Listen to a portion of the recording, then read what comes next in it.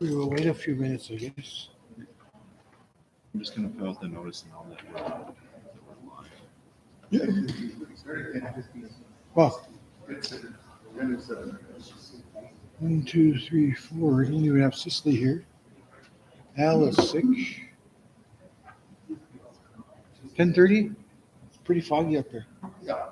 So Everybody's sleeping that smooth sailing, but pretty rough sailing.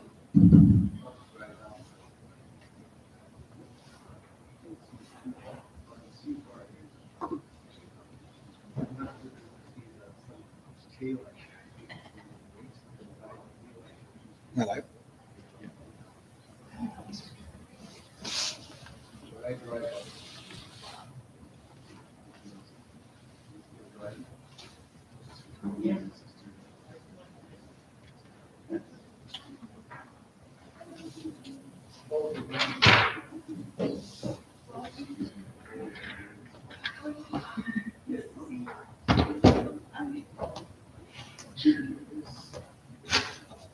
House Chief. Good Good morning. morning. Very good. How are you doing? Good. We'll probably start at 10:30. It's pretty foggy. Yeah, it's pretty crazy. How is it coming down from there? Oh, man, everyone has their hazards. Oh, gee. 80, 90, sometimes 100. Well, the roads aren't bad, eh? The roads are good. Yeah. Just the fog, but then when you get to the top of the hill, the sun is. Oh, shit, that's nice. Then you get down here, it's foggy again. Hey. Good morning. How are you doing, dude? That's good. Right. Nice. Morning, Kevin.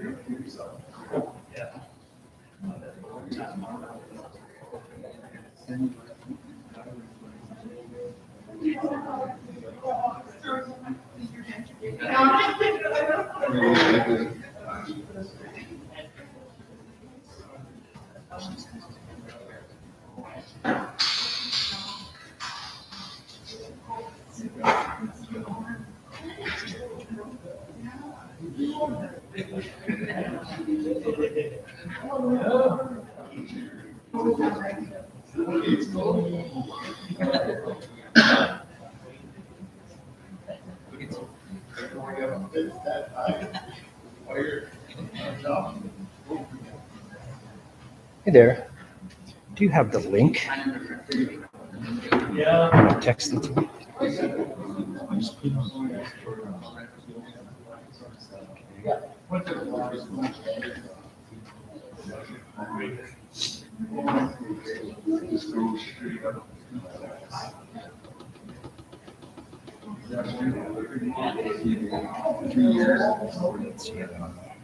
Peepeekisis communication page. Yeah.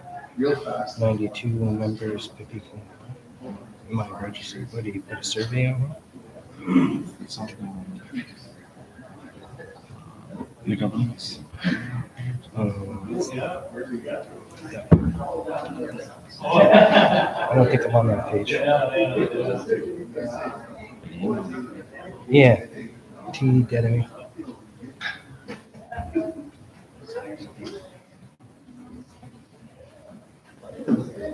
Or your phone, text it to me, and I can text it out.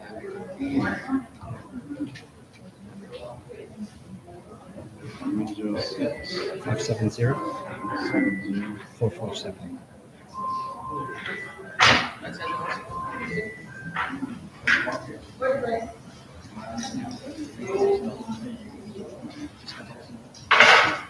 Bo.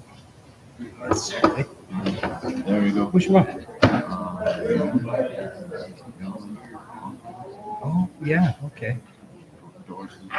Yeah. Nice. Yeah. That's it, man. That's it. Well, nice to meet you. Nice to meet you. Yeah. Thanks. Morning, Cicely. How the heck are you? Morning, Keegan. Did you bring my purse by any chance? Yeah, it's in the car. I'll go grab it quick. Yeah, my Pepsi's in there. Oh, really? Yeah. Oh, probably blown up now.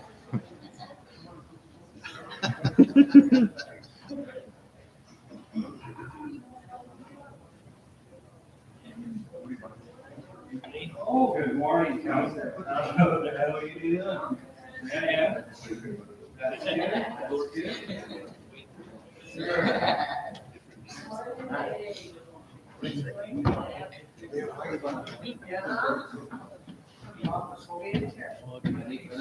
Really foggy. Everyone was had their hazards on when I was coming down. Yeah. Nation anyway. I met I don't know some, how it is for the city. I don't know. I think it's the same. I think I met some long line of cars coming up and the guys dog. I was trying to. I was clipping until I caught up to cars. Yeah. Well, I was going like 120 in my lane, but then when I was oncoming traffic, they were slow. Well, yeah, and I caught up to people that were in front of me, and they were slow. I know. Highways were good though. Yeah. See you.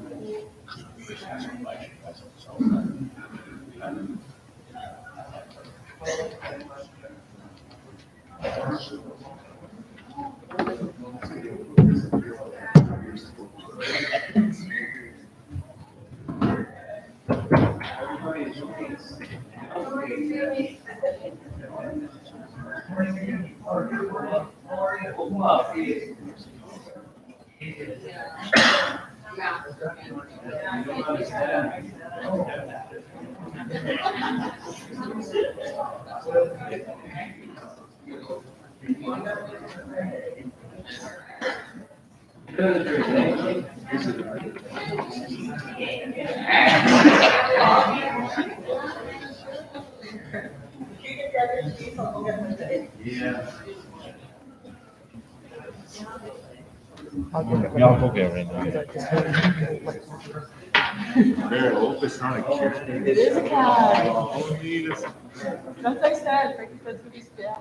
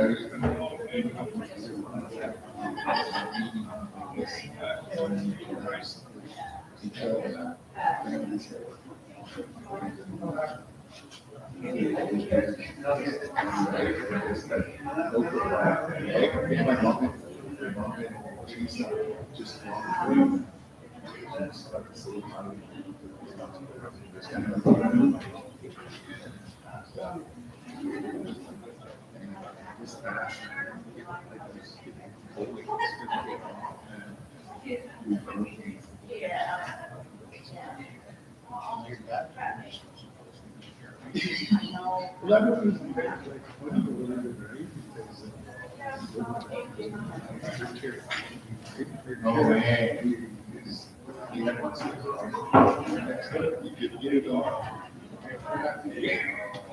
Yeah. But he sat there, he just put a blanket over there, he sat with me.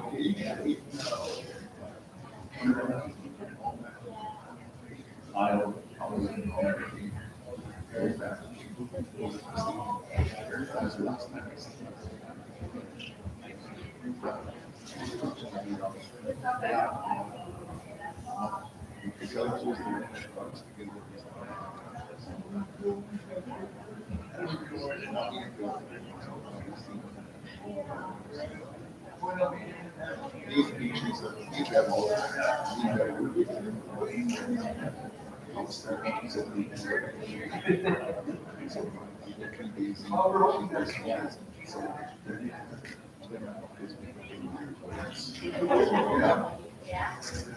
I wonder if it's not gonna get a name. Yeah, it's just their code.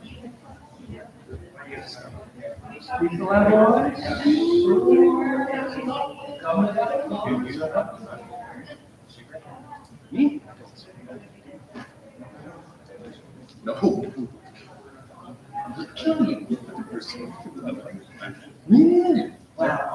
Well, just when I don't know, like James Dean or something, you know, at a party, just put it on my hair. Just that was it, right? But never after that. I smoked bitter stuff, right? That's recreational.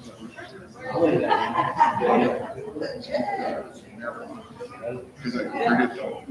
Another one bites the dust. After another one smokes. So I went and smoked marijuana.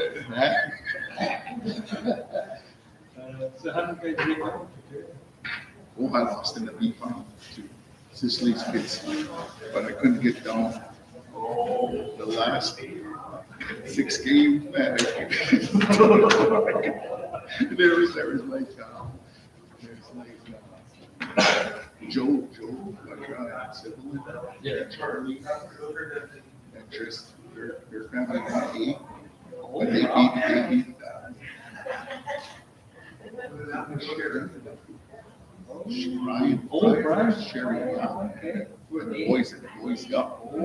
And then, so we came in, and we got kicked from Joe right away, like when we went to the beat, then we had to go to the finals, and then last shot, if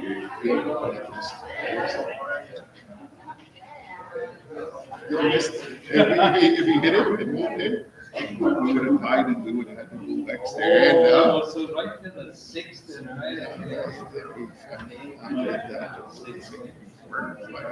And then I'm always skipping, right? Here I just I still feel it in my arms, on my legs. I take just, no, I don't take nothing. Sometimes chocolate, I'll drink chocolate. Yeah. And then my dad gave me some graduate and all that. So like, if I have a cold, sometimes I'll just throw it in there, chew it on it for a couple of hours. Yeah. That's what I was wondering. There's more.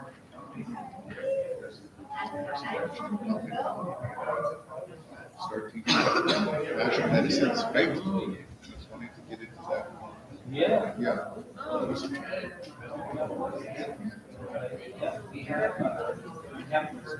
Yeah.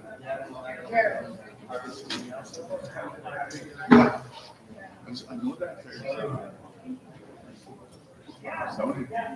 How is this? Talking about a bit scary.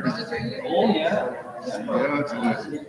Spearmint comes. That's where that spearmint comes from. Hey, yeah. It's a nice little plant, but my kids still know it. But I forgot how to do it. Yeah, I didn't find it, but you can taste the spearmint on it. So we had spearmint come before anybody. We did, really. Slew mint. Red Village Park. Yeah.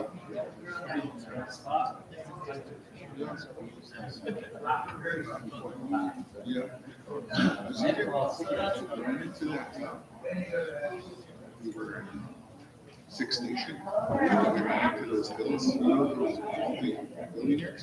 The ones that make the cherry cigar, everything like that. I took me to a tour of all this funny guy, Ken Hill, what I know his brother Vinny. But he said that we ever wanted to buy a bale, tobacco, and he said that in their plant, you could stamp what on there, right? Then your packages, could come. Whatever you want to get with that bill, right? And then you just give out when you first, and you have a brand on there. Yeah.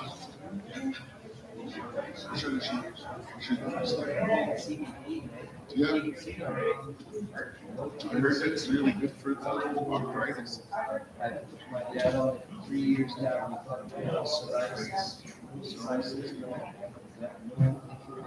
Yeah. Skin is clear. Yeah.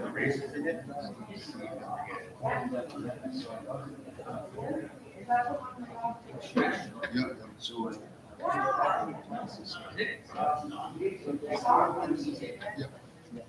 and we just harness them.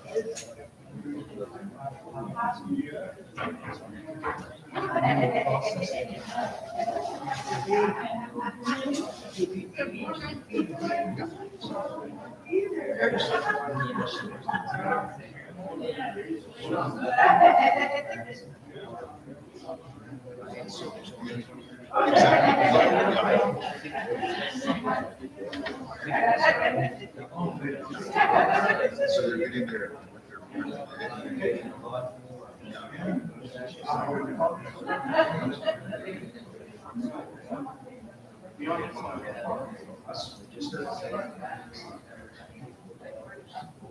Do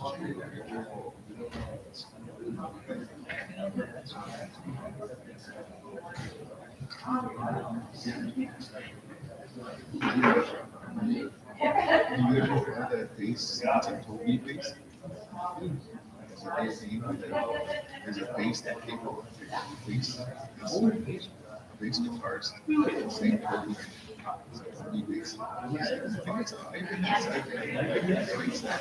Is it a smaller one? it's kind of like a skinnier, yeah, it's a skinnier one, right? But it's not Toby. I need a base, you know? You see that?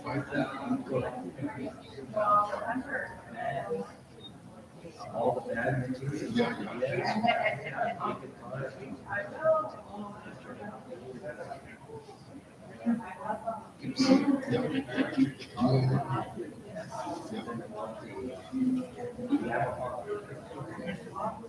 System. Yeah, play system. Working. Oh, yeah. PA system. Little speakers.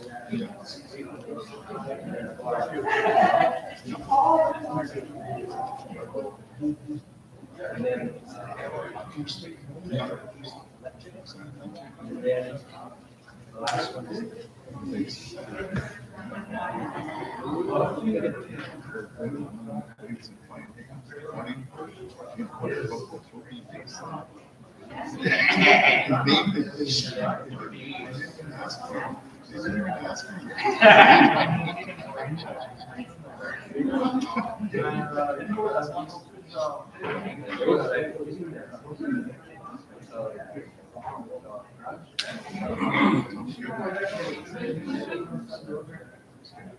You come around the house.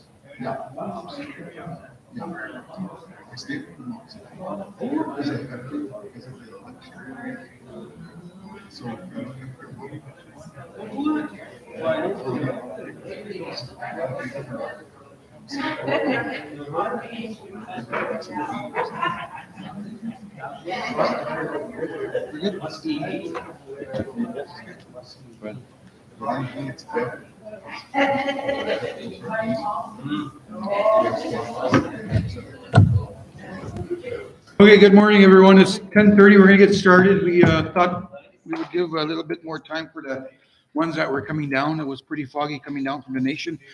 I don't know how it was coming from Regina, but everybody I caught up to had their hazards on. Tobacco was just handed out or was presented to Katea Leo Denemy, so we're gonna ask him to open us up in prayer.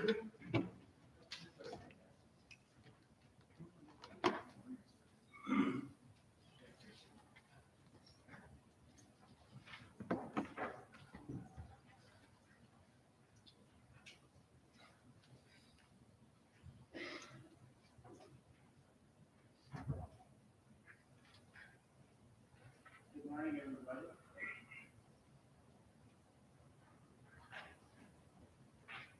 Grace and truth in this land without silence. Teach us the knowledge and the wisdom of our old people. The ancient ones, the ones that have learned through these many times. You know, it's not the shoes we move. Not only the footsteps. How grace will be Hi, thank you very much. Okay, so today's agenda is we will be listening to band member Evelyn Putra. And then we're gonna listen to band member Toby Denemy. Then we will ask any questions to those two individuals, if there's any. And that will probably take us into lunch. Lunch has been ordered. I don't know what the menu is though, but it will be put out there. I'm hoping our younger ladies could, looking at my niece-in-law over there, could serve our katiak. So again, I want to say good morning. I ask that today's meeting be very, very respectful. This is going to be a touchy topic.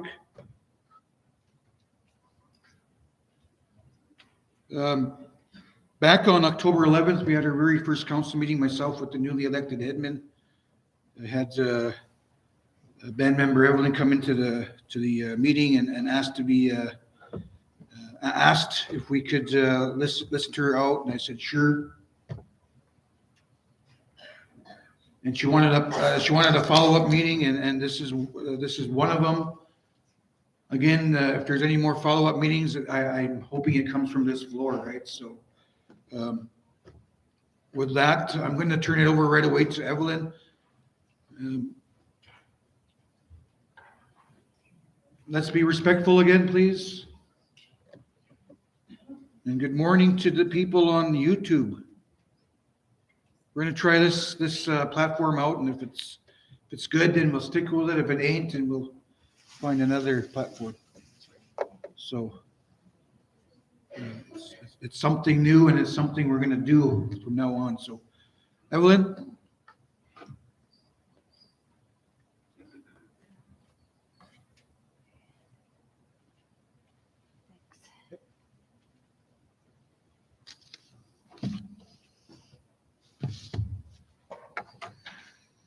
Good morning. Is this on? Or? Yeah, you gotta maybe adjust it.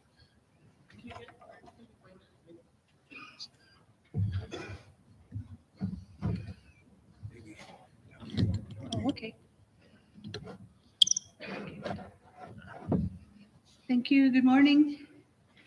I just want to check to see if we're live right now too. Okay. I'd like to acknowledge the band members here. I'd like to thank Leo for his prayer.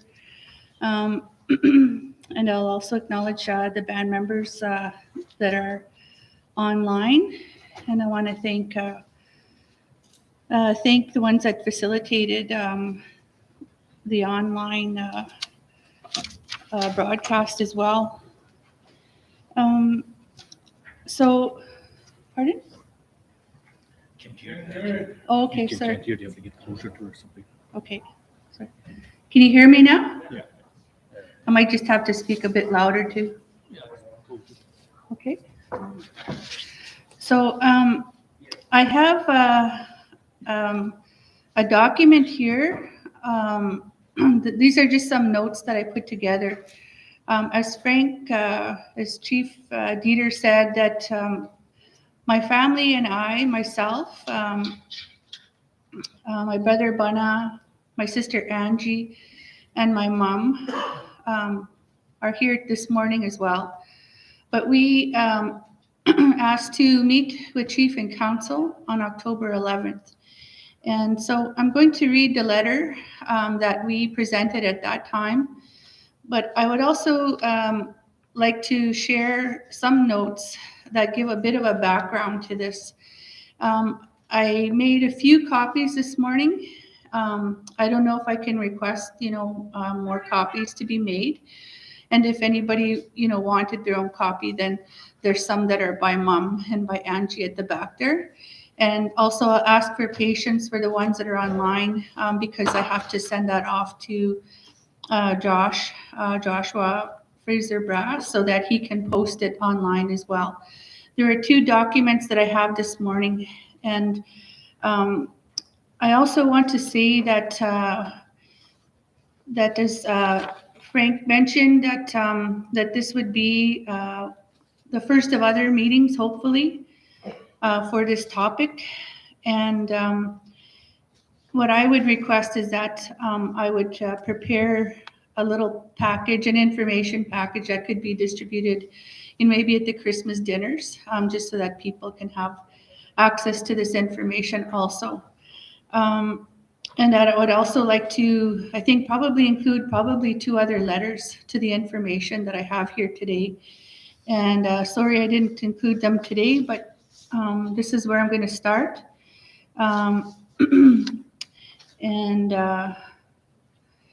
yeah, I've in the last 2 weeks I've had COVID, so I'll just let you know that. And that kind of was set me back a little bit. I'm not as prepared as I wanted to be today, but there are 2 other letters that I would like to include with this.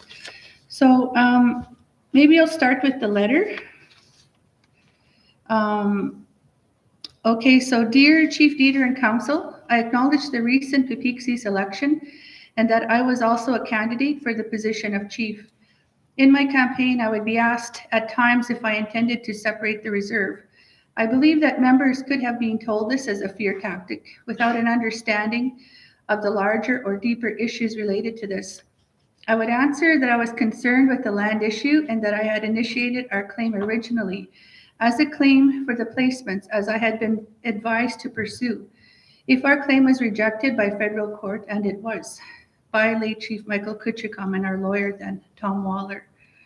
So I hope that's clear that in 2016, I was pursuing what was called Plan B.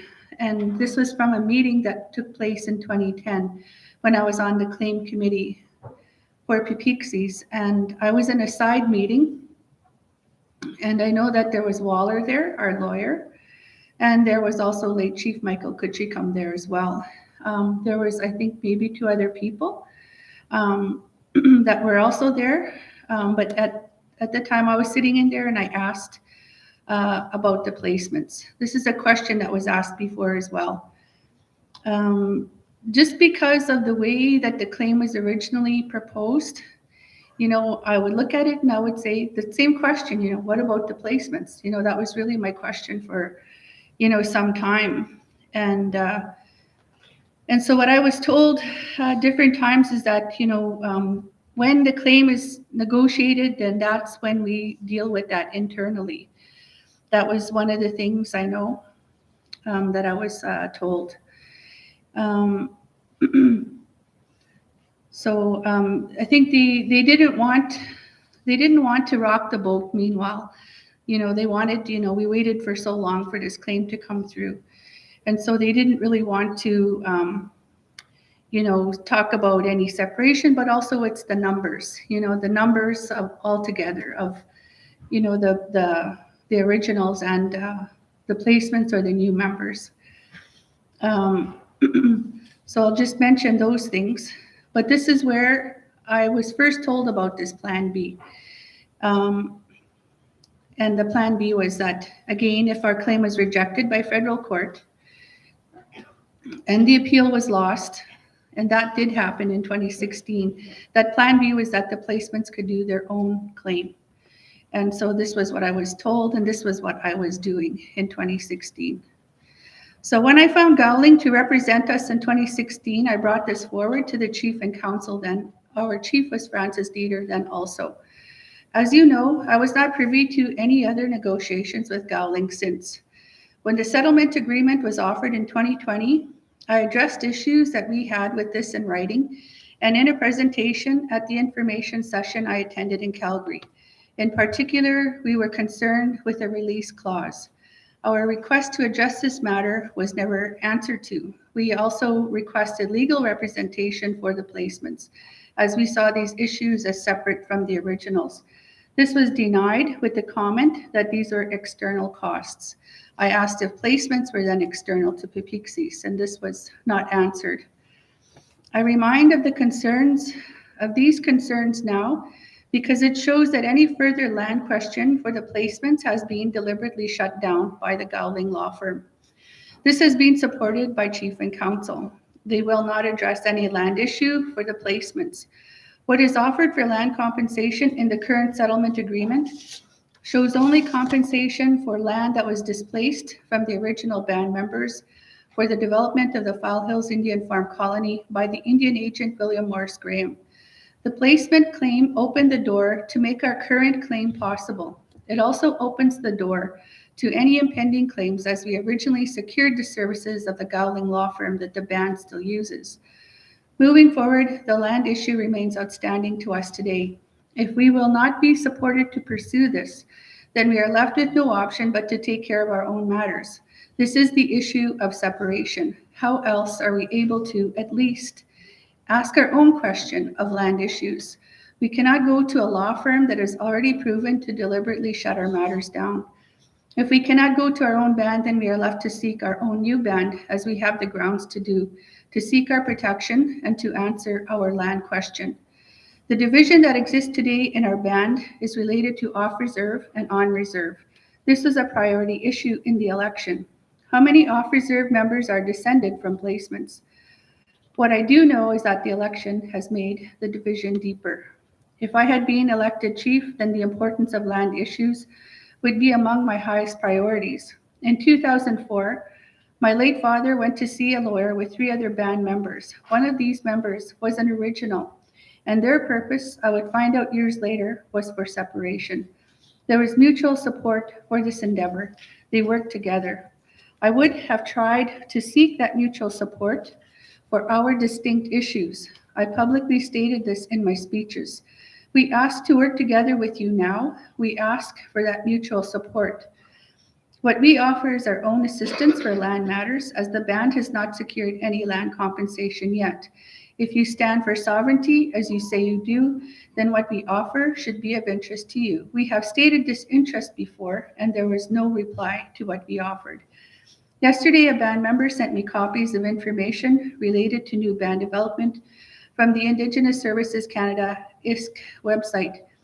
She advised me that she is aware of this development in another province. We know of examples of new bands in this province as well. I want you to know.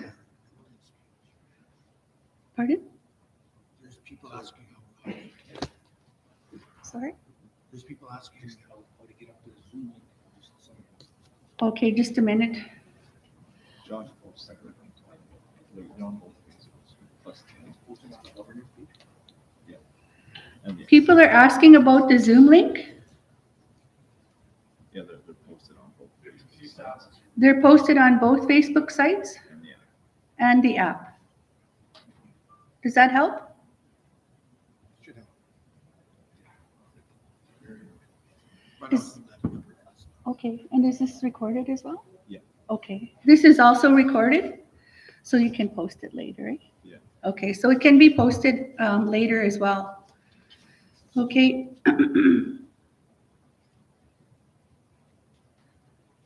Okay, so I'll just go back to this paragraph here. Yesterday, a band member sent me copies of information related to new band development from the Indigenous Services Canada ISC website.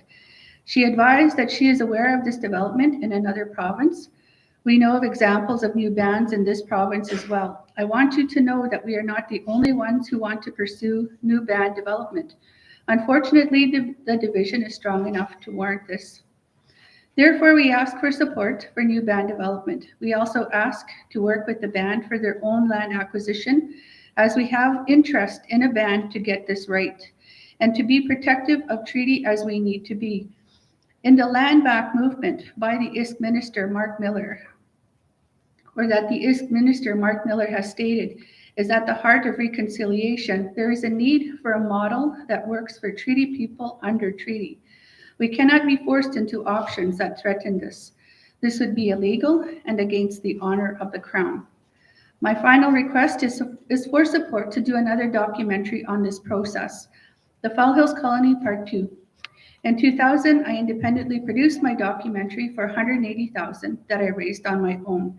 I believe there are reasons why it is time to tell the next part of this story.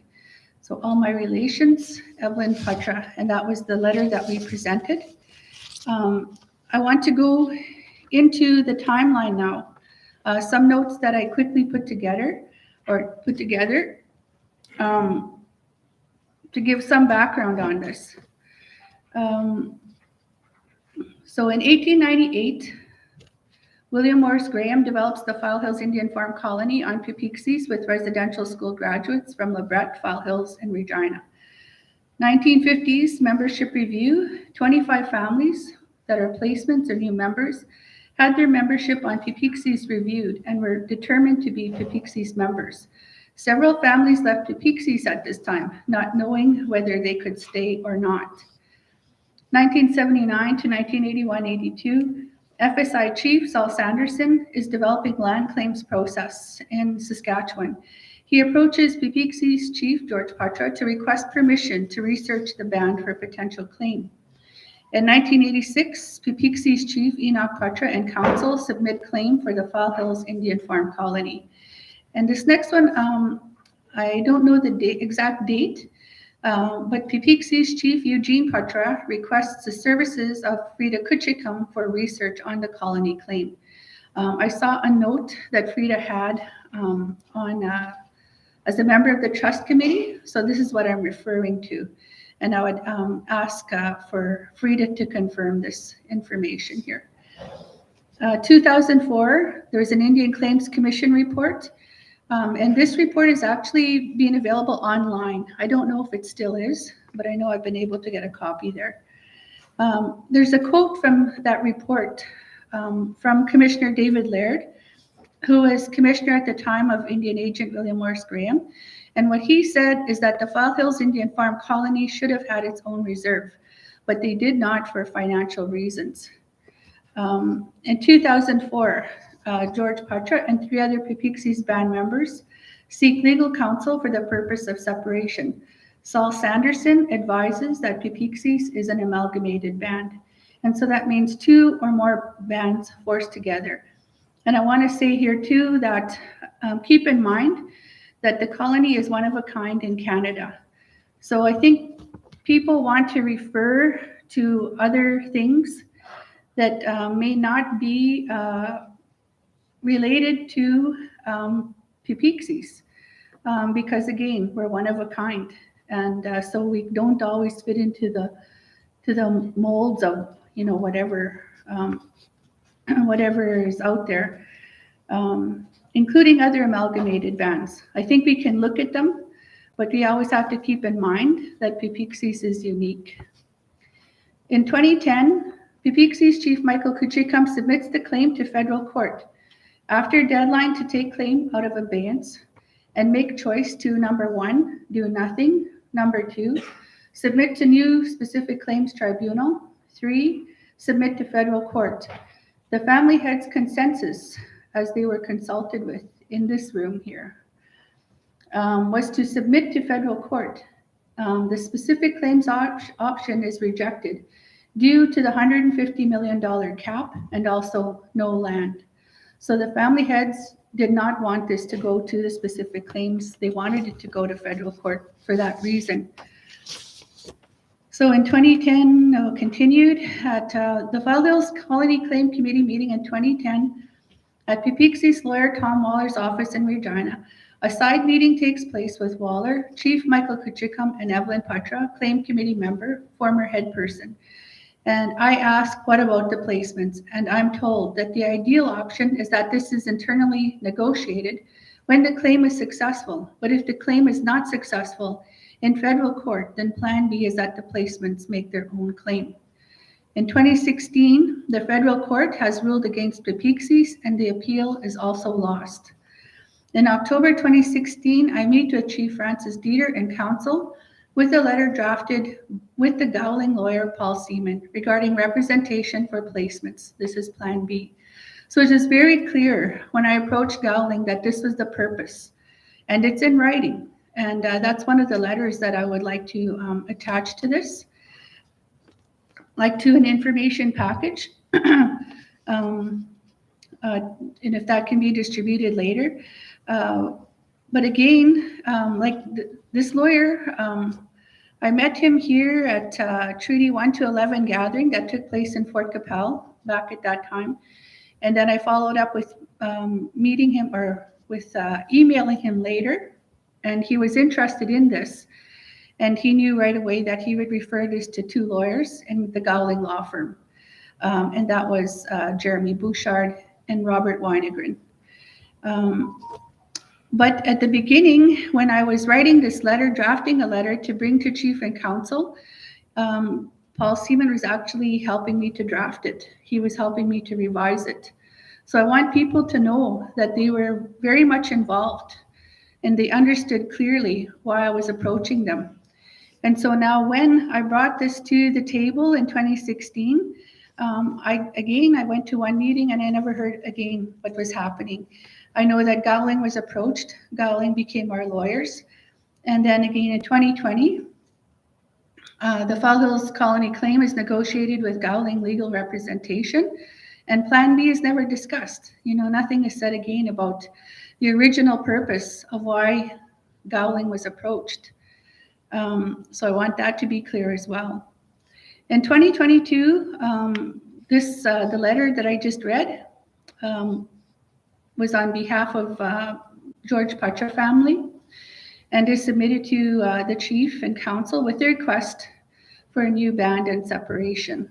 And so that's the support that we're asking for. The further request that we're making today at this meeting is that there's a distribution for information package at the upcoming Christmas meals, and that there's also a proposed schedule for upcoming meetings. That I am hopeful that this is, the beginning of other meetings to come on this topic. And I have my information here for anyone that would want to contact me to ask any questions. And I think that's it. I wanted to just present that for now. And if people had questions, then I think there would be more to say. And I want to acknowledge also that Toby Denemy is here, and that he would be also making his own presentation. I think we heard some of that on June 21st this year. But for now, I just want to say I'm open for questions or any comments. Okay.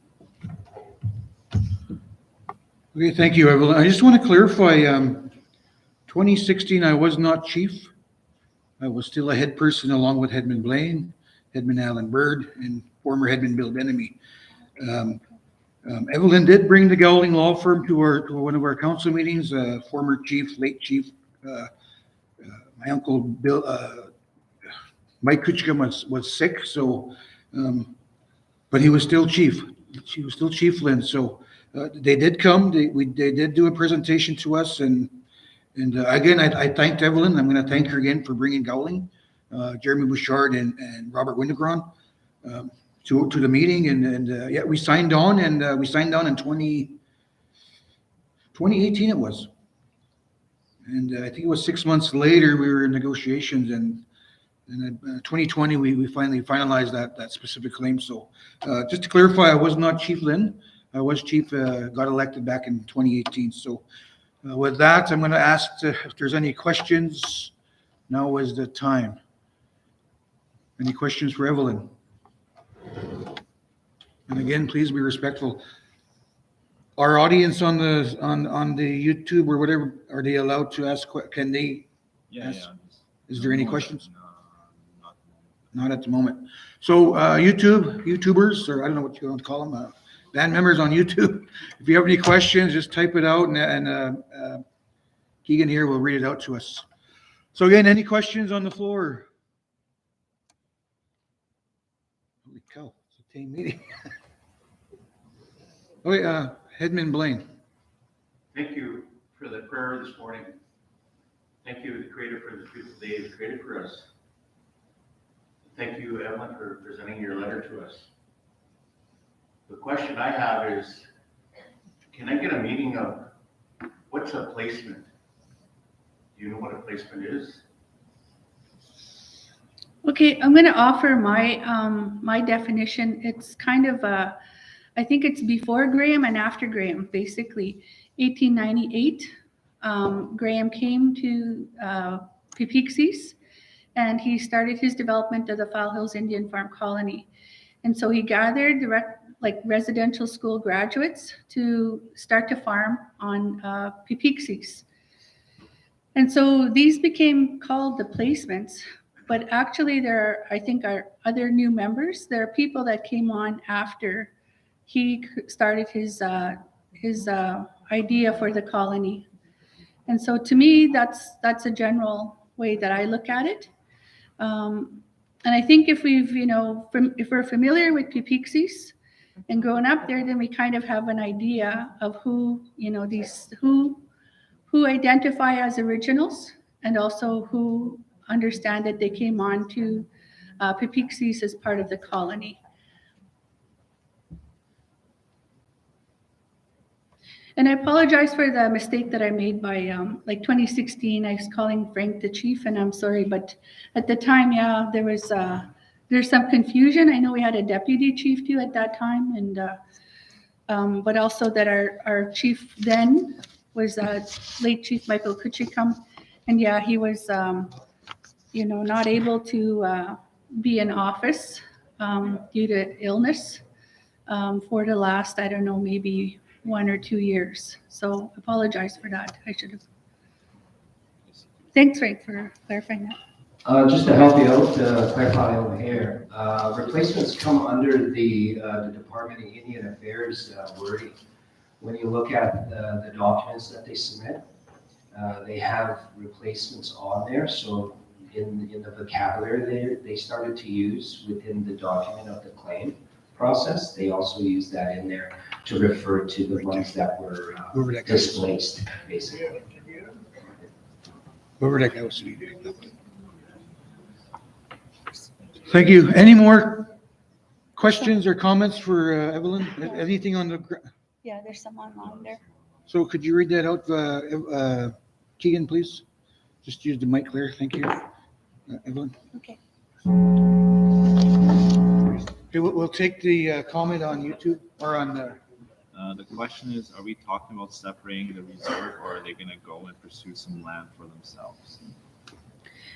I think that, the land question is really huge. And the way that I know we look at it in my family is that we're not asking to separate the reserve.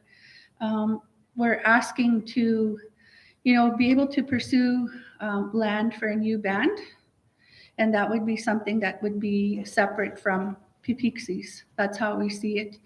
And again, that's our idea, but I think there's two ideas that are being presented here today. So I hope that we're clear about that as well. So I'll just say that. But the land issue, if I could say a little bit about that, I think it's a land issue for the placements. Let's see, because of the 80 acres, I want to mention that Graham brought the residential school graduates to farm on Peepeekisis. And the land that he, gave to the colony was put into these 80-acre lots. And if you've seen my documentary, then one of the comments you'll hear is from Sarah Carter. And Sarah is, she wrote the book, Lost Harvests, Indian farmers, prairie Indian farmers. So she's, a professor, has some expertise in that area. And so one of the things that she said in the documentary was that, to farm on 80 acres was a laughable proposition. So they were really not given the land that could have supported what they were doing. And regardless of that, I'm sure some people here will remember better than I do that the colony farmers, that the colony was very successful. It was successful, and it was acknowledged here in Canada, but even outside of Canada. It was acknowledged in a paper that was, in New York. I remember that. We also had royalty that came to visit Peepeekisis, such as the Duke of Connaught and the Earl Grey. So they were acknowledging the success of the colony, the success of the farmers. And when I would hear this, I grew up and I never saw that. And I remember asking Dad, to ask him, well, whatever happened to them? Whatever happened to that success?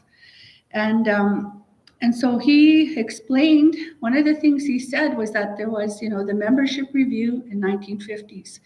And at this time, the farmers now were not sure whether they could stay or not, whether they would be, asked to leave the reserve. because of this membership review. And so some people look at, they could also call this, the Trellenberg trial, I think that took place in Lorley. And so it is a real threat to the colony farmers. And so some of them did leave. And my dad would say they sold their equipment and everything and they left. Another thing that I heard was that they outproduced the white farmers, the surrounding white farmers. And they were, 4 times as successful, something like that. And the white farmers didn't like that. And so they complained. And they were also part of, shutting down the colony. They said that it was unfair to them that the farmers were so successful and that there was, that they considered it unfair competition. So these are the things that were happening. And Sorry, Evelyn, I hate to interrupt you because it's very interesting what you're talking about. But I just missed what the question was at the beginning. I didn't hear what the question was. It was about land. It was about, if we're separating, are you taking, Peepeekisis land, or how is that going to be dealt with? And so this is the land issue that I'm talking about right now. And so again, my family's perspective is that it wouldn't be Peepeekisis land that we're trying to separate, or divide. Example, James Smith, there's 3 of the bands there, but they're still all in that same land base. And I don't think that they're happy there. I don't think that's what they intended. And what I've heard is that they're going on so that there's an actual division of the lands. So it's good to look at other amalgamated bands sometimes, but again, we have our own unique situation here on Peepeekisis. And so with the placements, again, when they came here, they were given 80 acres to farm. And again, as Sarah Carter said, that's a laughable proposition to consider that you could actually farm. But despite this, there was this great success of the farmers. And so we know that. But there are reasons why it was shut down. So when people have said about the land too, 80 acres, that's not the treaty land that, that the treaty people are supposed to get. A square mile is 640 acres. That was what was promised in treaty. Well, whatever happened to that now for the placements? And people say, well, if they want that, they can go back to their reserves wherever they came from.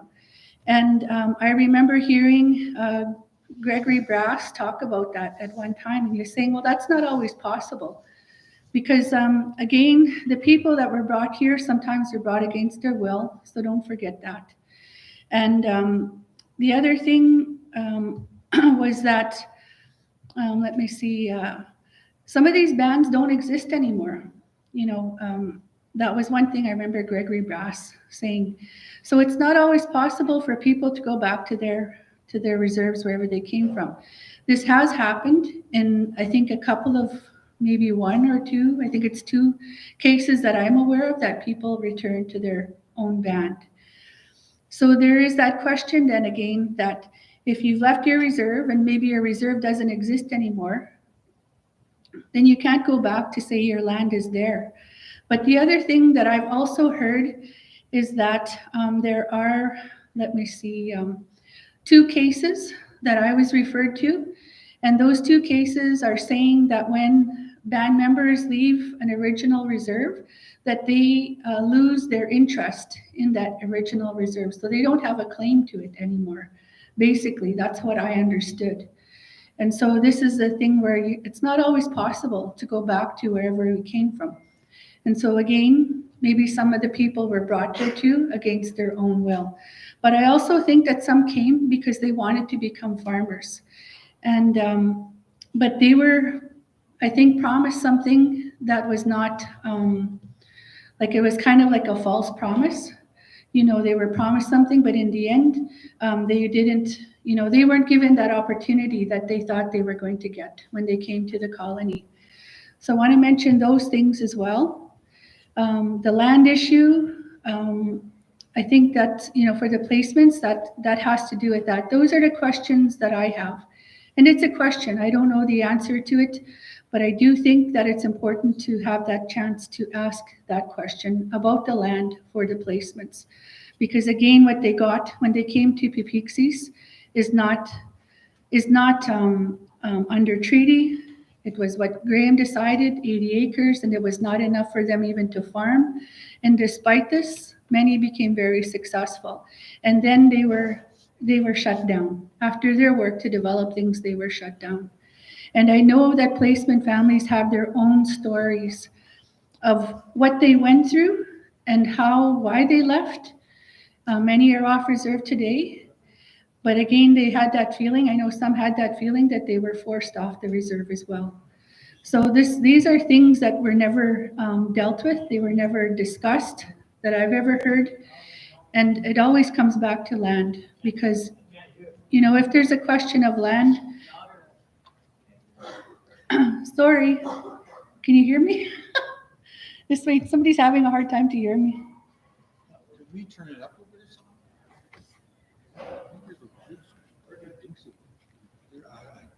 There is. Okay, I think, hopefully that answers that question. But I think there is that question of land. And hopefully that people understand that there is that idea that when you're separating, all you're doing is separating that existing land. And that's not what my family thought that we wanted to try to do. And I hope that's clear to the people. Okay, I think we have a question in the audience here, and I'm looking at band member Chrissy Bird. Did you have a question or a comment? Okay. Is it possible, could you come to the mic or yell like I'm doing? Or? Good morning. I don't know if the audience online can hear you. Sorry about that. Yeah. Good morning, everybody. Can you hear me? So I'm just coming up here to speak, and I thank Evelyn for sharing her platform. But I guess I'm kind of surprised. We had elections, and this wasn't mentioned, well, not to me anyway. But now that I read the letter here, that kind of brings forth more questions. And this is the first time I see this letter. So, but there is like the way I might not understand it completely, but I'm here to find out. And like part of that, our overall claim, we have land that is coming that we still have to buy. So now I'm not sure if this new idea is taking part of that land. Where is that? Well, is that this new idea is taking that land away from the existing claim? Is one of my questions. For a new land base for your purpose. And again, I read this again.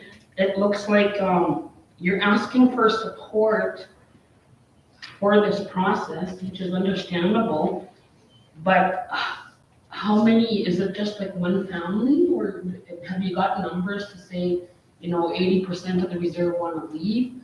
Then what are you going to do with the land base? Like, you won't have enough to accommodate, it's just so many numbers. And again, like, I know this is, my first meeting on this, and you said there's going to be more meetings, which is fine, but I don't know if it's like, okay, so like today, for example, you're introducing your letter and that, like, to me, there's lots of more, like there's going to be legal costs, there's so many more costs to come by doing this, right? And who's going to pay, for, say, like the land acquisition to, where is it potential to buy?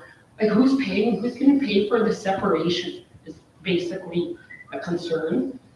And I understand the original emplacements, that's always been an issue. But I see myself, Peepeekisis born, because I was born there. And I know most of us here in this room, even the elders, they understand more of the Peepeekisis background as we go back to the older days. But, like again, I said, this is the new idea, and you're gonna need to, I guess, provide the actual paper to say, okay, so we have this many, we want to separate, who's buying the land, is it our claim, the original one that we have now? So those kind of questions need to be defined, Evelyn. And then, I don't know who's representing legal wise, or if it's just you guys as a family base right now, and just moving, going forward. And then another thing I seen here about a documentary. You're asking for the reason, if I'm reading this correctly, you're asking Peepeekisis for 180,000 to do a documentary on the second part of Kyle Hills? Or are you asking just for support from people to participate? So there's some few questions, I guess I don't understand, but we had elections, I never knew about separation. I knew Toby's before, I heard him speak earlier at, in the summer. But yeah, this one kind of surprised me, right? It was like, and I saw your campaign in that, and it was about treaties, the importance of treaty, which is right. But now now you want to separate, right?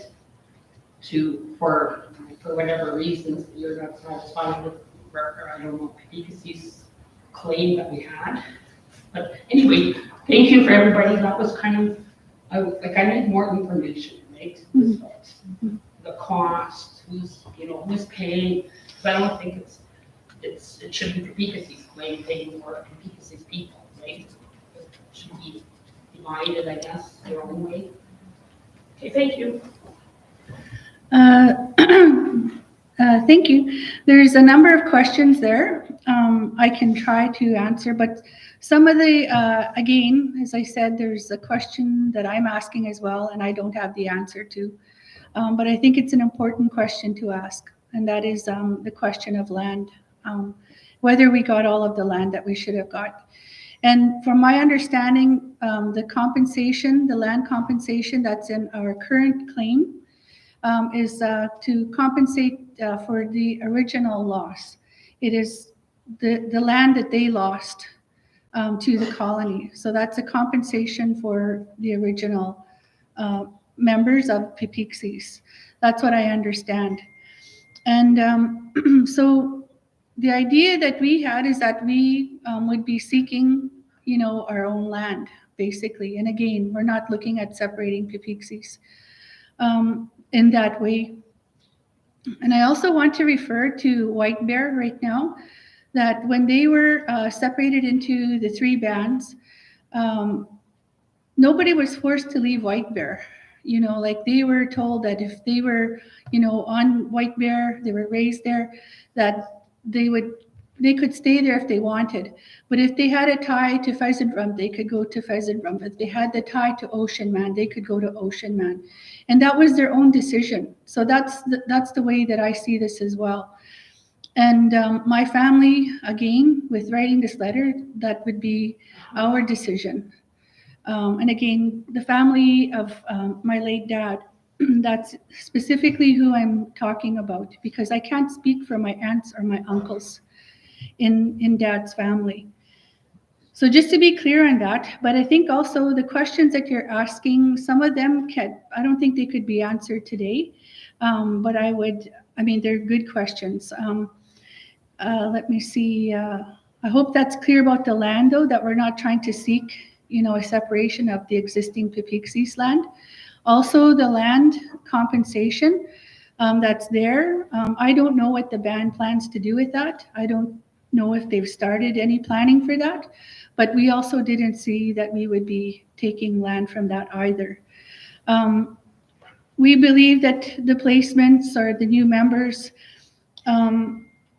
have their own argument for land, but not only that a new band itself, from what I understand, that people can start a new band if they want. It doesn't take a claim to do that.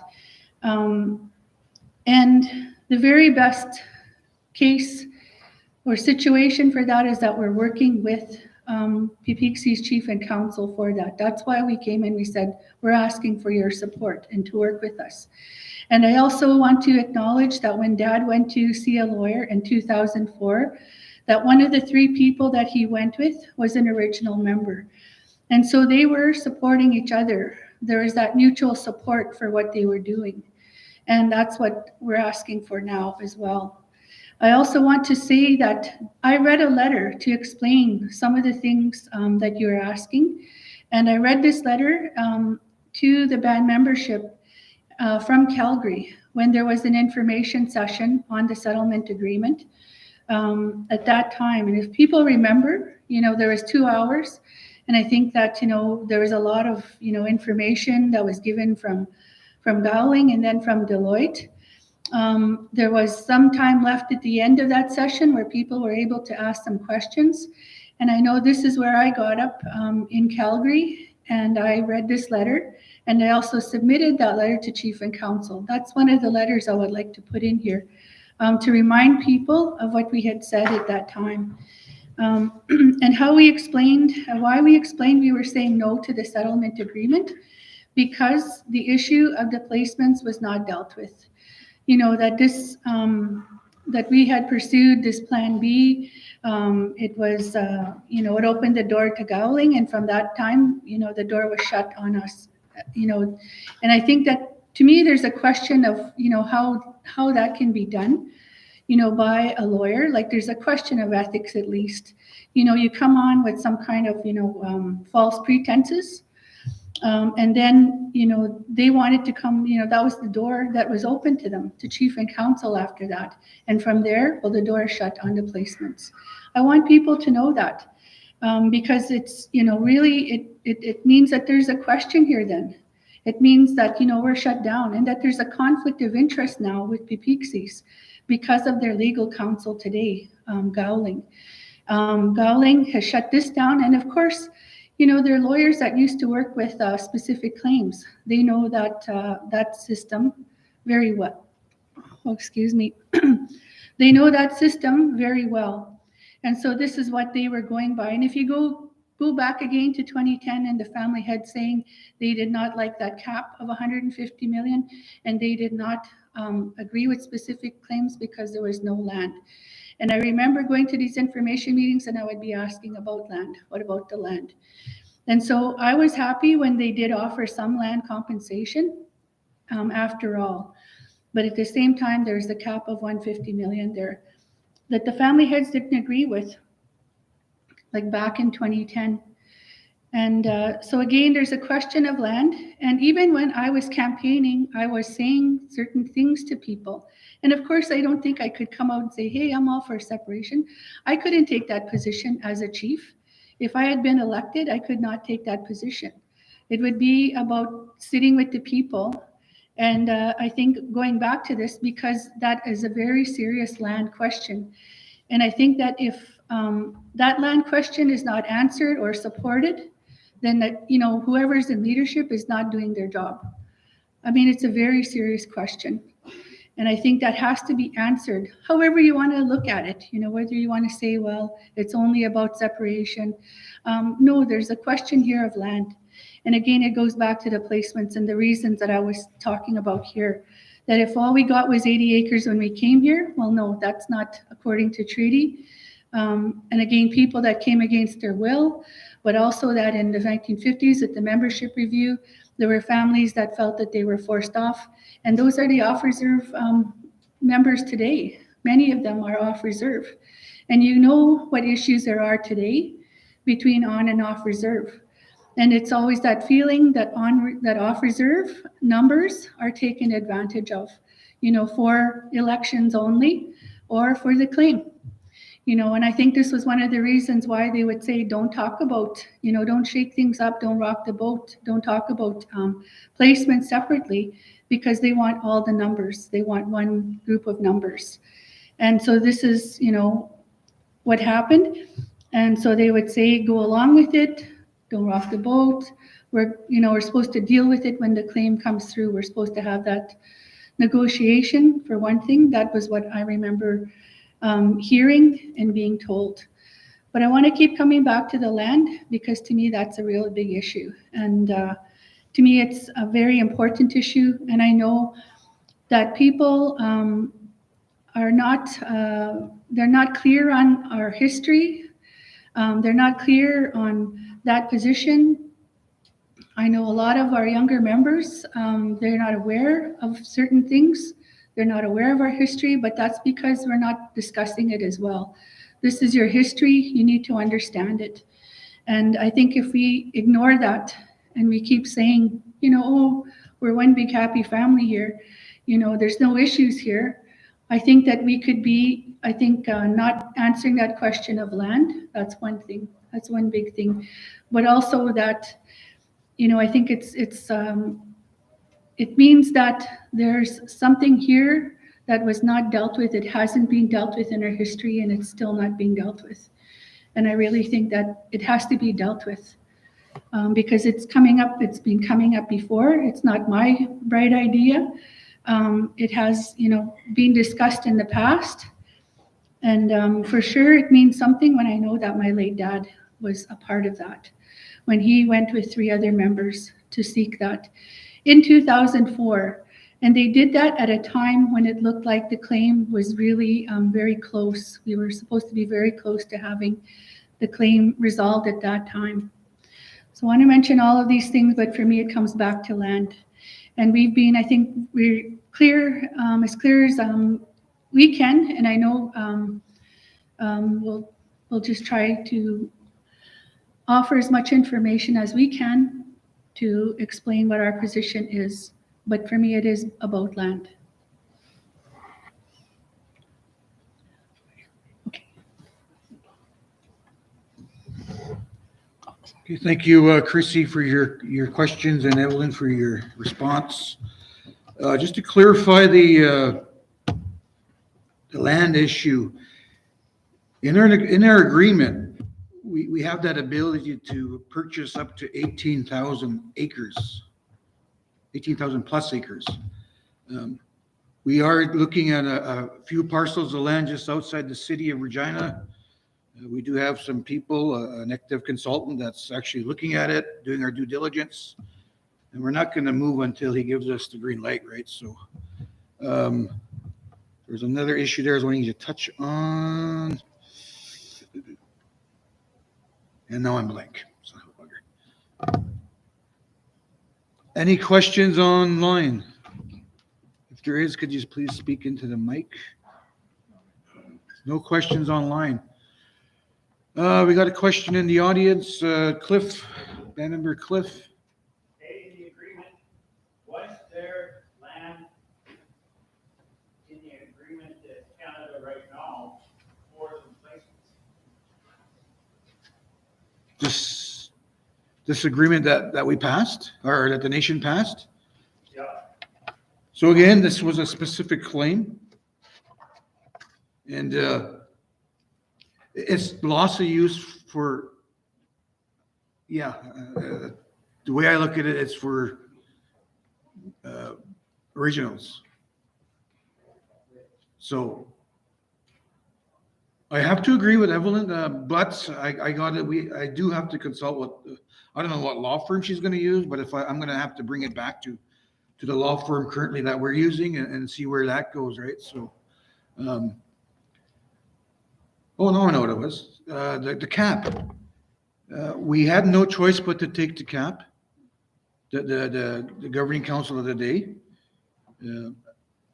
If we would have went over, it would have to go to full cabinet, and they could have said, no, it's not worth one 200 or 300 or 500 million. It's worth 25 million. There's a risk there, right?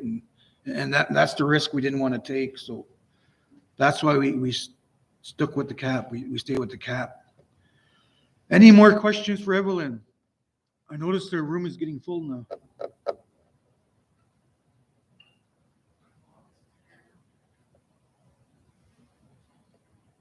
Just to clarify, Davies' question was there any land required for the replacements during the colony claim? And the answer is no. It was for the original members. $150 million was allocated to the original members. 18,840 acres was the compensation. I'll explain it more detailed in my presentation, how that fulfills itself for both parties. So, because we're all family here, right? So Great.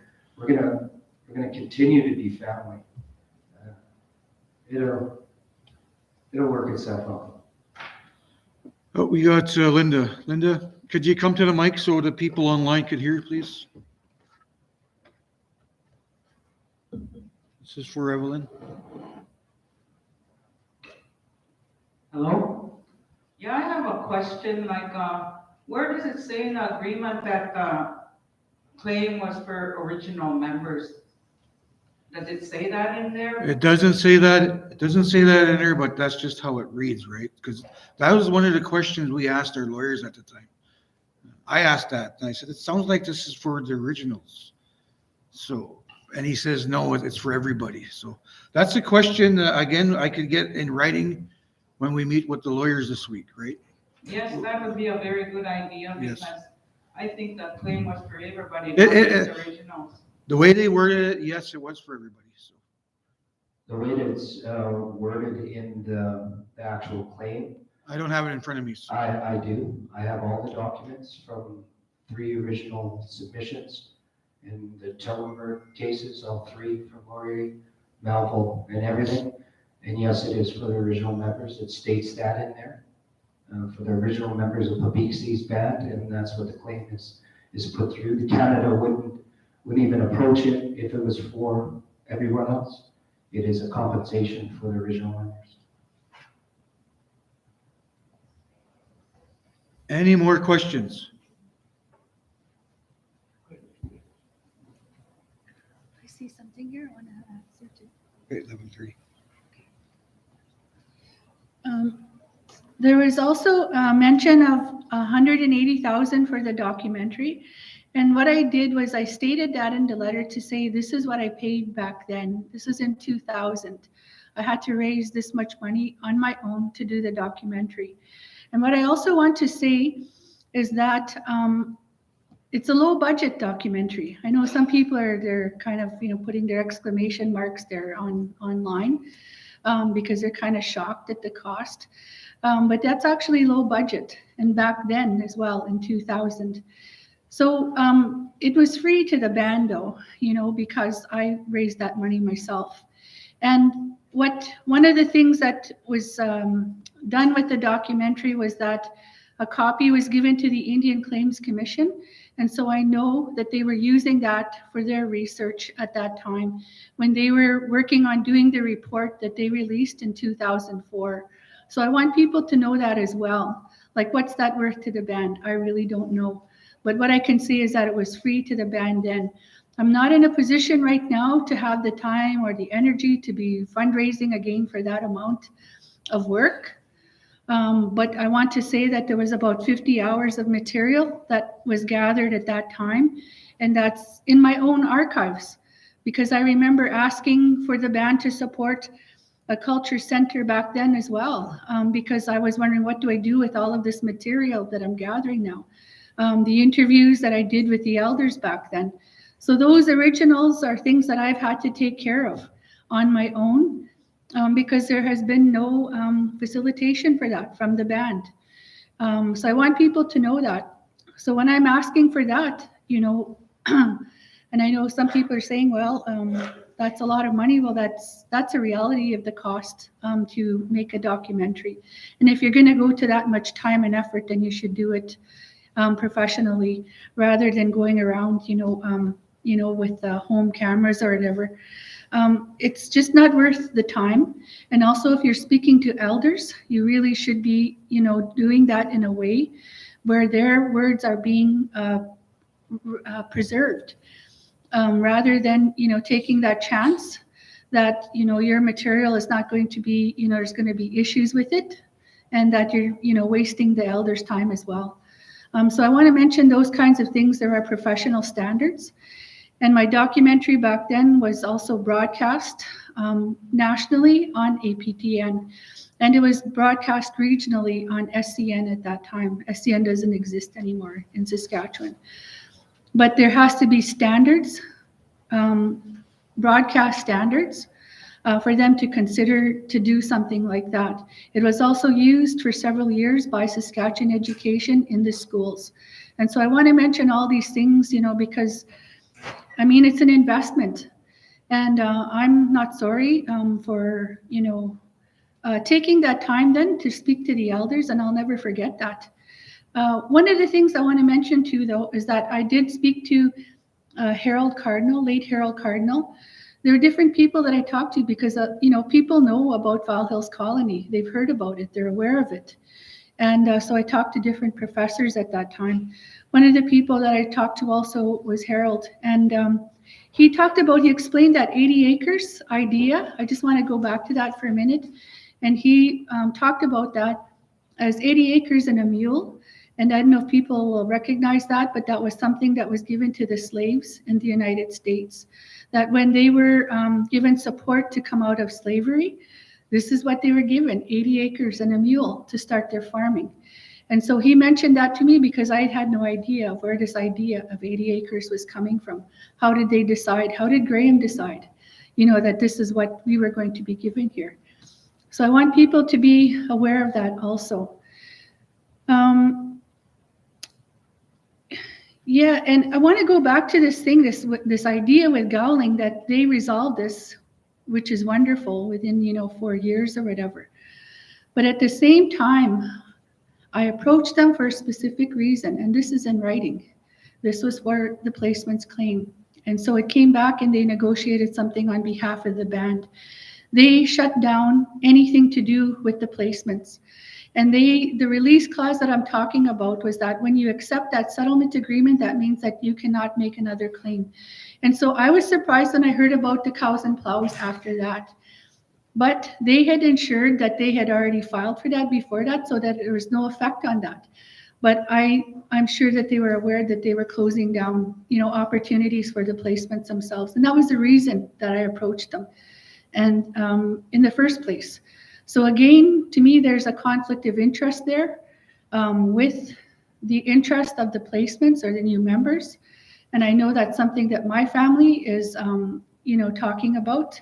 And so when you say, well, it's all for one, but they put us into a mold that was not acceptable back to the family heads, or, not acceptable to the family heads in 2010. And now this is something that was acceptable now and that they went through with in 2020. So I want people to know that there's the questions there that are still there, and that these things have not been dealt with. And they're actually shut down. As I said in our letter, these are shut down by Gowling.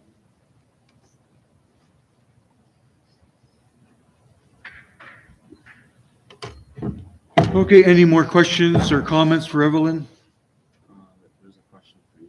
There's a question for me. All right. Could you read it out to the... There's a question for Chief Frankie. Can we still go after the federal government for land based on treaty for original members and placements to expand the current reserve, or did the colony claim close the door to that? I gotta say, I'm unsure on that. That's a question we gotta bring to our legal. Could you send me that question so I can take it, so I can take it to them, right? Can I answer that? Okay. I think it's a difficult question for Frank to answer, but I do know, from the questions that I've been asking different lawyers, one thing that they're saying is that this would have to go back to our band. It would have to go back to the settlement agreement. But that even, this is not something that Gowling would give permission for, because it's something that they've already done. Somebody else would have to be the ones to check them, which would be to maybe possibly sue Gowling, that type of thing. But otherwise, the band would have to go back to the settlement agreement and make adjustments there. And I don't know if Gowling would ever agree to that because they're the ones that put it into place. Okay, any more questions for Evelyn?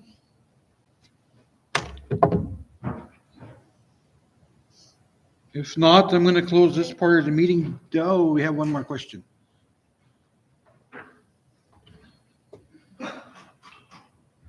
A long time ago in 1956, when that McFadden case came out, did not the judge rule that all members of Peepeekisis at that time were officially all band members of Peepeekisis? Not original, but yeah, well, they were. We became band members at that time. Anybody who was taken to court and when they were trying to remove people. So at that time, the judge ruled that all members were now members of Peepeekisis. Yes, I remember reading that, and that was kind of the answer from Jeremy Bouchard. So, you got any more questions there? Oh, sorry, Evelyn, or no, sorry, Frida. Sorry, Frida.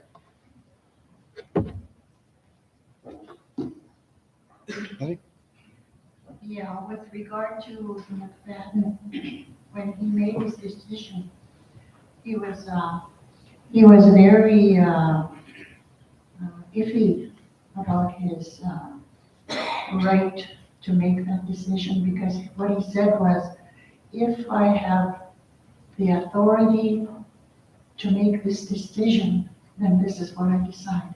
So he was unsure about his authority to do it. And I always have thought to myself, well, if he's not sure that he had his authority to do it, then it's open for questioning. And the way I see it is that Questions.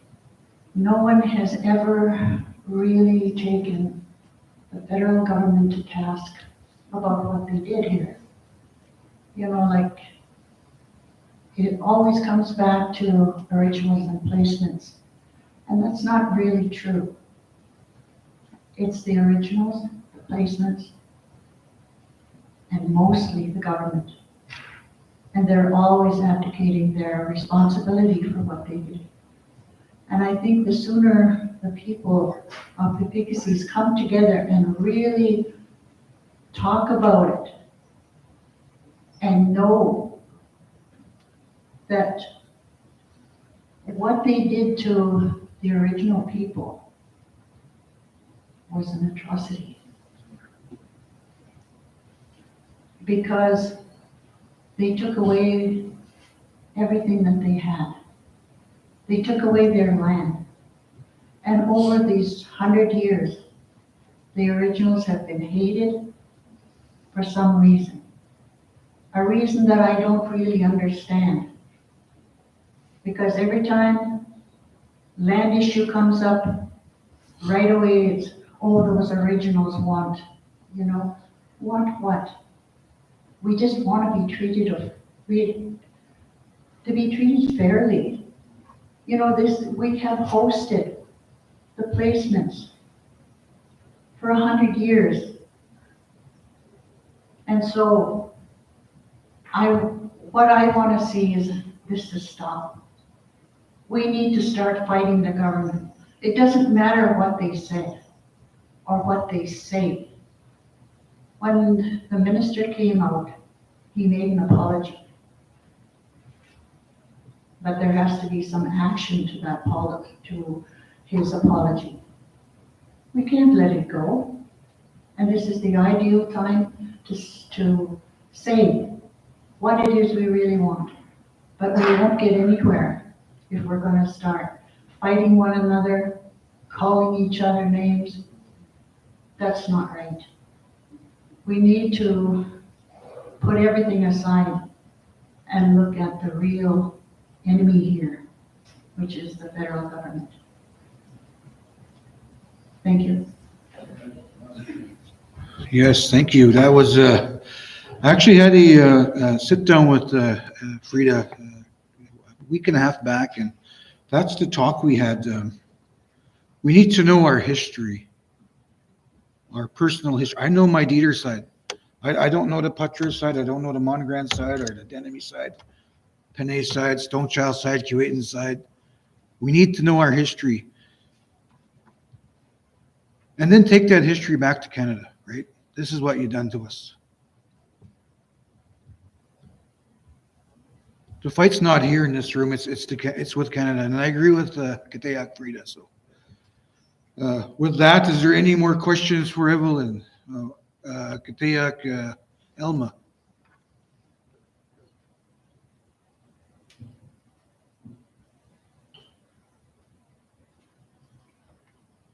My last one thing, Frida.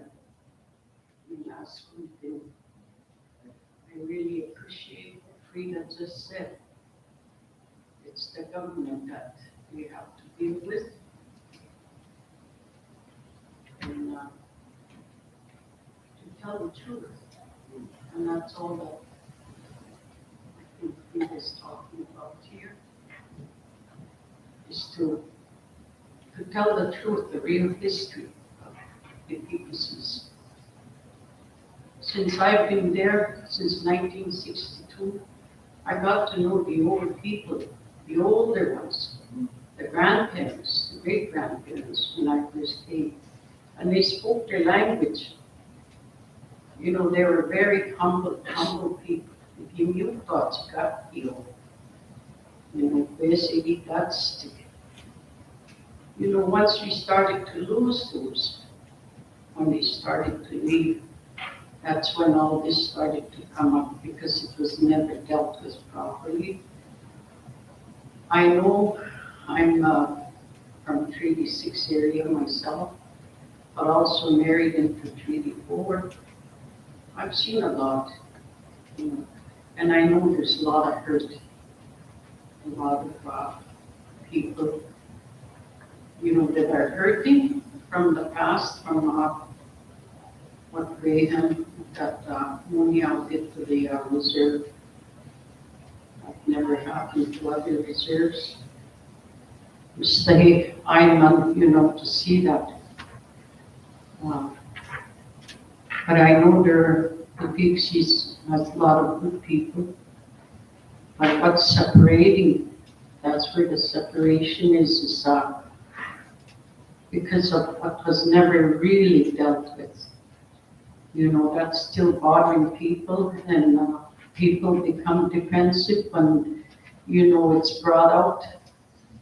People think they're being accused of something, you know, or, you know, being told different things. But it's the history. History, it's the government.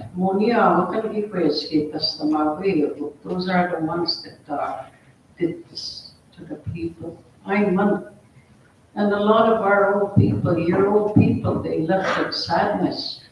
You know, they left with, it's just like us that were put in a residential school for how many years? 10 of us, 10 years for some of us, 13 years for some that were separated from their parents.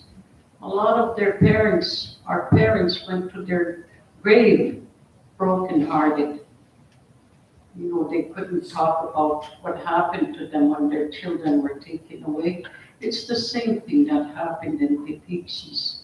You know, your parents were taken away. They were not allowed to teach you your language, Peepeekisis. You know, they were not allowed to bring that. And it's to confuse people. You know, they went to war with the children. And those children are our great-grandparents and our parents. Ewanina, this generation, we're still here.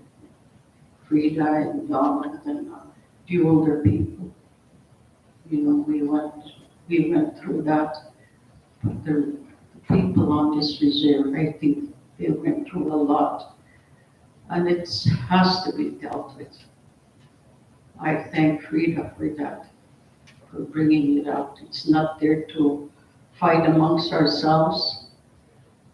try and, and that's what the government wants, is people to fight amongst themselves. And that's what always happens. And the way you reach it, they say one big family, your family always in Peepeekisis, but it's never going to be unless it's really dealt with. Everybody has to be treated fairly. Those are the teachings of the old people. The Mutsami, Kagipeitatsi Deas Negio, not the Those are the teachings that we need to follow, not what the government is trying to keep us doing. Those are the things that we shouldn't be doing. We have grandkids, great grandkids, and we're the first teachers to our children. We teach, not to get along with other people. That's what they're doing right now already. They're starting to look at each other, not in a good way. We're supposed to be teachers, bringing in good teachings, all those good teachings.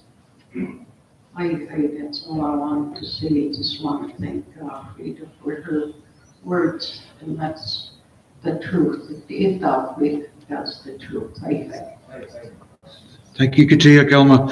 Is there any more questions before we close this part of the meeting down?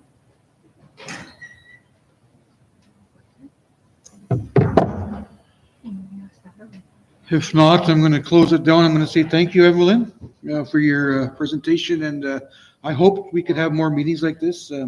I'd like to know those unanswered questions too, right? So once we get the okay here from the audience, then we'll set that next date. So I don't know if the food is out there, Joe. I'm looking at Joe. He come out. No, it's not ready yet. So Yeah, we can continue. I guess we will continue. Yeah. So thank you very much, Evelyn. I'm going to bring up Toby right away, and then I don't know when the food's going to get here, but it's going to be out in the lobby there. Sorry. Is that your bag? No, that's not my bag.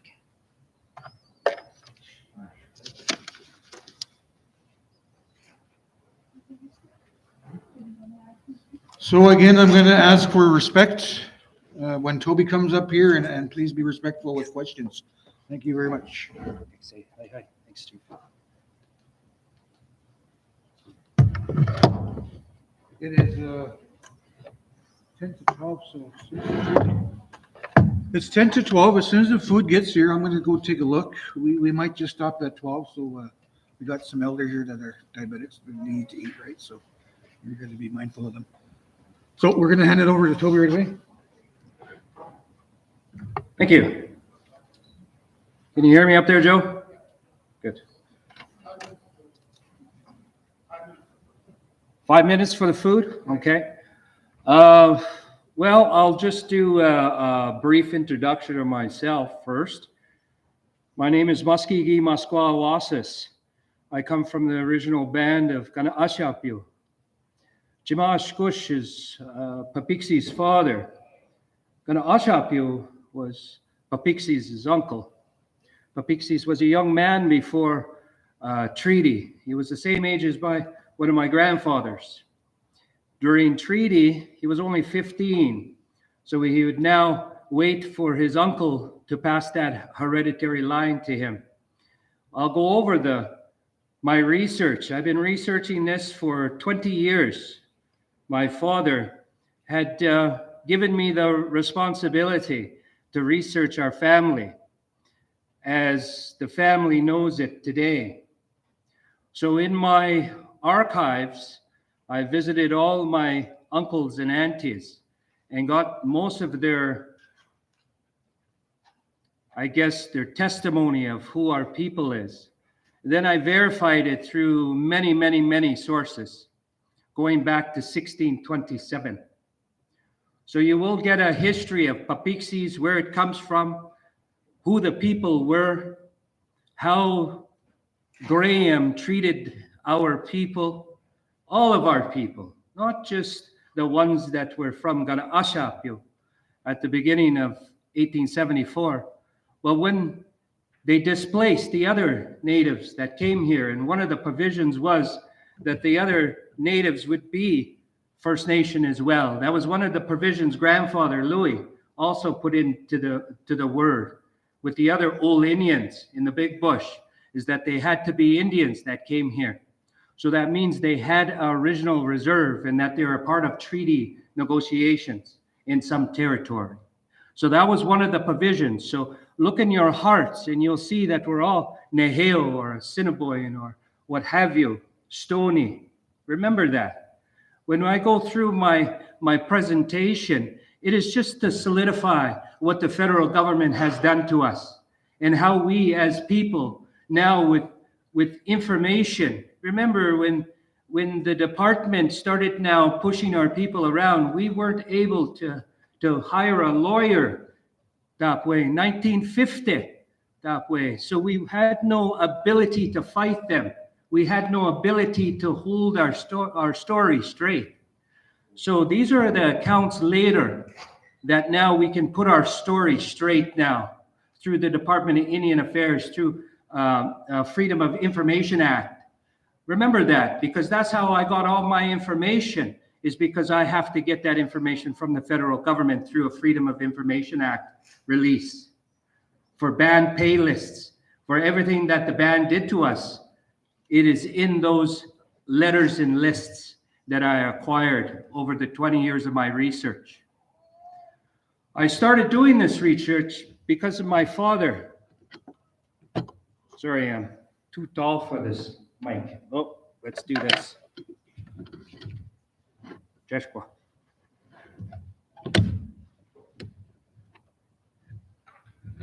Oh, Jeshua. Desi, help me. Yeah. All right, there, that's a little better. Okay, I can stand up a little better. Okay, so the research that I did many, many moons, and of course my dad put me to the task because I'm an entrepreneur that way. Many of you that know me, I've been working on my own for many, many years now, and that frees up my time considerably from a 9-to-5 job. I don't work that much. Hey. So I have lots of time to devote into ceremony, to my people, to my family, and to the research that I've done.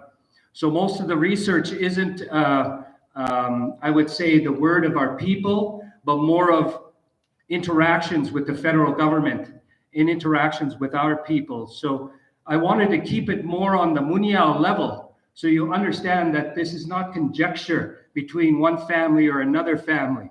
That way, this is what the legal context of this claim was all about, and how we got to this very day today, and how many people were aware of the colony and what its impacts on the people were. So we'll go through that through my presentation. It's 7.5 hours long. Hey, no, it's not. It's just about 20 minutes, if that. So I'm hitting the high points of our reserve, who we were, where we came from contemporarily, and then to this very date, how we got to the claim. And most of Miss Frida's work, I'll be reciting, as most of it's in now court documents. And if you want to know some of it, I literally hired a lawyer, a constitutional lawyer, and got all that information through the Freedom of Information Act, as well as through different sources. So it is under the court of law that these things are now put forward. So I'll be explaining that through my presentation.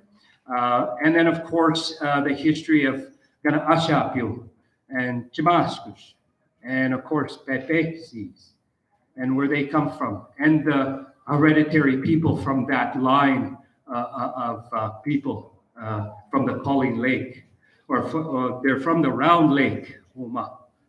So, Chief, should I continue or what?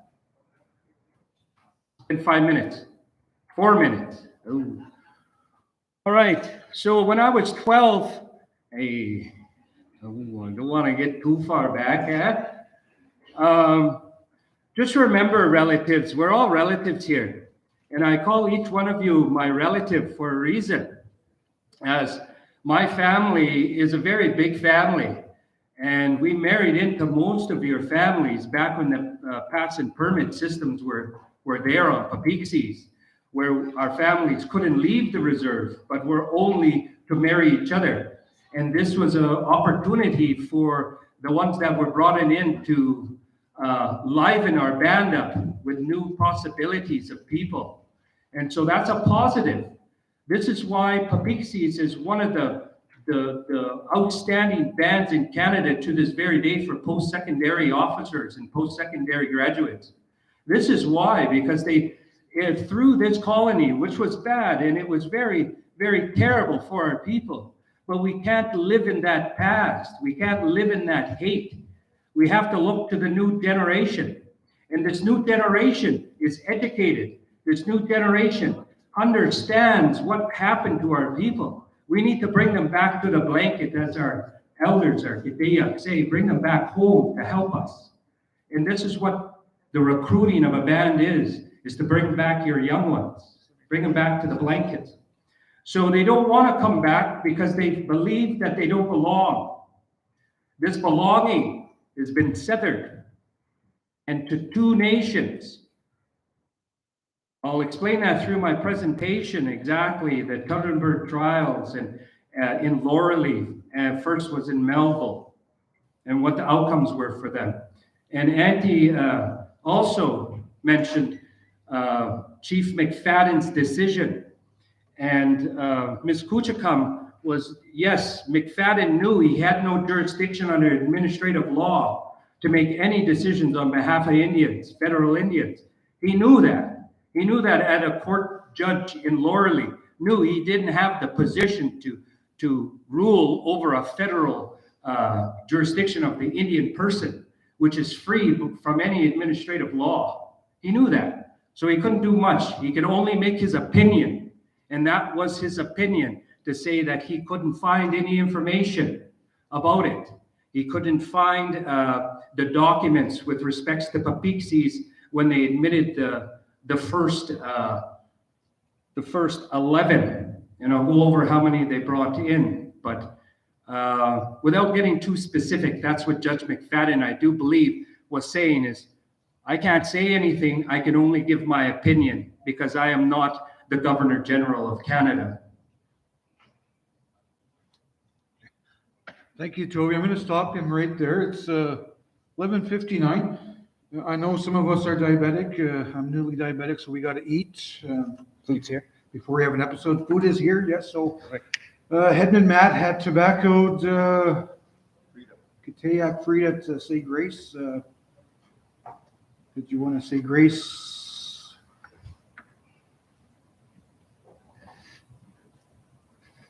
Let's quiet.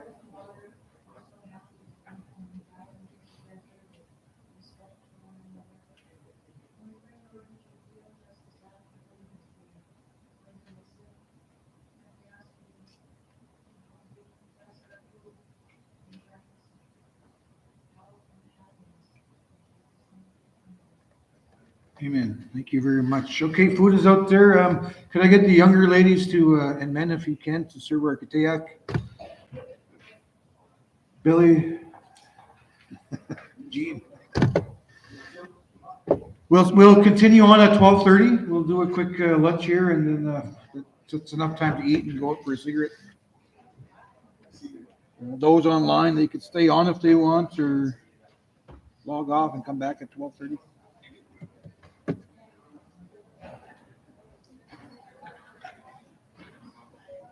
Am I still on? Also, just a heads up to the people online and to the crowd here.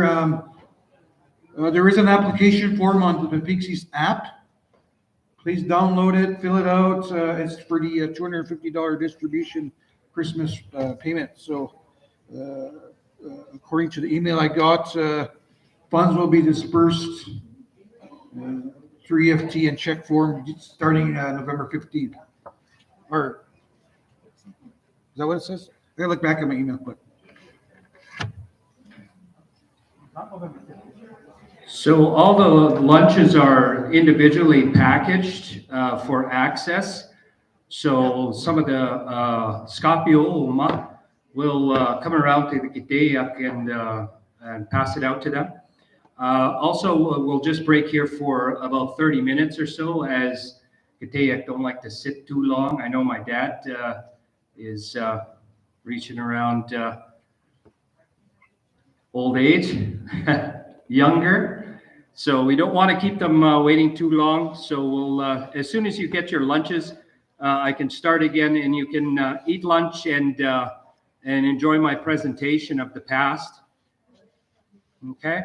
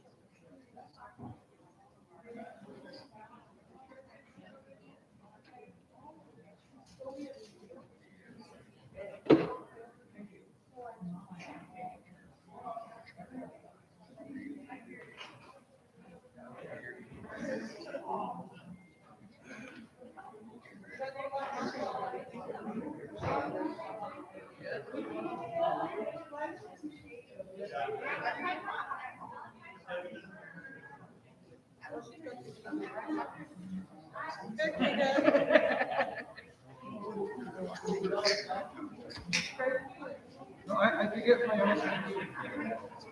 I'll get my own. Give it to the owner.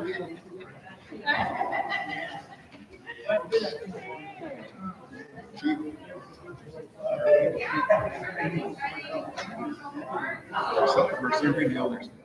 I know. They're gonna phone me and ask if we're.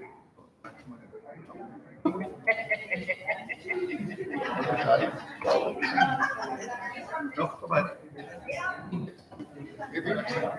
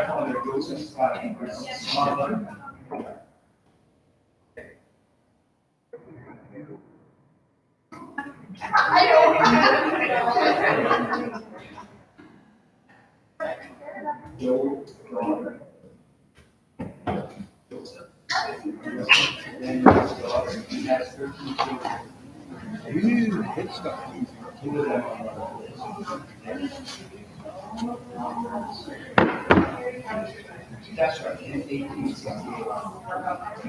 Yeah. It was just before that, it was, before the grant.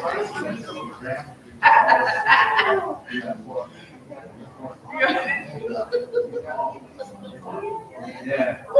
That's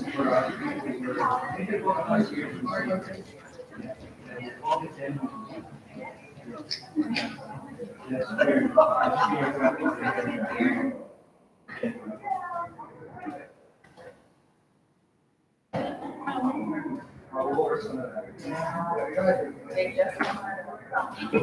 Yeah. Okay.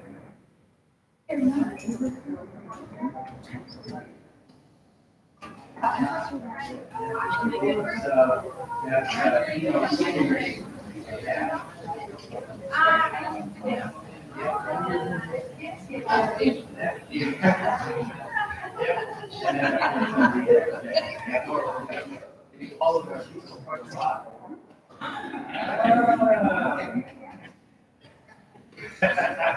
Any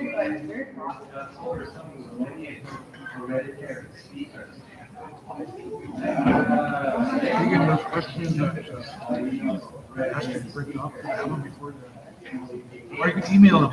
Sure. I know one was about,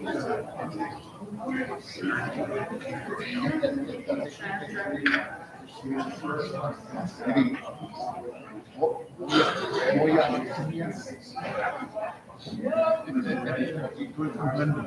yeah. you can go back and review it.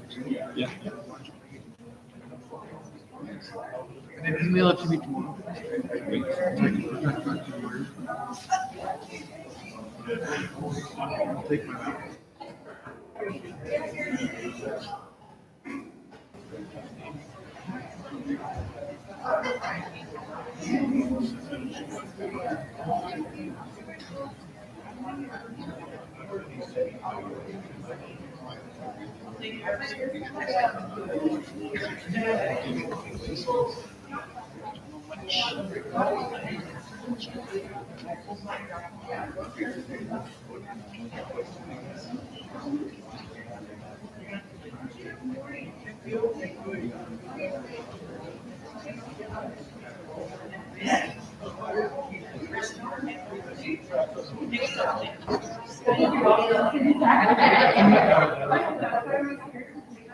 We'll email those.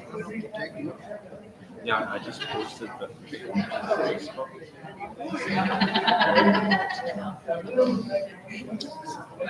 Different emergency. Regardless of age.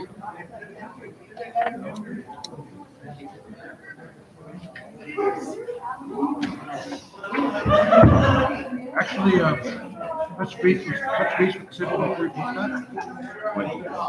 Didn't we discuss,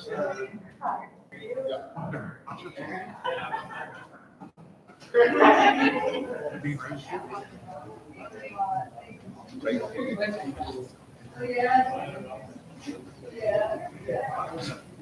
How many people online, Chief? I don't know. Keegan, About how 41. many people online? 41 right now. 41? But we reached a peak of 72. Oh, good, good. Some fell off, but around 11? Just for lunch, yeah. Oh, just for lunch. Yeah, she said it's just performance being proposed to the app and the Facebook government page. Okay. She was just the performance.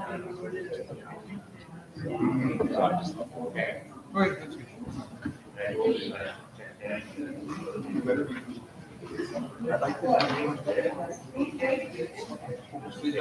What? It's just how we present it.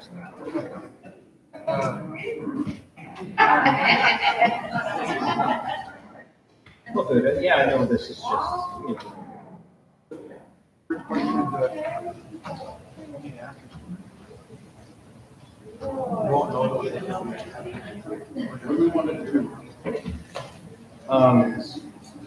yeah, as long as everybody that's privy to the questions and the dialogue, right, is there. Because one side can't always, dictate will be on the right? As long as that perspective still stays there, we're open, having the right people at the right meetings. Yeah, sounds good, Chief. I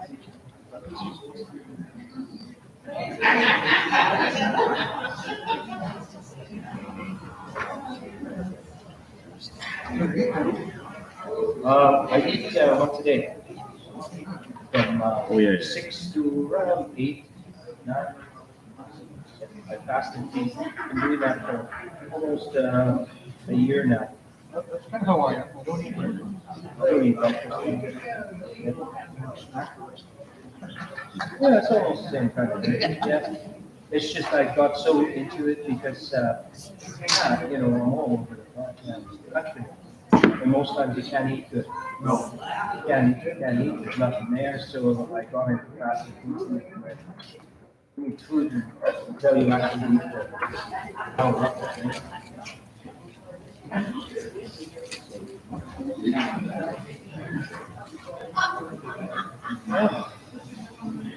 Oh, Shake Hill wants to have a slip. George? Oh, yeah, yeah. He invited me. Yeah, He invited me to one in, little black bear the other, yeah, exactly, we were gonna host one there, but Lonnie got sick. He got COVID, so we gotta shut that down. Kind of put it back in my territory. I had one there. Last week. Last Friday. At Davies? No, that's, Oh, it's street corner? Oh, yeah, yeah. Howie's Who's running it now? Well, Howie ran it. I don't know. Oh, the dump? Or no? Oh, the dump. He brought down the former chief of wrestling. Oh. What the hell is he doing? Nothing, eh? He's just on his exhibit. He's in Saskatoon. Oh, that's right. And I don't know who actually is the caretaker for that place. He jumped through this one. I don't know. He's nice. Oh, Howard brought him too? No, he's actually the caretaker for the. Oh, for the building. Oh. Yeah, Gerald. Yeah. He's a millwork operator. Co-op.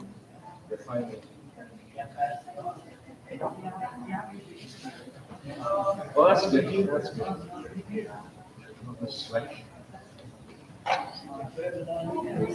Let me know when it is. Well, yeah, that's exactly. Kind of busy now, I think. Yeah, that's what your council is saying. There's negotiations. Get out of that.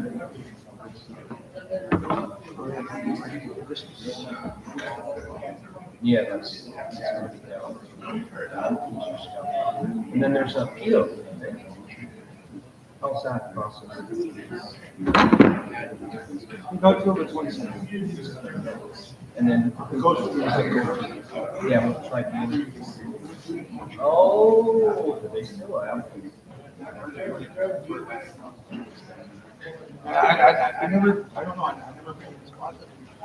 Yeah, I'll take this over here. What's his,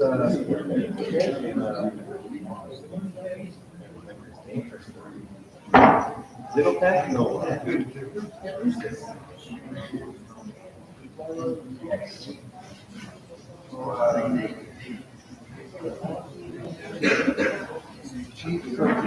Yeah.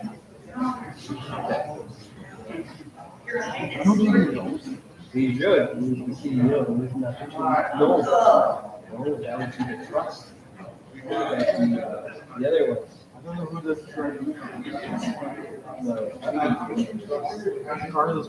In this part. Yeah.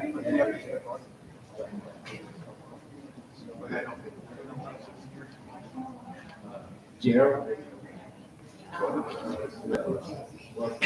Director. But I read it, you got copies of it.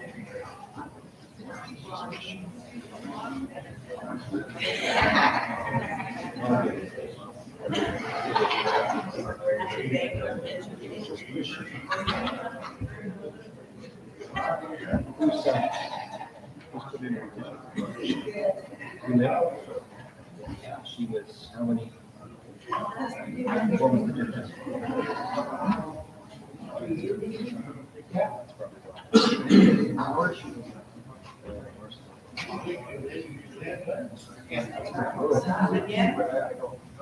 Somebody still there.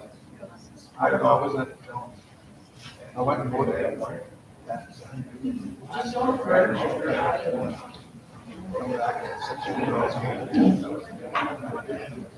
I don't want to wait around. Go home. So come back around. Jump in the shower.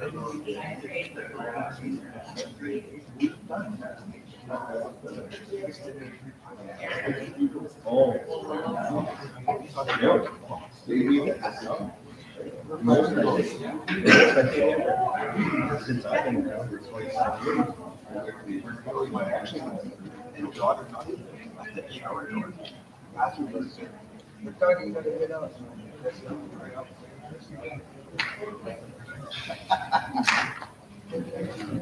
I think everybody ate, let's go. Hey, No, not yet. We can talk to them. 12:30? 15. Yeah, 15.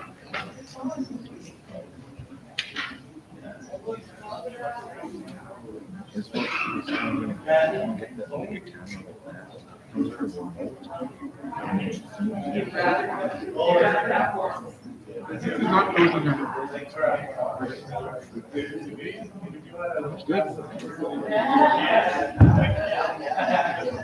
Make sure you get my good side. That's it.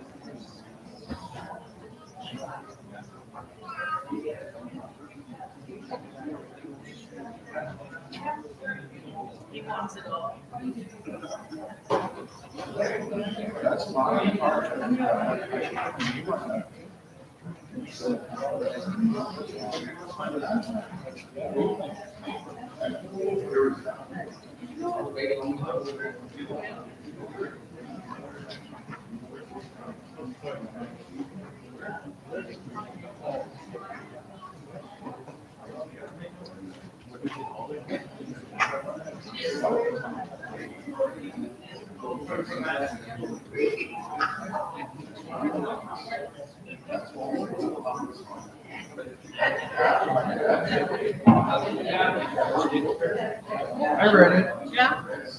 Don't go through it. Is it? Oh, Carla's not gonna want it, but she doesn't get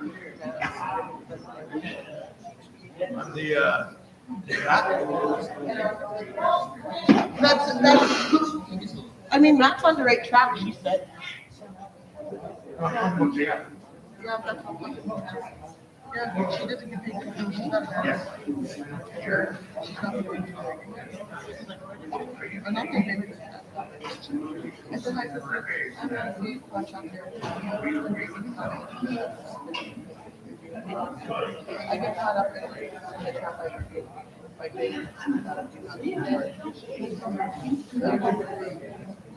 kind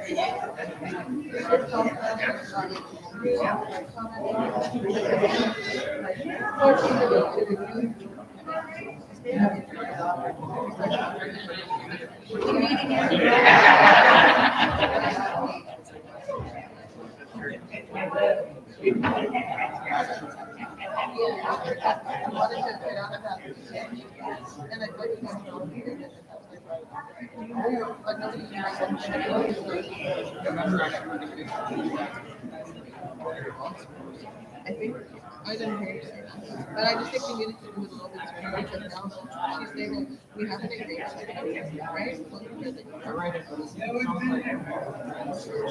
All Ellen says is.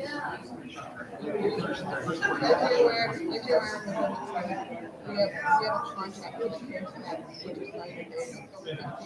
If they're not interested, then I will be more talking to the contract to. That would be.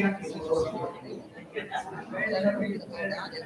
We are 75%. Program to be performed in the contract. All we need is a feasibility. Draw the line. To ensure that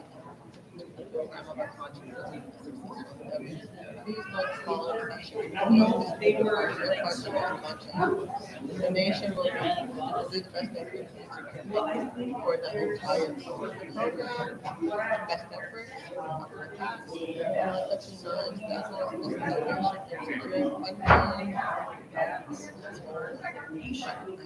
I talked to them, why would she do all that? Right? And now, it went from three to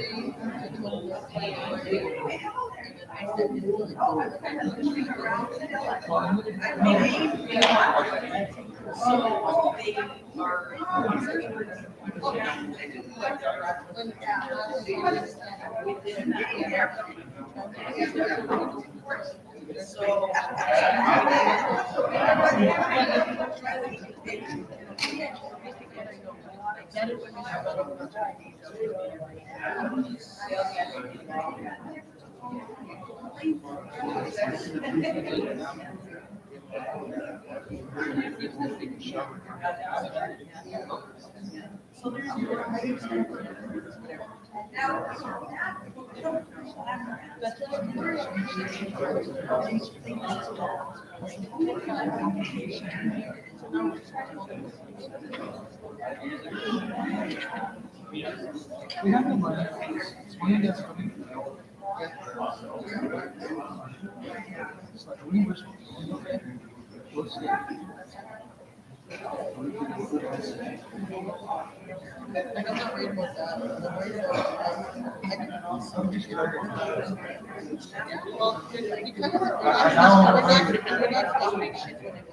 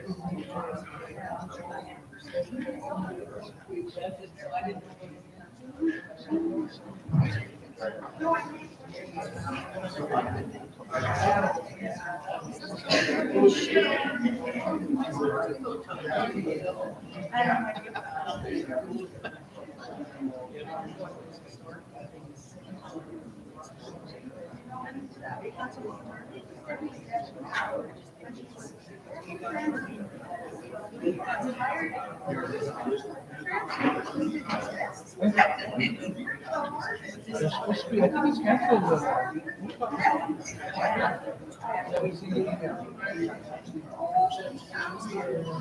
to get them. I don't know if you guys. No one. Yeah, I don't know.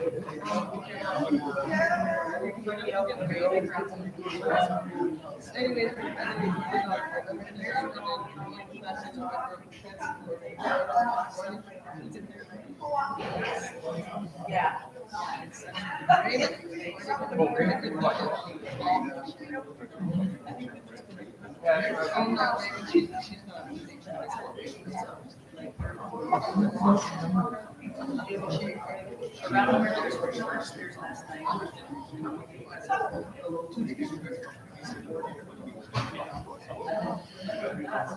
So I got to go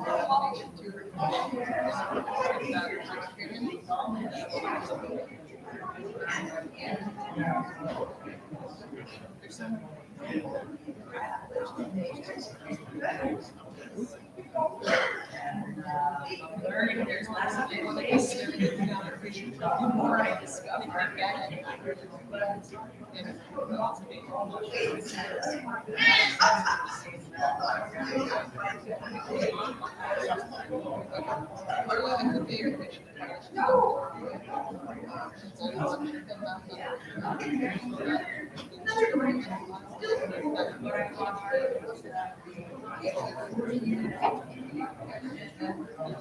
So when we're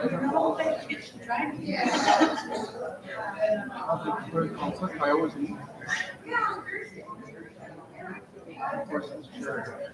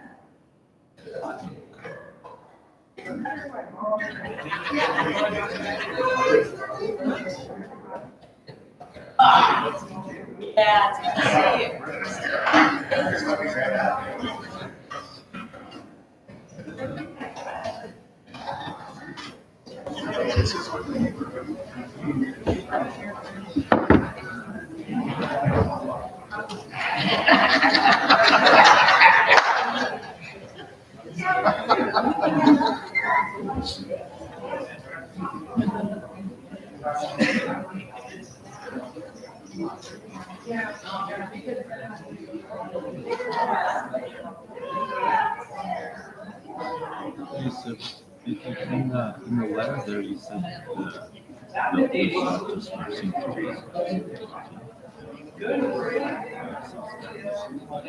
Okay, sounds good.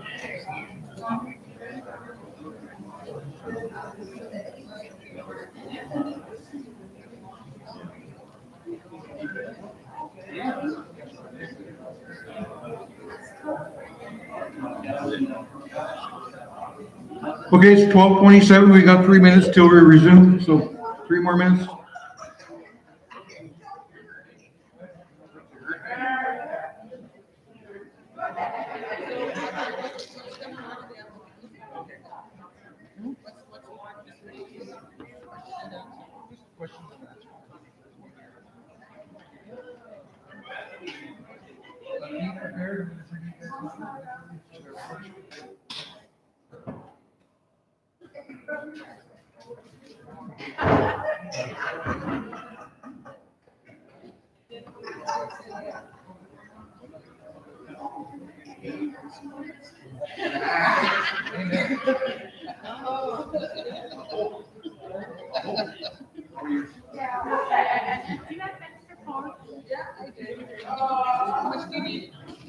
Oh, I think it was all about 20.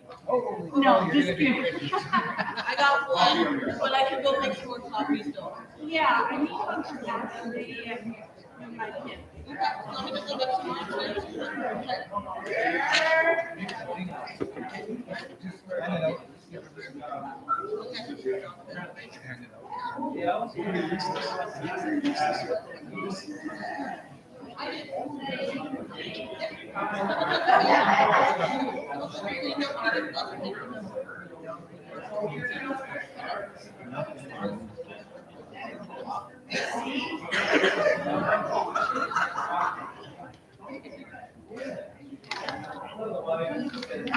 Well, don't comment yet. Keegan? Don't comment. I'm not giving up money. Maybe we can give out a gift card, I don't know. Refer that question to Sybil. Ask Sybil.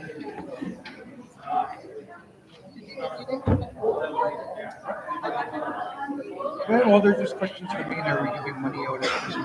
So that memo, Keegan, when are you gonna post that memo? Already did. Okay, so it's good. I'm gonna go make it.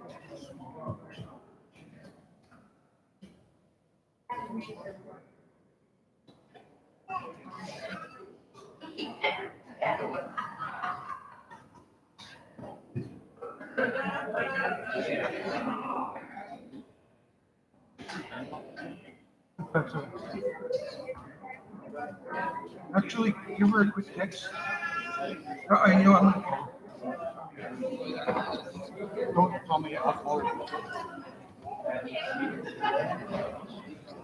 Okay, it's have your attention, please. It's 12:30, so we're going to resume with with Toby's presentation. Then we'll open the floor up for any questions or comments, and at the same time, we'll open it up for the people online.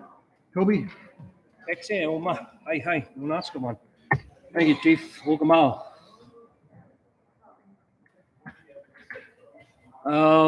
I'll say it all in Cree first, and then I'll go back and translate. Hey, I wish I had that ability.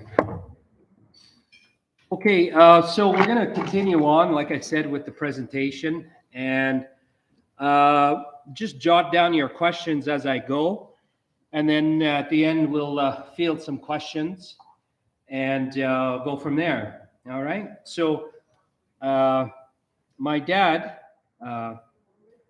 Dragonfly Son is his Gitayak name. He had now appointed me head speaker of his family, and by doing so, allowed me certain privileges with my family.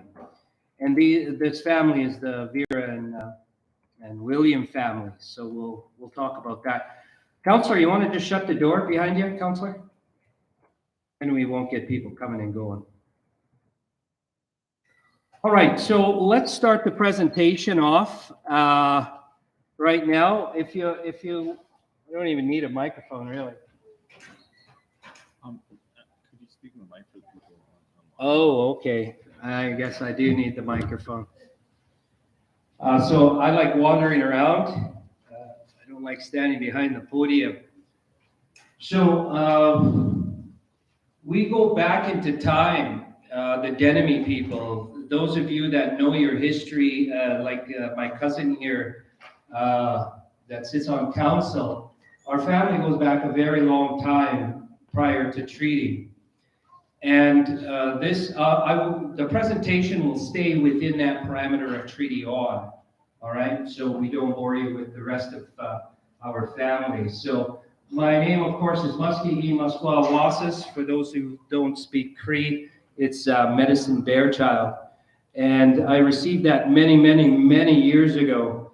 And what that means, if you follow our tradition, means I'm a caretaker of the earth and the medicine in which the earth provides for us. So, Medicine Bear Child, you see at the top, and then of course my dad, Dragonfly Son. And then of course you see Small Stick or Short Legs, Jamas Ishtiu, okay, and Big Lodge. These are Peepeekisis' father, okay? He had two names. One was given to him when he was a young man, and the other one was given to him when he became an adult. And when he became an adult, he took on, in our traditional Nehewak way, we would take on the fallen's wife. So if somebody died, he would take them on as a wife and raise those children and help them. Chimas Kush had 5 wives, and this is why they called him Big Lodge. He had a very big lodge to where all his family was.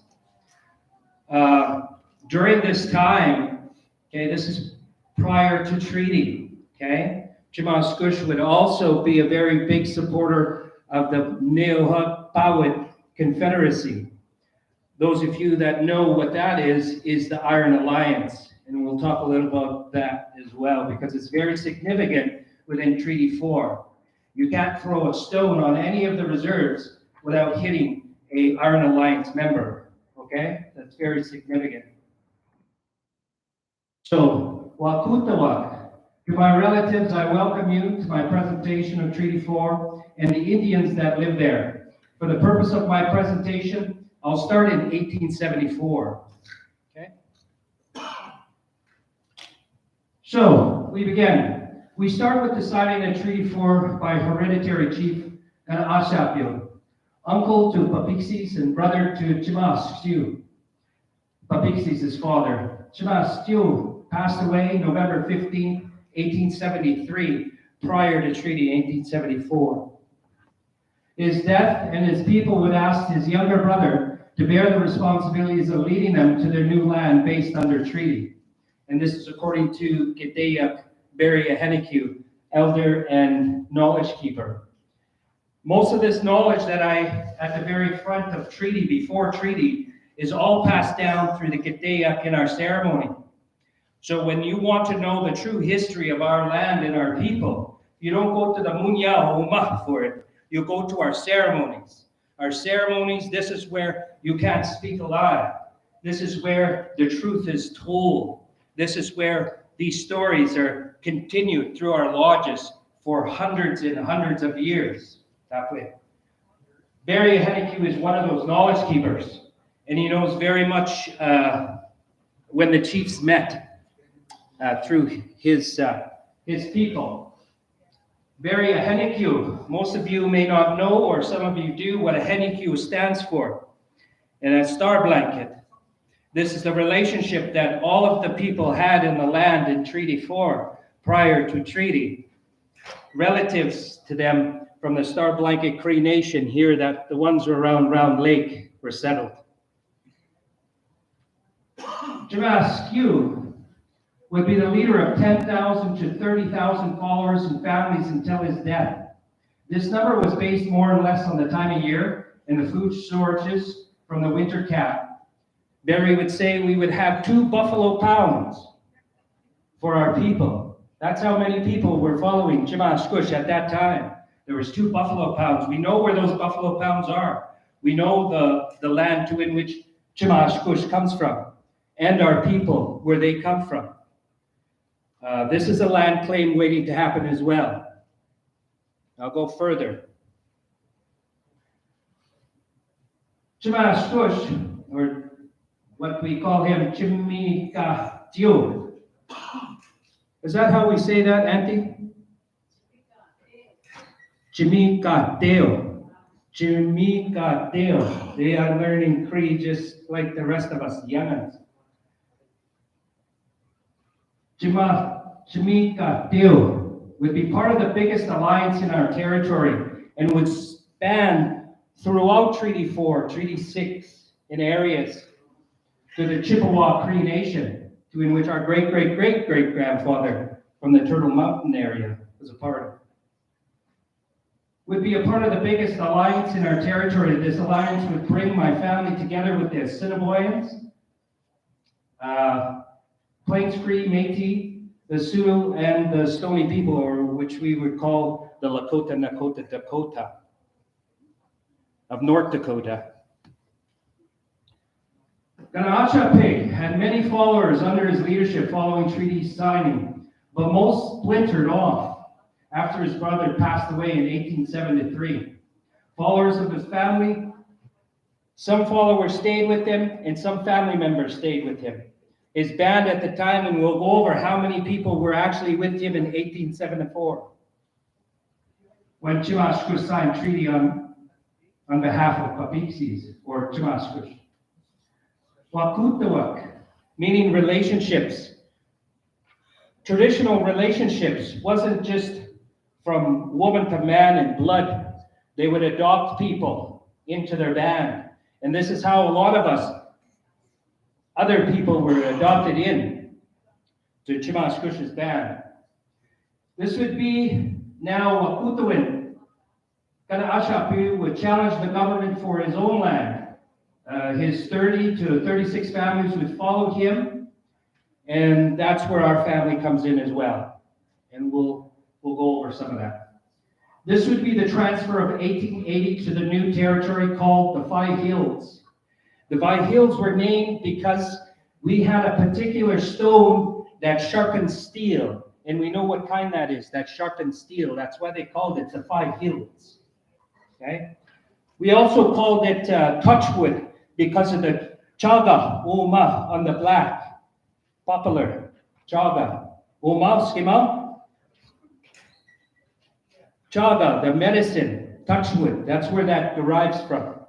The medicine that hangs in the tree there, that way. These are all recounting from our ceremony people. This is where I get all my information from before treaty. Before treaty, we go into these lodges. We speak no lie. We speak from here, that way. This would be the transfer in 1880 to our new territory called the Five Hills. The stone that sharpens steel. the Nehewatpawit Confederacy would be forever present in the development of Five Hills and the Treaty 4 Indian Act bands that would therefore come after treaty. Okay? Encapsulating, oh, I can't say that when you ask word. Involving all of the people of Five Hills. So let's talk about a little bit about Five Hills. Okay? Because a lot of our history is derived from the Five Hills, when our people first rolled up in 1880. Okay? Remember back then, the government couldn't have an agency without four or less bands. So you had to have 4 bands to start an agency. Keep that in mind. Okay? We were in touch with agency, Chimaskush's relatives, Portman, before we made our track across the river, as it were, to where we are now, Five Hills. I'll go over a little bit about that. So, hereditary chief Kanaachape would not make the journey to Touchwood territory, from the Touchwood territory to his new homeland. So he would pass away, and his body is still on that side over there. When we have feasts and when we do these things, we lift that espada for him as well. Okay, so in ceremony, he comes out again. Hereditary chief Kanaachape would not make the journey to Touchwood territory to his new homeland. People would name Peepeekisis in 1880 to his new responsibilities. Remember, chief is a responsibility given to the people as a responsibility. It's not elected that way. There was no election. There was a responsibility, and it was great. So in 1884, on the east side of the reservation, what we know now is band number 81, Peepeekisis. In 1884, on the east side of the reserve, where the land is best for growing, the last of the chiefs from Five Hills would come in from the plains. And he came in from the plains for one particular reason. Chief Peepeekisis and Star Blanket were advocates of the rebellion that were in 1885 would be coming up the year after. The government, seeing this was going to happen, so they put the pass and permit system even greater on our reserve, so they couldn't leave. And they went to jail for, I believe, 30 days. Chief and Star Blanket did. Because in the Five Hills people, we are Iron Alliance members at our core. That's why you see Dumont on Okanis, Oma, the general of the rebellion. And we'll go into more of that, of who those people are on Five Hills. Peepeekisis would pass away in 1889 at 30. And remember, when he came in off the plains, he was 25 in 1880. So now this is much years later, when he was 15, when his uncle signed treaty for him. Now he would be an older man at 25. His uncle would pass away and now put the responsibility of his dad to him. He was 25. Peepeekisis would pass away in 1889 at 30, fighting fire in Little Black Bear. Okay?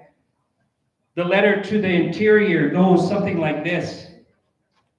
Peepeekisis was fighting fire in Little Black Bear. He came home and his wife gave him tea and supper. He went to bed and never woke up. From 1889 on, there would be the start of the Five Hills colony. So talks after that were started from the Indian agent that was present already there. They already had a plan to do something with the Five Hills. Remember, Five Hills was one band, not 4. It was one band under Chimaskush, you see. Under Chimaskush. That's why when they surveyed it, the Goforts kind of stayed in that area, but on this side of the line, that way. You see? We were all one big reserve. They called it the Five Hills Colony at the beginning, until they separated us, because they needed to make an agency that way. And when they separated us, They separated us because we had access to the railroads track. And it was the best way to get the grain, the chickens, the meat off the reserve. We're right by the railroad tracks. Katie Gillespie, Oma. Katie Gillespie would be the principal, but also would be named after the town that's just adjacent to my farm. Little Gillespie town. How many remember that? Oh, maybe only researchers in the Kadea can remember that. All right. So this is where Katie Gillespie falls into place. She was the principal at the Five Hills School, residential school as well.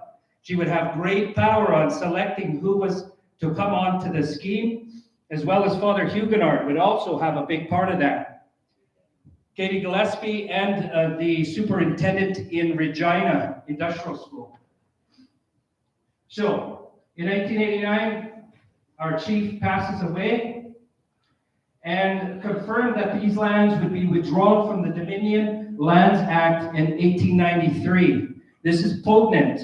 So when I talk about the land and how we recover our losses, not only as people that were displaced from your original territory and your original reserve, but the ones that had to now deal with the government to this very day. So, the Dominion Act, Lands Act, 1893. Remember, at that time, it wasn't the Dominion, it was the Dominion of the Interior that did all the negotiations. Canada didn't exist till 1867, that way. Prior to when our people got there in 1880. After that happened. So Shavetail, this is now, the hereditary chieftainship would be passed and should have been passed to Shavetail, Nanapace, at that time. So, how do they say his name again? Chichiwahowen. Chichiwahowen?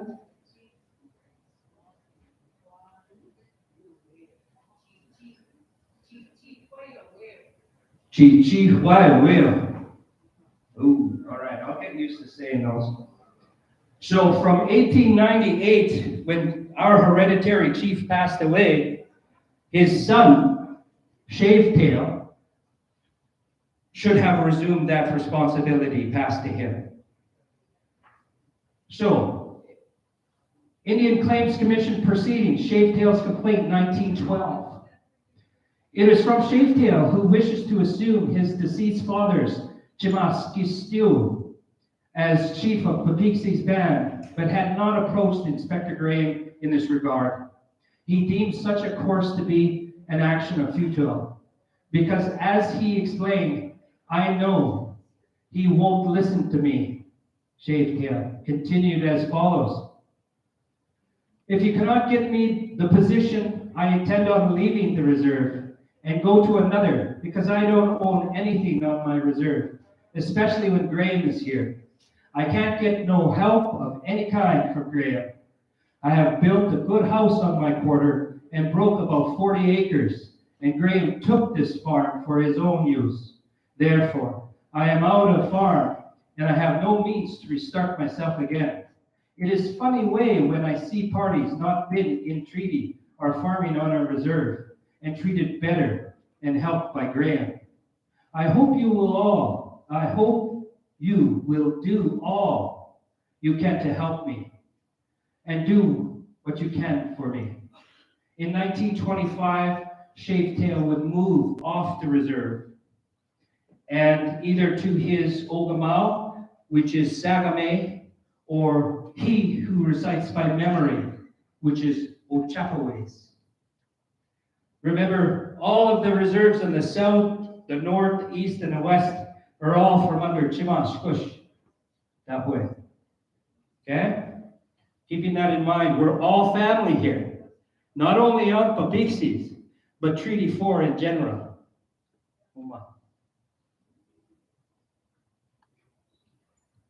Now we get to my family.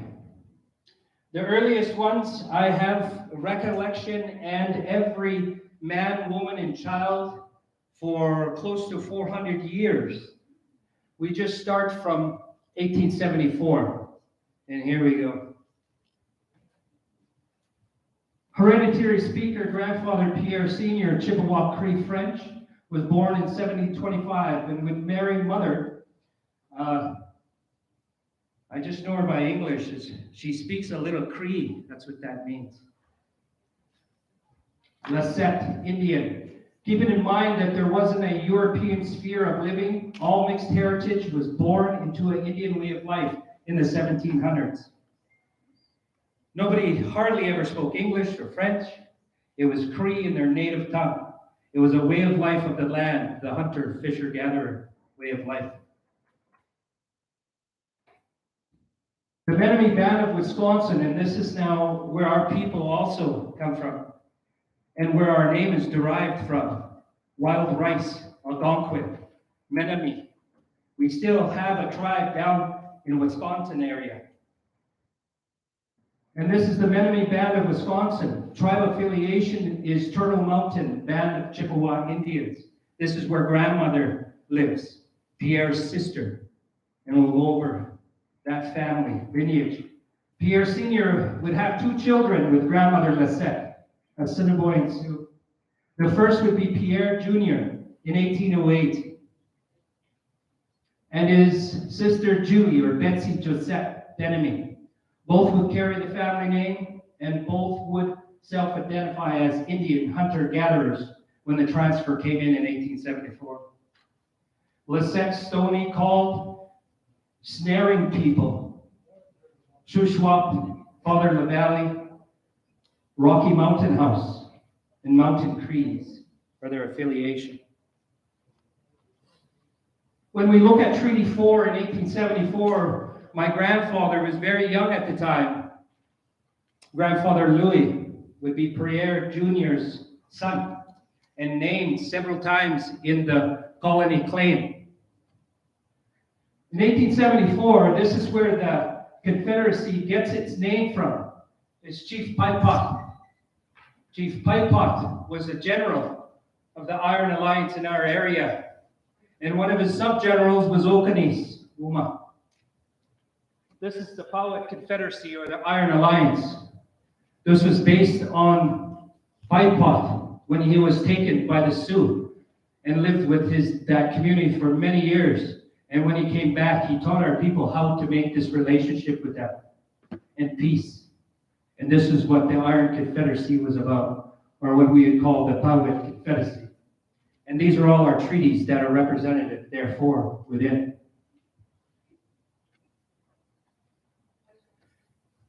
Pierre Jr. Hereditary Speaker Pierre Jr. in 1808, Cree Assiniboine would marry Magdalene Deschamps dit Amiot, French Cree, in La Coupelle at Denemy Point.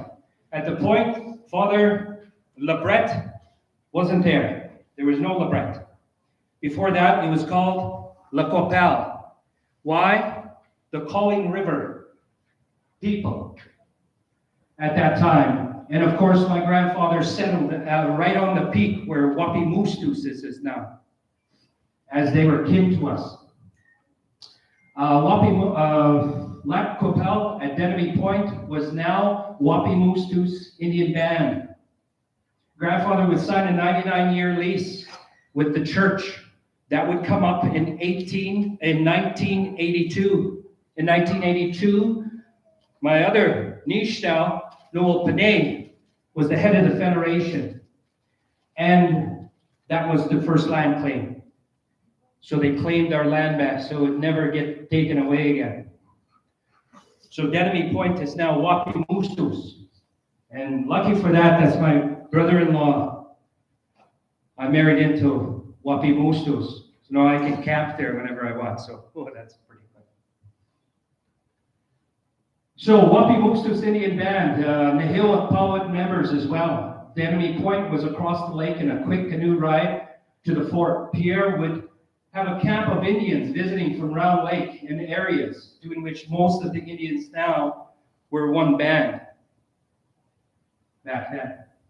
Visiting from Round Lake, grandfather was 66 when he signed treaty and would pass away a year after in 1875. He would have 7 children at the age of 30, and him and grandmother would have grandfather Lewis in 1838. Named in the original land claim April 18th, 1986 by our former chief, Enoch Putra. Land Claims Commission. So these are the children to grandfather Pierre. Paul, born 1836, married Marie Desmarius. Betsy, 1836, Marcel. Francisco Xavier Pierre, Margaret Gowan. Louis, Sarah Sanderson, in Denemy Point, named also in the commission. Okay. And Catherine, Charles Rosette in 1850 in the Northwest Territories, and Josette in 1851 in Palmaroas, North Dakota, which is where a lot of our Chippewa family is still there, the Menominee family.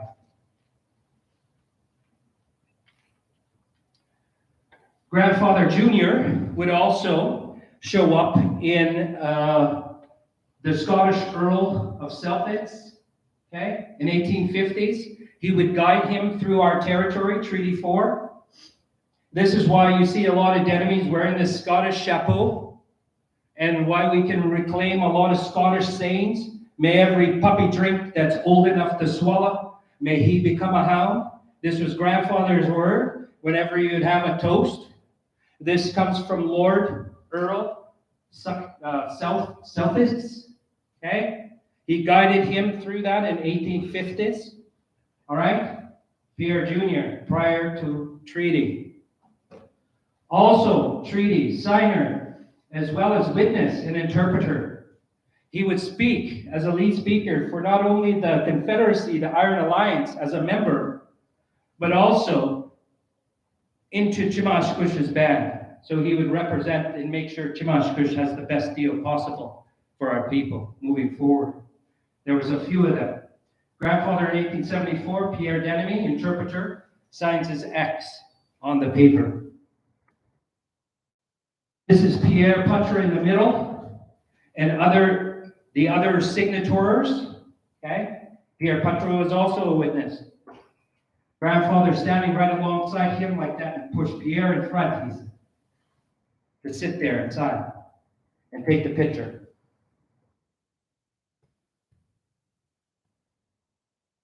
Here you will see the original document of treaty, and you see grandfather's name right here.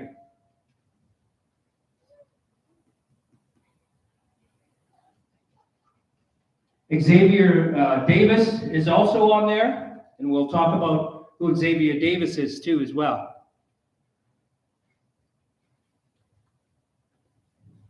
Grandmother Julie. So this is Pierre Jr.'s sister. Okay. Cree Assiniboine, and would marry Jean Baptiste Davis, Chippewa, counselor and headman to Little Shell, chief of the Chippewa. Jean would also sign Treaty 4 as a witness and would go on to fight in the 1885 rebellion. As his father, Jean Baptiste Wilkie, fur trader, and his sister would marry Gabriel Dumont, the general of the Métis Rebellion. Grandmother Julie would also house Louis Riel in 1883 and would sell their script for his plight. So grandmother was already into it with Little Shell. They would travel on the South Saskatchewan to Cypress Hills, and this is where they stayed at the Big Muddy. It's where grandma camped and was passed. They made their way, though, the children back to Turtle Mountain Indian Reserve, and some of them made their way back to the Chippewa Nation. Little Shell. This brings us to the next year. So grandfather had his children prior to treaty and during treaty. This is now grandfather Louis. Grandfather Louis, born 1838. His oldest son, Joseph Denemy, 1868, also named in the claim document. Okay? Also named. His first wife was Cecile Noel, his second wife was Magdalene Bananu. 1483, the Bananus came into this territory. They show up just south of Red Deer. There's a Bananu lake there where grandfather picked her up. Hey. Okay? This is a part of the Iron Alliance and Confederacy. We traveled back from Cypress Hills to our territory many times during the winter for food. Our camps would break up into smaller camps to make sure we survived. Grandfather Joseph, 1868. Second wife was Magdalene Bananu. She was born in 1869 in Denemy Point, or what we would call Lebret now, also named. Patrice, 1870, born in Lebret. He would pass away at 15. Isabel, born in Lebret, would marry Eliezer. Come on, Patrice, how do you say that? Elzier. There we go. Elzier. You may know who Elzier is. Uma. My relative. See? Our relative marries my grandmother, Marie, in 1871 in Lebret, prior to the treaty. Then Gabriel, 1873, in Lebret, with Mary Cynthia Pelche, also named in the claim. Lewis, 1874, passed away at 7, was twin to William, married Catherine Campbell. Edward Joseph, 1878, in Lebret, and now you start to see the move to Five Hills territory. We start to see our people now being born in the territory of Five Hills area. So now that moving is now taking place from our Treaty 4 territory in Lebret, and now migrating up to Kunugamau, and then migrating up to Poor Man, which is Chimaskush's relative, and now it's getting overcrowded, and now we're starting our new way to Five Hills. Grandmother was born there. Subsequently, Catherine in 1881, Five Hills, buried at 5. John, buried at 11. Baby and Elizabeth and Marie would not make the journey. Very hard times for our people. At that particular time, our people were dying off very quickly. And when we look at the records of our people in 1874, it'll show you the different numbers that we're seeing. The Bonanu family are from France as well, from the 1400s. They also come down. They're a very old Métis family. Okay? That's their crest right there. Louis Denemy, number 36 on the pay list of Kana'achapo, Department of the Interior pay list, comes off the plains to Five Hills in 1885, the year after Peepeekisis. So Peepeekisis comes off the plains, okay, from Cypress Hills in 1884. All of the family were in Cypress Hills. We're not only fighting hunger, but we're also fighting the Blackfoot and others down there.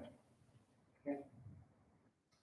During the time of Grandfather Louis, the Peepeekisis number 81, the pass and permit system was well established already. So this means you couldn't do nothing. Because of the rebellion, stopped all commerce from moving. Our people now were trapped on the reserve. According to the pay list, all band members appeared to have accepted the payment of $20, with the exception of Stephen Wells, who was absent, and Louis Denemy, Denemy's granddaughter, Elizabeth McKay, the youngest daughter of Joseph, would say, explained why he refused. My grandfather, original member, said, no, I'm not signing it because I'm not going to give my reserve away. This is under the Five Hills Colony Inquiry of the Townsendburg cases. we'll go over a little bit about that as well. So grandfather shows up on the pay list as 36. If we look and we have all the old documents, here's God Achape's list. Meaning that God Achape had his own band prior to treaty. God Achape was Jamash Kush band. When treaty came and the Indian Act system wanted to thrust itself and divide us, it turned us into 3 nations and divided us, and then divided us even again by doing this to us on Peepeekisis again, to allow that, because they knew they couldn't do it. Chief Star Blanket and Black Bear said, no, Namoya, you're not going to do that to us. So they stopped it from happening. But I digress.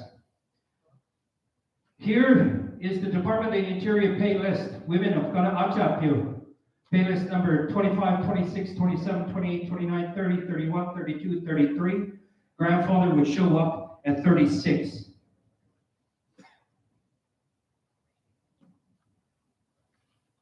Now this brings us to the new generation. Okay? Meaning that grandfather's children, now that the colony has settled, okay, and has come, grandfather now would have many children right through the struggle. And here they are. Joseph Denemy, number 45 on Donna Achapu's pay list. Joseph Denemy at 67 would become the first hereditary and Indian Act chief of Peepeekisis band. Hereditary to the Denemy family that signed treaty. Hereditary. So hereditary means that the responsibility is passed down. It was passed down from Pierre Sr. to Pierre Jr., why he signed treaty, then to Joseph. Joseph, now you would see he taking his responsibilities as being the first Indian Act chief and hereditary chief of our people, the Denemis. Chief of Peepeekisis in 1935, recognized by the department since the death of hereditary chief Achapyu and Peepeekisis some 45 years previously. The Five Hills Claims Commission in 2017 outlined this specifically. This hereditary position would be passed down to him from grandfather Pierre Jr., signed to Treaty 4. He would now have the responsibility to the original people of the band and bring that forward. Remember, from 1935 to 1955, in his tender, all of the Telgenberg trials start, all of the things start to happen and start to move at this point. And I believe that grandfather had to do with a lot of that, moving this forward for the original members that were encapsulated in the northwest side of the reserve. 1885, LeBret was renamed from Lac La Pelle, Denemy Point.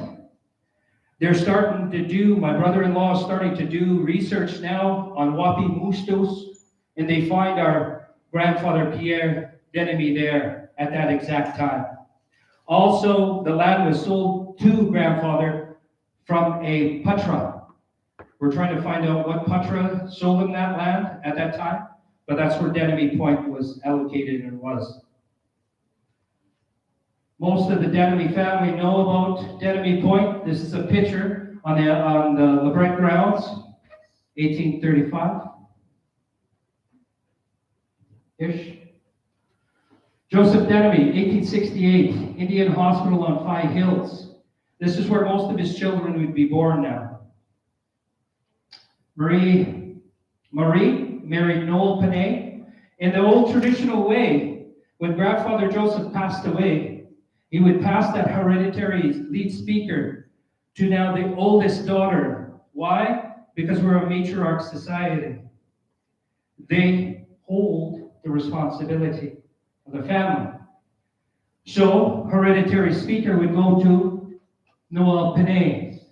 And as Noel Panay had taken the responsibility and now would be the second chief after grandfather Joseph of Peepeekisis. Marie, 1894, born in Five Hills. Alexander Margaret Wells, 1900. Jean-Baptiste Joseph, 1897, married Marie Forstine Belgard, 1907. William Francis, 1900, born in Five Hills, married Veronica Fisher, 1909, and is also named. We have also now are starting to develop who my grandmother Fisher and her lineage come from. It's very diverse, as well as our own. Edward, 1901. George, 1902, married Noella Belgard. Josephine, 1905, married William Ward. He was born 1903. Marie Angus, 1907. Patrice, 1909, married Alice MacLeod. Rosie, 1911, married William Dumont. And Leon Joseph married Melvina. They were twins. And Elizabeth, of course, the youngest, the baby of the family, would marry Alex McKay. At this time, the pass and permit system was full bore. Our family married with and intermingled with all of the people at this time. This is what makes us all family, for us Denemy people. William Denemy. William Denemy, born 1900, right on the reserve, married Veronica Fisher. She was a midwife, so she delivered all the babies and was a medicine woman. This is how she had 11 children. Mary, 1926, Joseph McNabb and Norma Cuetan. George Leslie would marry Doris Anaquan. Louis Peter would marry Jerry Timmons. Roselma, 1935, would marry Sylvester Peter Stephen. My dad, Leo, 87, sitting there. Number 311 on the band pay list. 1935, born. Five Hills, married my mother, Mary Pelche, 1945. Robert, Uncle Bob, 1937, married Bertha Lafon. Lloyd Charles, Sus, Yachishkapi from Okanis. Maurice Melvin, Jack, 1942. Sorry.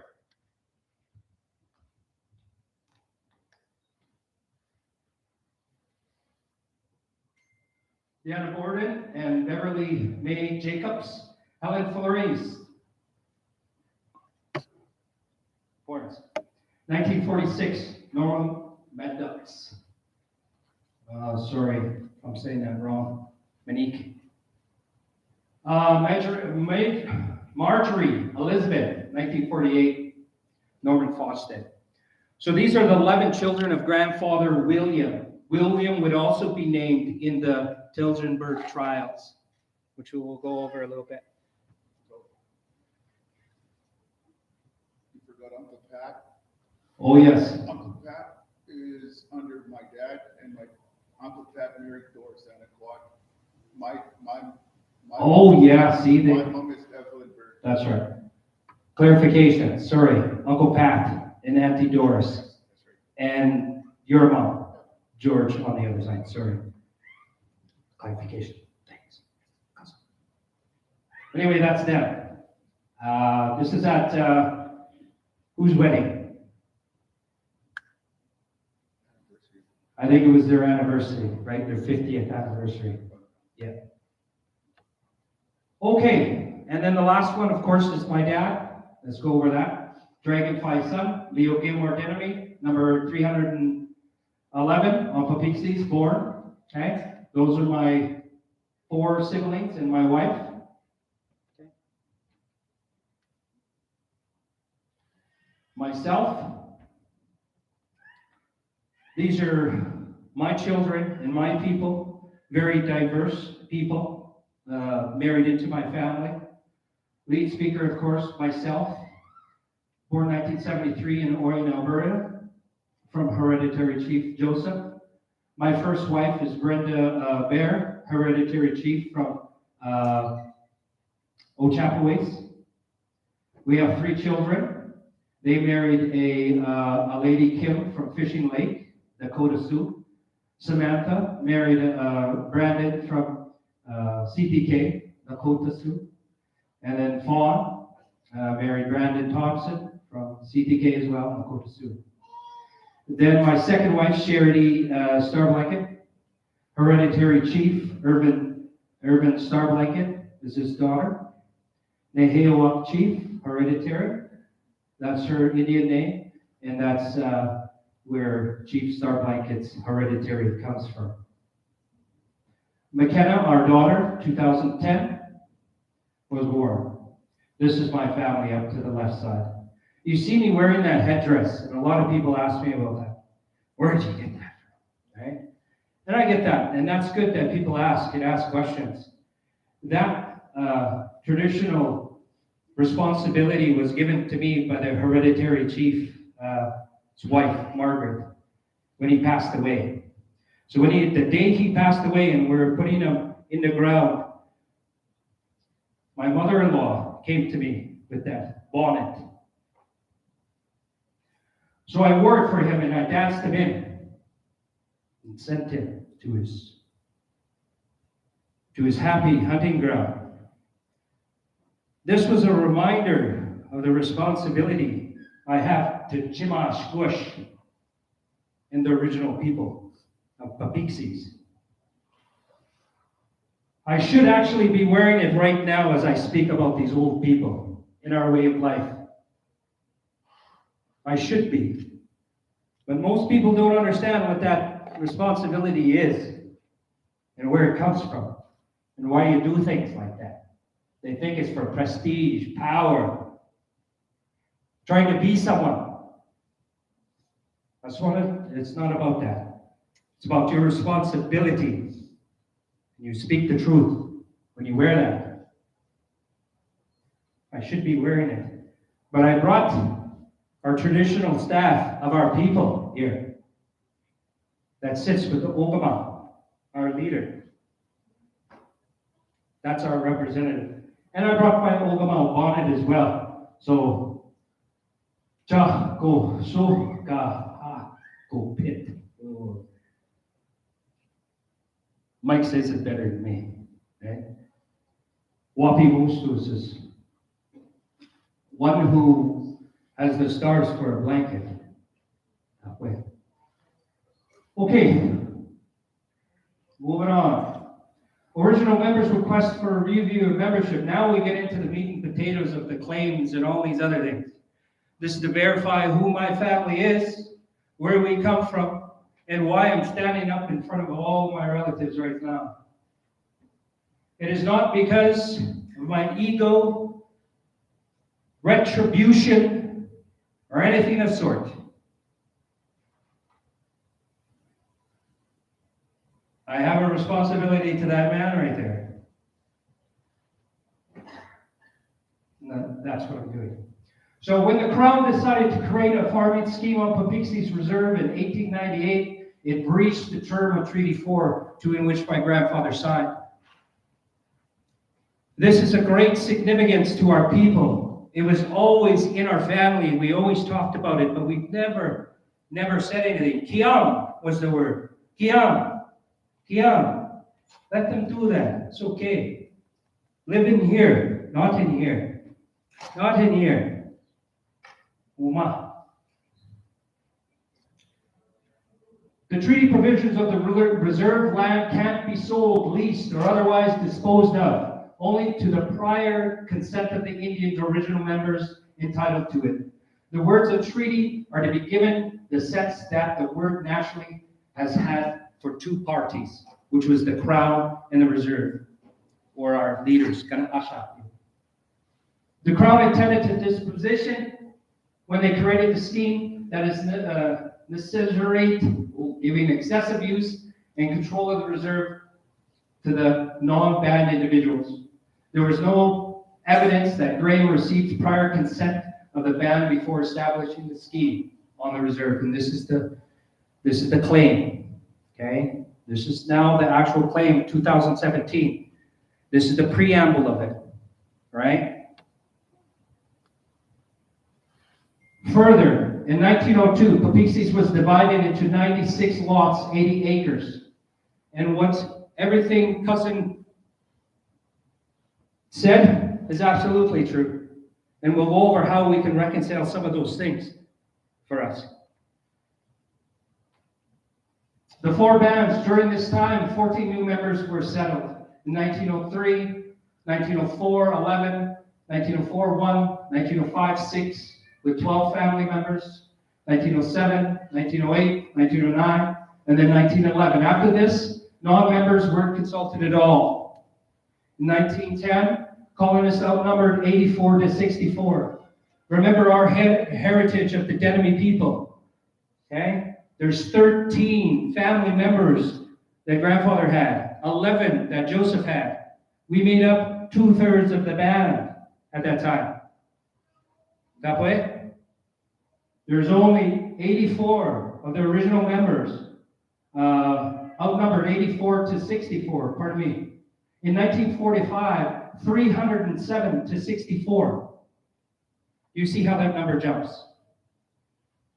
In 1955, the Commission said the department, including Graham, failed to comply with the Indian Act membership code. This was the basis of the claim, that he did not abide by the code and therefore breached Treaty 4.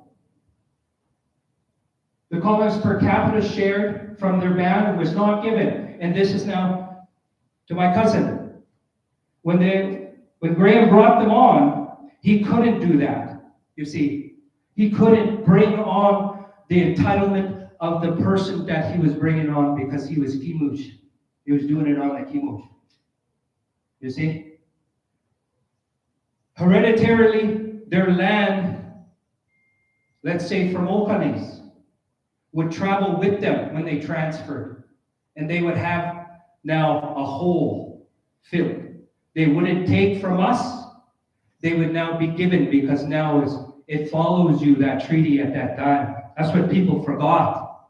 We're under Treaty 4, not under the Indian Act scheme. There's a difference.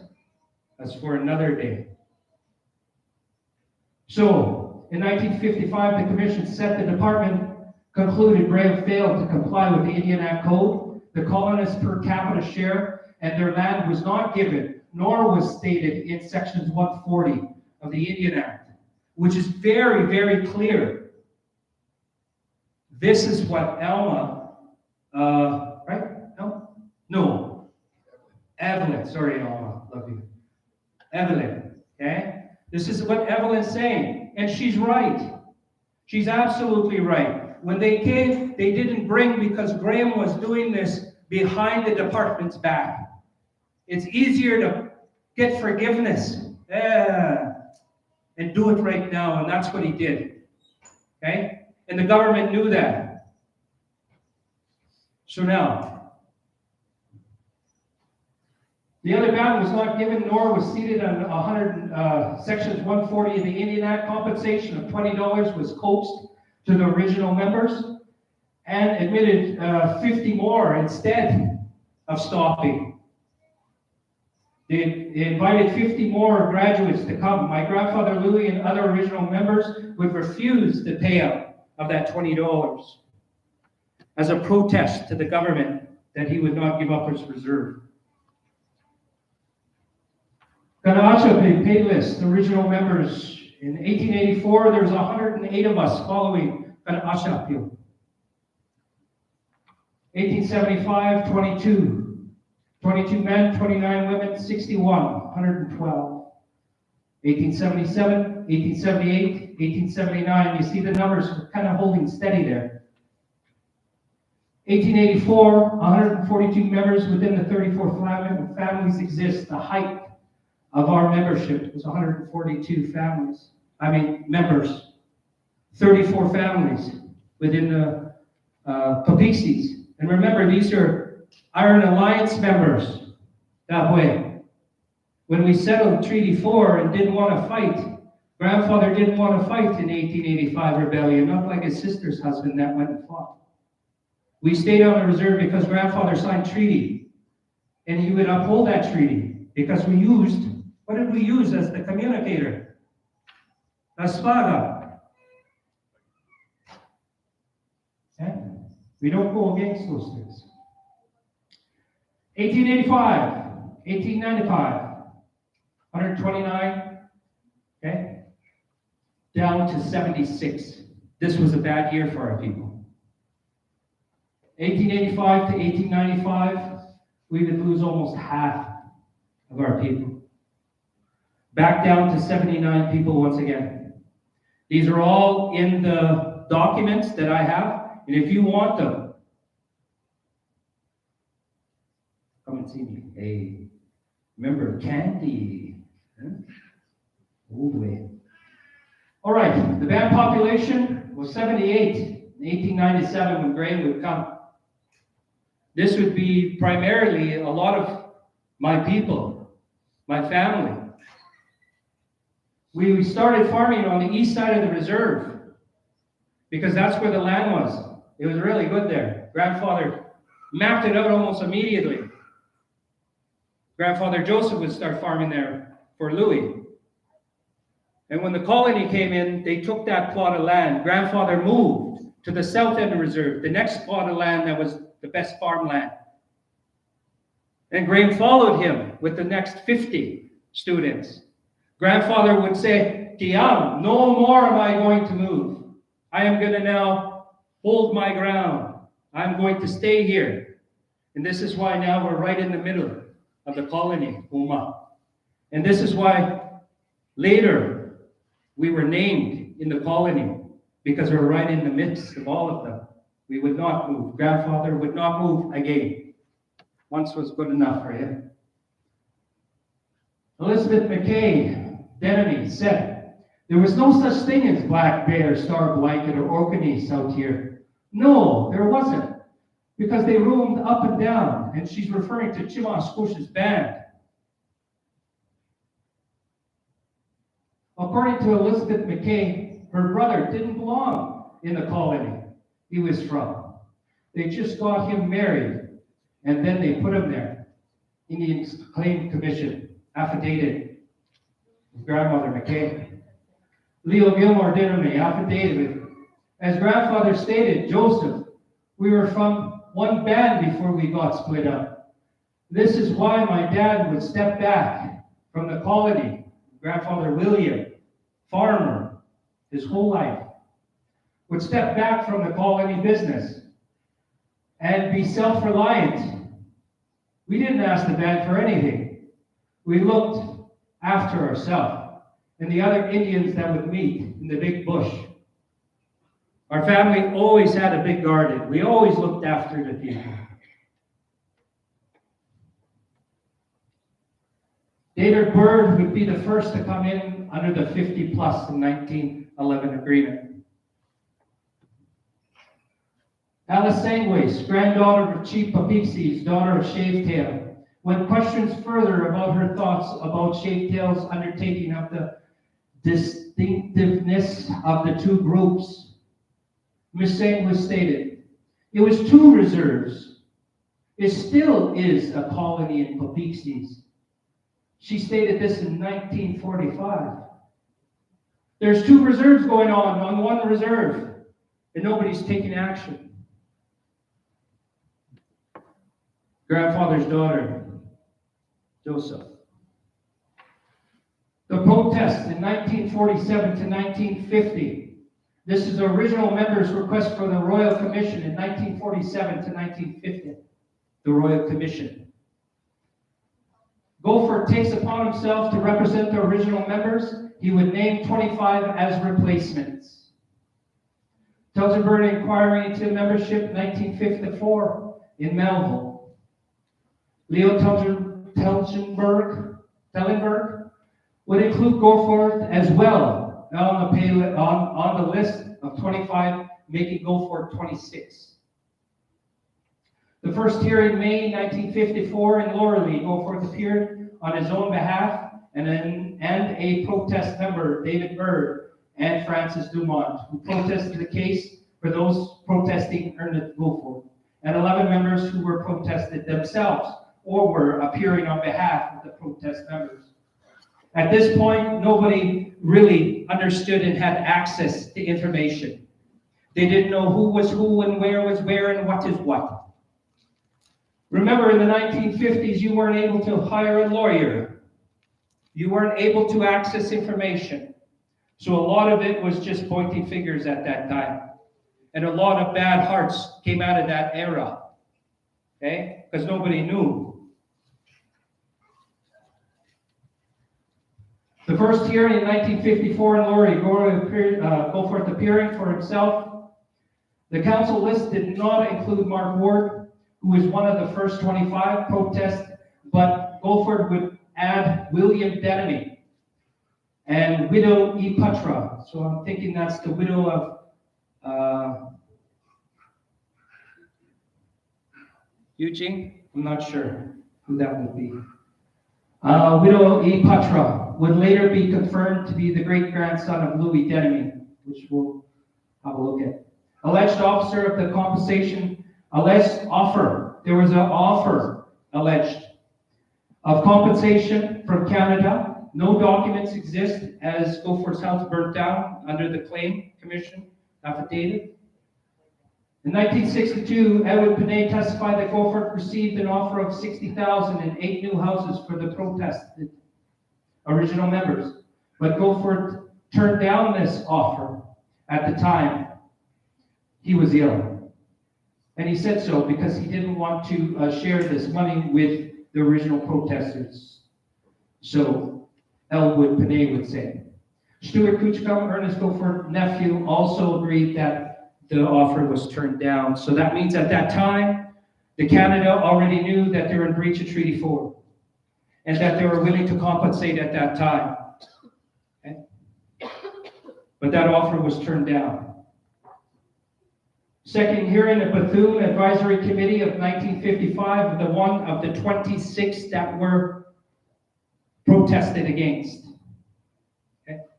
And this is now in the second memorandum dated January 24th, the committee recommended that the membership of Ernest Goforth, Cynthia Denemy, and Alex Denemy be confirmed, meaning that they're original members.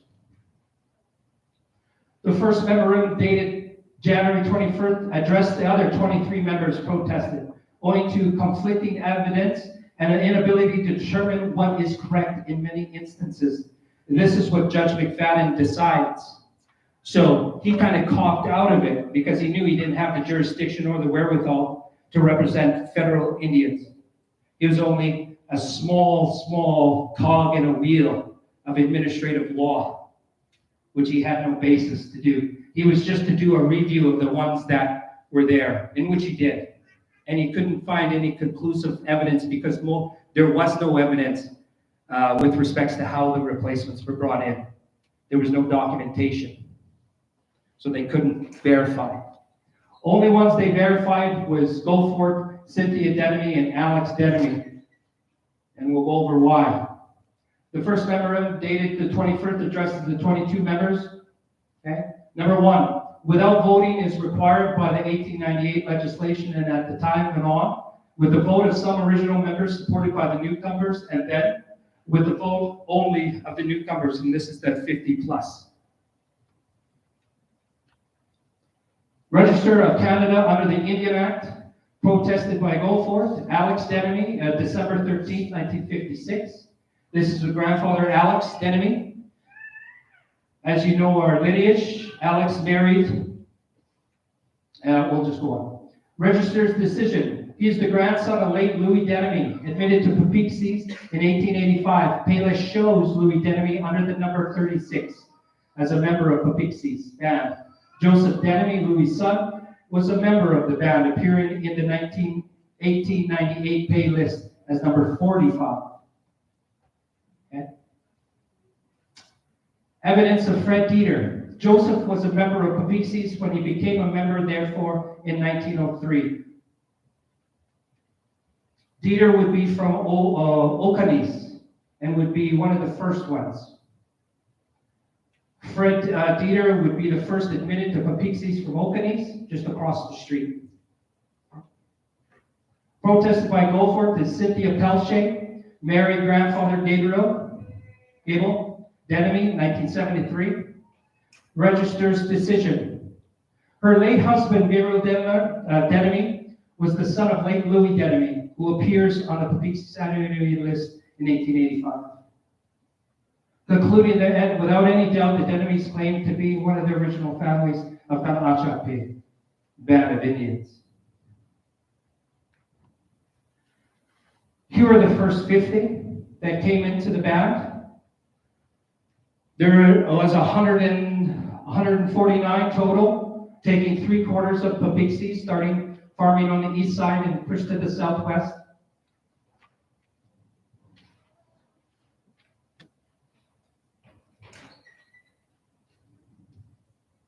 All the names are listed on the documents that I have, so you can actually, I have a USB with literally everything on it.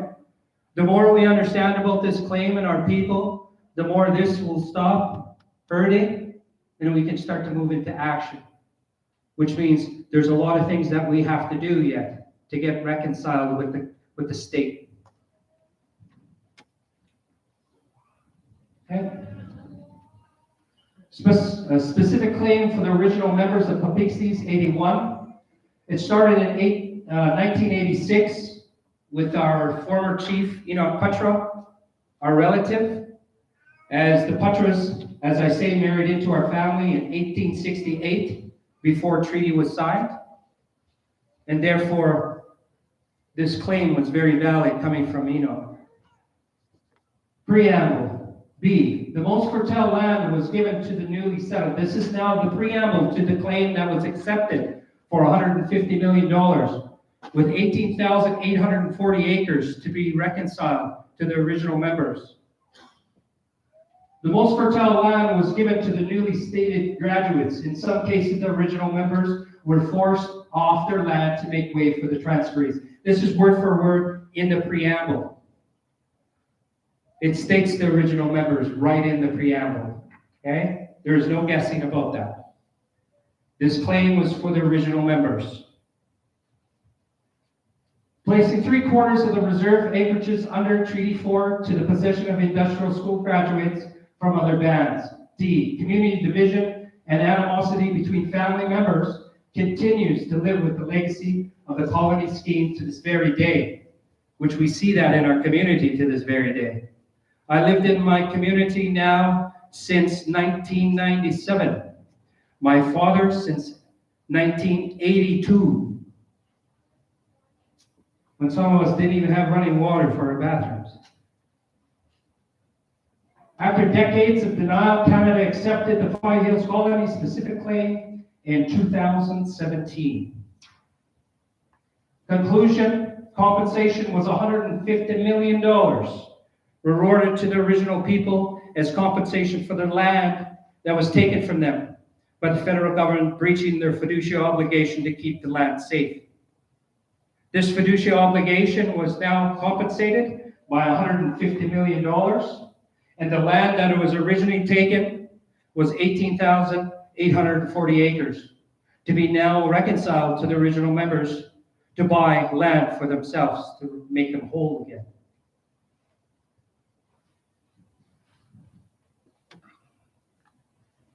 Solutions and discussions. Number one, and this is the solutions and discussions of the Crown, also Judge McFadden and others.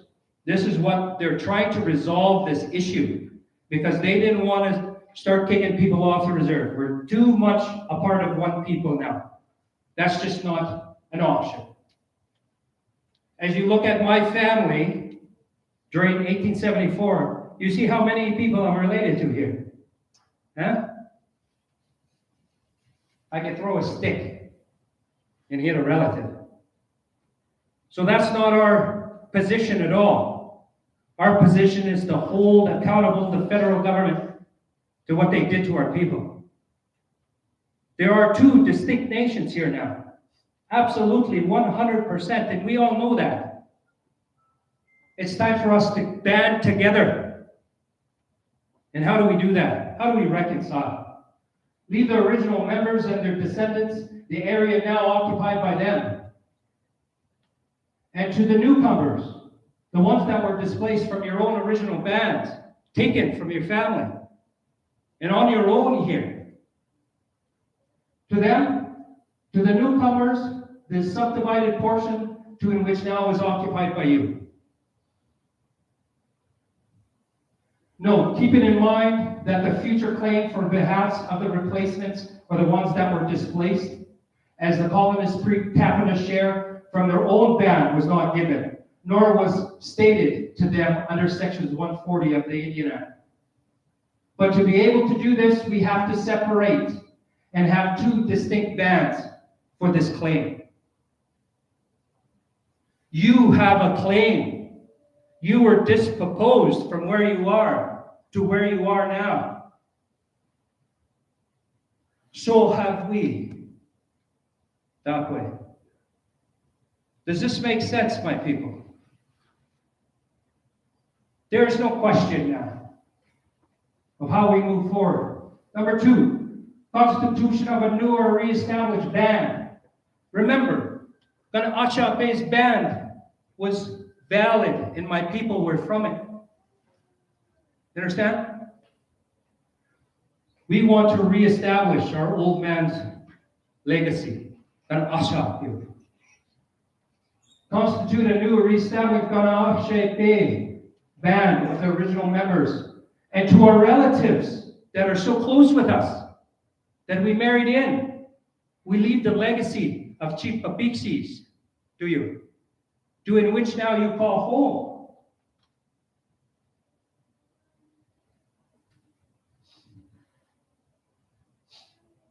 Number three, rewarding original band members to 18,000 acres to reestablish original titles for our people and putting it into effect. Because in the future, once we separate, the replacements will have their own council, to in which most of the council sits now are from the old Peepeekisis. The new Peepeekisis or the Ganaachape would establish their own council, would establish their own rights under the Nehiwa Pawid way of life, the old way of life. That's what grandfather wanted for us, to live the old way of life. And this is why we're here today, to reflect that old way of life, that old thinking, and to reestablish the first non-Indian Act band as well. This gives us hold as chief of Peepeekisis in Ganaachape. This is a force the federal government cannot push against. We have clout, we have the hereditary, and we have the position to force the government into many positions to in which they're not fulfilling. So the original members, 18,000 acres to establish our band. Compensation is still open for our brothers that are still on Peepeekisis. Assets and all that other stuff is just money. Don't think with money. Think with your heart. The rest will come. That way.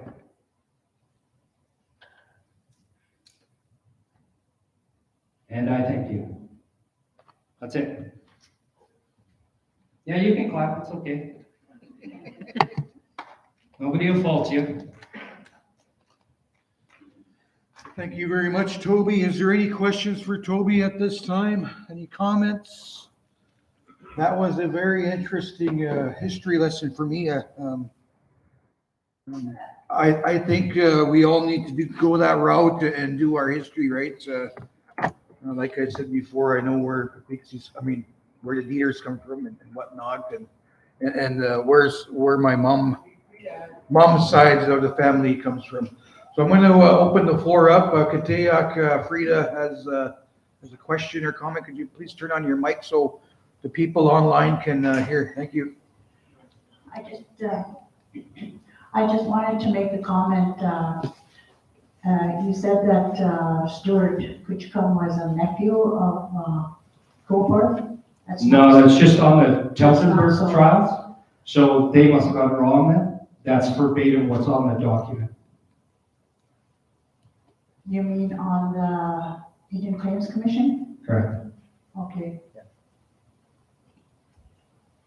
Thank you, Pat. Thanks. Pat.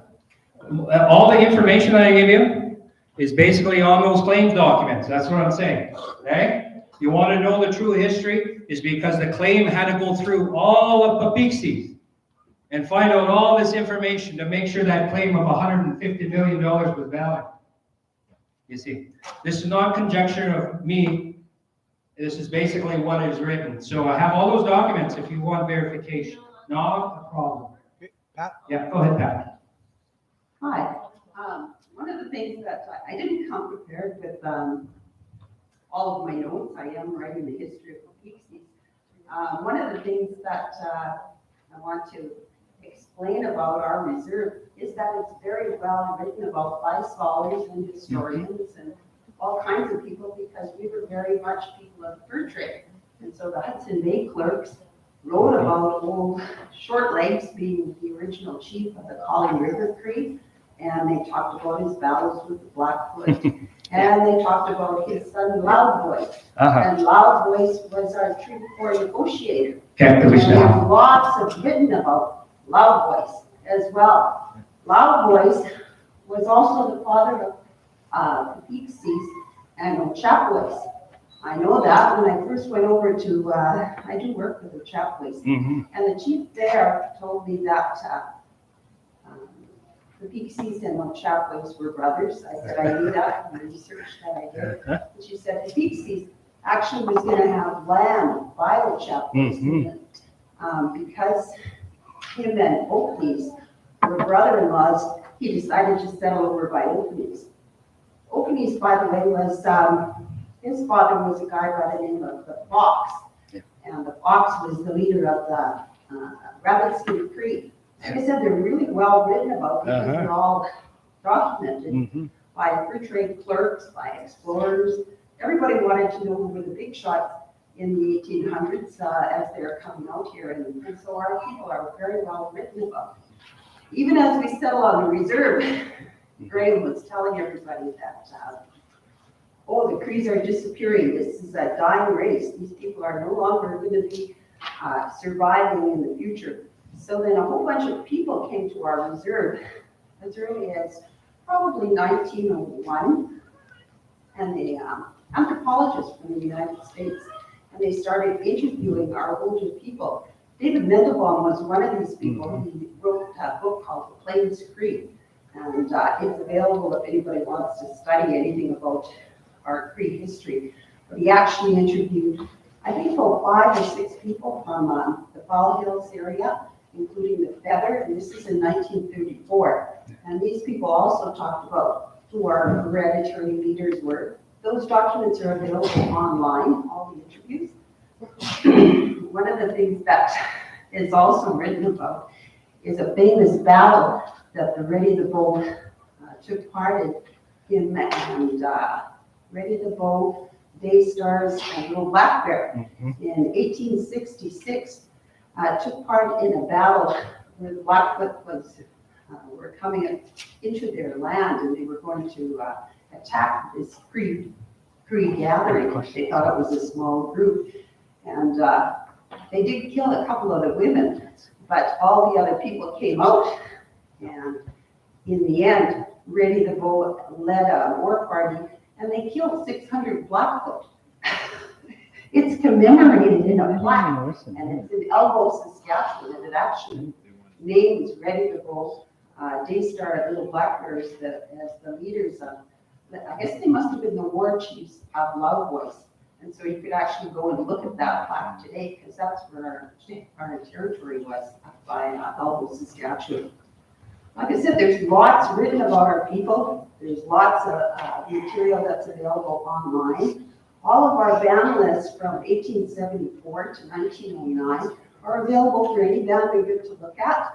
You can just look it up at Heritage Canada and type in the words Treaty Annuity. I have them all printed out. I also have them translated from Cree into English. Maybe Emily helped me with that, as well as my mother. It is coming out in the history. So lots of our stuff is available, and it is publicly available. So I hope to have it I just finished the little pre-book, got that out of the way and went to the publisher. I'm promising I'm getting the history of the Peepeekisis done. It is a pictorial history.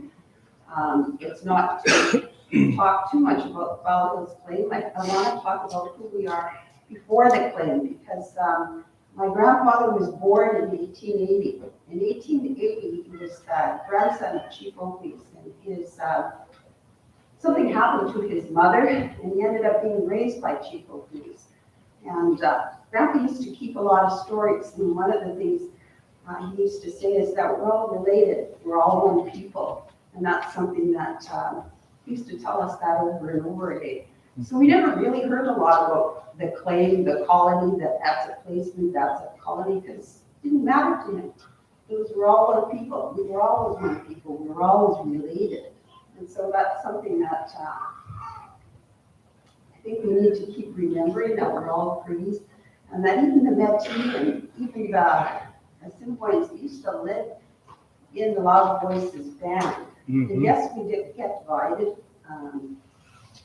But these Indian Affairs creations of the reserves, that's a small part of who we are.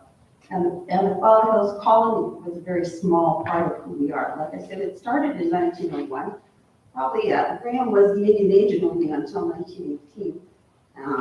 He actually lost all his power by the 1930s. And yes, he was scary. He was absolutely one that would send our people to jail.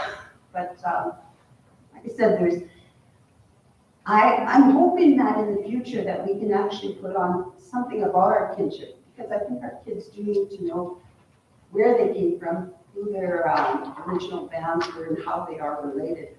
So I'm just letting you know that I'm happy to see all the genuine work. I think that's really awesome that you did that.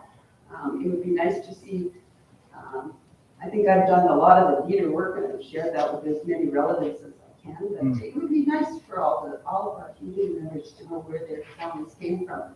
And so just thought I'd share that with you, is that some of your information is appreciated, but it is in black and white, our history. I gotta tell you that Chief Oakley's, his brother-in-law was the only one that actually wrote and reported on Treaty 4, and he was an American lawyer named Frank Leonard Hunt, and he's another reason why we know so much about what happened at Treaty 4, because he's the one that actually recorded these, and he was Oakley's brother-in-law. And he did talk about how the Métis were willing to trade, I guess, their land rights in order to enter into treaty. So lots of documents that we need to share, because our history of Peepeekisis is the history of Southern Cree Indians. And so it needs to come up. We have lots and lots of pictures as well. Like I said, because we are disappearing people, according to Graham, lots of people came out here and took pictures of us. And so we have lots of pictures of our ancestors, and I've colorized a lot of them. But hopefully we'll have some more workshops in the future and be able to finish recording this. But I guess my main message is that we are one people, and I think it's important to remember that as we continue to go forward in whatever direction we're going, and that it's important to keep our ties with people like the Chapleys, because they are related. We do know that we do have that shared history. I gotta tell you that the Fox's brother, Openis's dad, his brother was Kakawistahau, so we have relatives there. But we also have a lot of relatives from the Peepeekisis, with the Daystar people. A lot of our people were engineers there, and they do have a lot of our history as well. So just to kind of flesh out who we are, that's what I'm finding so far. So anyway, just thought I'd share that history with you. Thanks, Pat. Thank you very Just much. to reconfirm, my first wife is from Ochapowace. Fred Bear, the hereditary chief from Ochapowace. He who recites by memory is his name. And that's where I get my hereditary information as well, from the Ochapowace people. And Star Blanket is down there too. Him too, he followed us up here. Yeah. Any more questions for Toby? Any questions online? Keegan, could you? Yeah, some people are wondering where they can find your presentation and all the information you just presented. My presentation is going for $150 million. No, I got it, yeah. Literally, it's all inserts from the case files of the colony claims. So I have all of those on a USB. Anybody wants to get them from me, get my contact information, I can send it out to you. And basically, my whole presentation is from that almost. So the only other things that I brought in is our family heritage, which comes from another book of researchers called The 400 Years of Denemies. Can you state your email address? And I don't have an email address, a personal one. I have a bunch of businesses that I own. So I'll get you, here, write down my phone number. Hey, just don't call me after 7. Okay, for those listening out there, all right, here's my number, 1-306-570. Okay, Beyak, Nesu. Elma, help me, please. 1-306-570-4478. That's my cell number. You can just text it to me. I don't know if those documents, go very good on Google, but we can sure get them out to you, or you can just swing by, and I have them on USB. So we have a question?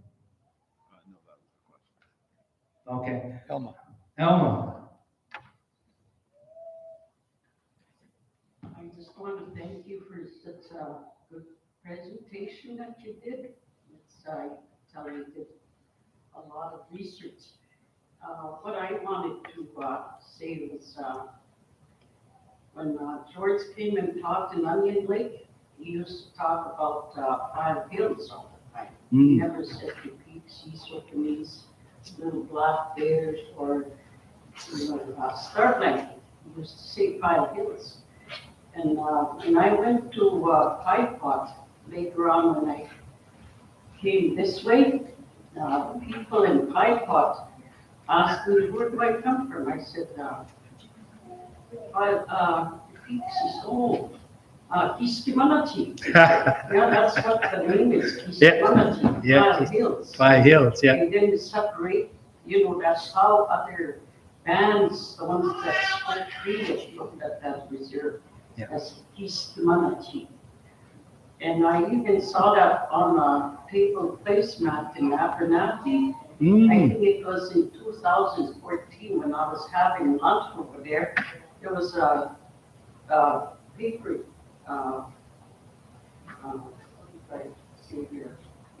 paper placemat. It was a paper one. And I saw their Kiskimanati. Even these white people knew that name, but it's only the bands. I don't hear Kiskimanati being used. Right. And it should be used because it was here before these other reserves were, like you said, divided into reserves. Kiskimanati. I always try to encourage the leaders to use that because that's, you have to carry the language. It has its own story. This is our sovereignty. Yeah, well, that's your sovereignty. You have to use the landmarks, the names that were given before Mumiao came and did the rest. Keep that in mind, Kiskimanati. Yes, we were referred to the 5 Hills people in our areas. The Touchwood people were the Chaga, the ones that have that medicine in the tree. Yeah, we're understood by our region, our territory, our group, our land, gave us our sovereignty, gave us our way of life, gives us our plants and the roots and everything that live in our area, just unique to that. So this is my presentation, and I thank everyone. Oh, I got another question. Go ahead, dear. Angie. I just, when listening to you, you're thinking about another reserve, you're talking about Indian Act versus treaty, or like I was wondering how that would work, because just listening to a tribunal that was done Yeah. Not like lately, they say that the only reserves that there are Indian Act or Land Code. And Land Code is like a 10-year agreement. Yeah. That some reserves are signing into, so. And or else like the only other reserve that they say is self-governing now is Whitecap. You're right. So, and I know that and I don't want to get into trouble for this, but I know that they're not like treaty like we are. Correct. So that's what I'm wondering, like, how do you think, or how are you proposing that you would start like another band if you're going treaty? For sure. So in 1874, when my grandfather signed treaty, he signed treaty on behalf of land that was supposed to be set aside for the use and benefit of us. This is the original treaty. And under the original treaty, grandfather also stated that there was a council, Peepeekisis, that sat under the rainbow. We're very spiritual people. We're very, very, very powerful people. We have lost a lot of those abilities, unfortunately, but we come from a very powerful people. And at this one point, grandfather said, underneath the rainbow sits all the council of Peepeekisis. And those Peepeekisis take the light beings and they place them into the nations in which they were going to be born to. And by this communication through the Aspaga, to our communicator, which for those who don't speak Nahil is our pipe, our communicator. And so as they communicated with the ones that sit under their council, they'd be sending down these ones that were unborn to our nation. It was the Keteya, the woman, that would name these child and put responsibility to them because they could see the future and they understood these ways of life. So this relationship would go on for hundreds and hundreds of years until now the council seen the coming of the Munyals and said, now you're going to be sharing your responsibilities with them. You'll bring your Aspag, your communicator, and put them to the task. They will be taking over your children's responsibility of rearing them and raising them. So you come into a pact with these people. You come into a understanding higher than just Treaty 4 as a contract and as something written down for us to now understand now, many years later. But really, when we follow the old way of life, okay, this is now known.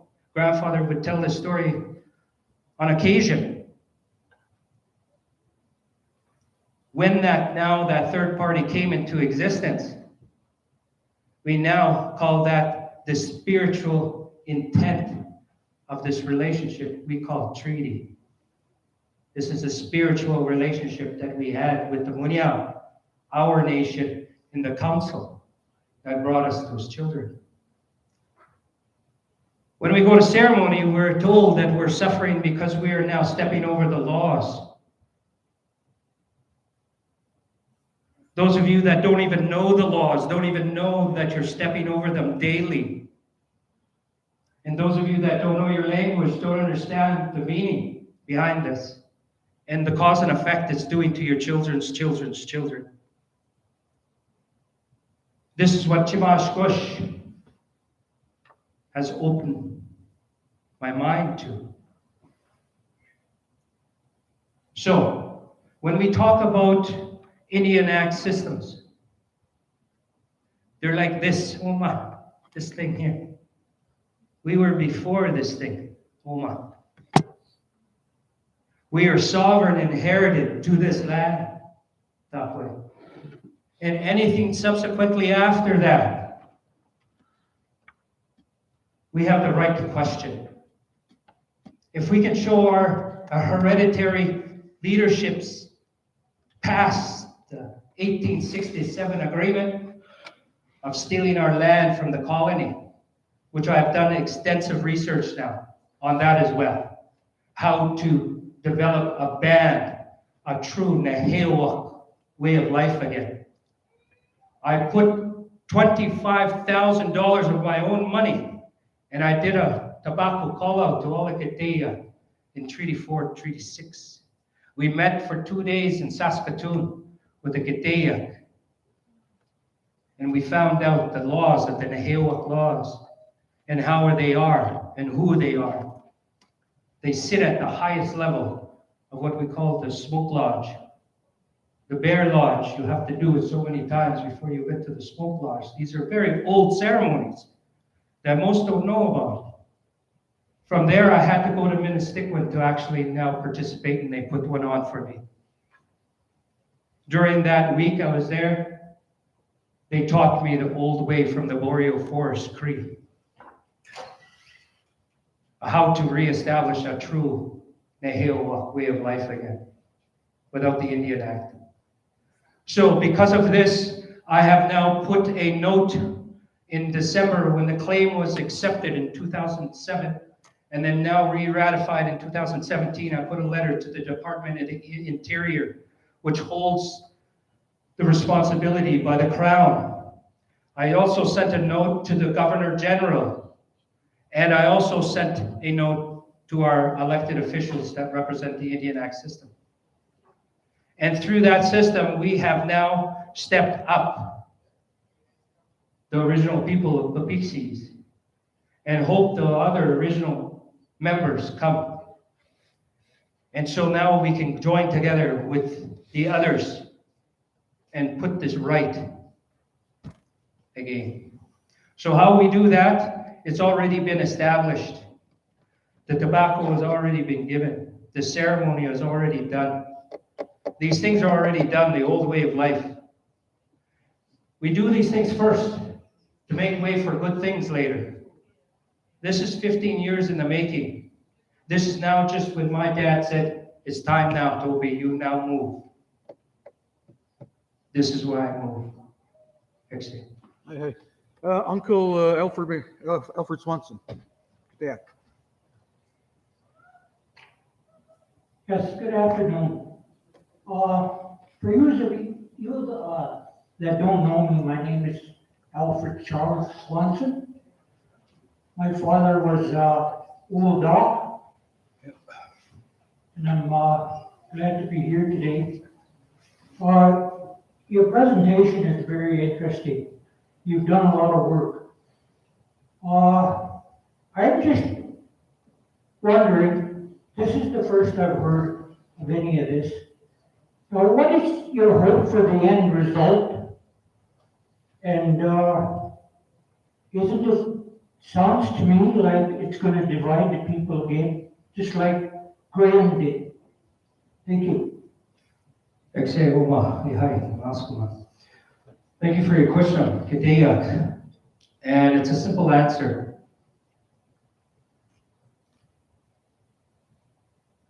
A simple answer is no. It won't divide us like Graham at all. There have been two distinct nations surviving where we live. We all know that. Whether you understand that now or you go to your Kadeyak and your family, you'll soon understand that. My grandfather Joseph, his dad Louis, his dad Pierre, my dad William, his dad William, and my dad Leo. This is why we always kind of stepped away from the Bandogs, because we knew this would come down again. Grandfather always said, someone will stand up that goes to those lodges.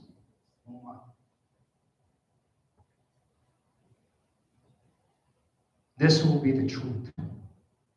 So, to Elder Swanson, this will not separate our band. Our band is already in mentally turmoil and discontent. It's happening right now. We are trying to reconcile what Graham did to our people. Reconcile that our people and your people, we're intermarried, we're one people. We're not kicking anyone off. I won't go to my brothers and sisters and say, Lee, Kiyam, this is not Nakutawin. Nakutawin. Elma, what does that mean? Relationship, family.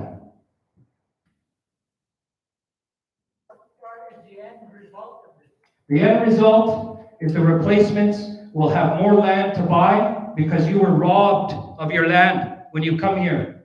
You were robbed of your people, of your family around you, to live peaceful. You were robbed of that by Graham and brought in here. We want you to be whole so your heart will be whole too. So you embrace us as brothers. What about the separation? I don't understand this. Separation. Separation is only a word Munyash used to divide us. We are not separating, but now Asha is standing up. You forgot me, nephews, grandchildren. Why have you forgotten me? I'm here. Oma, you're all here because of me. You have forgotten me. Why? For money, prestige, power? What is it? Why have you forgotten your original person in which we followed to this land? If it wasn't for the Indian Act, residential school, and greed and prestige, we would have already reconciled this. But because people can't open their mind to their heart, when you think with your mind, you get you into trouble. When you think with your heart, you empathize with a person that's struggling. Look at the people on our band that are struggling. I don't have to tell you anything about that at all, do I? Because I can if you want me to. We're suffering. There is no doubt about it. It's time to reconcile. Let Chimash Kush stand up and let his people reconcile. And let the people that were displaced to our land reconcile too. And give them a land base that they already have on Peepeekisis. We give you our grandfather's name. This is an honor to have that name. We give that to you willingly because you are a part of who we are now. Peepeekisis will forever be Peepeekisis. Chimash Kush, Oma. He's standing up now. And he's asking his grandchildren to stand up with him. So, at the end of the day, there is two reserves, Chimash Kush and Peepeekisis here. The ones that already acquired the land, and where you sit, you would now just have that Chimash Kush, Peepeekisis. We have 18,000 acres we got to get for moving forward our band. We have put in a claim now next for you for more land that you guys lost when you come here and compensation for that. Then we'll all have our hearts now full again and we can start to live as a peaceful people once again. 145 years we've been like this.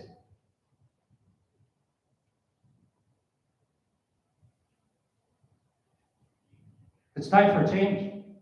It's time to move forward. Next year. Go ahead, Terry. Evelyn. Thanks, Tony, for your presentation.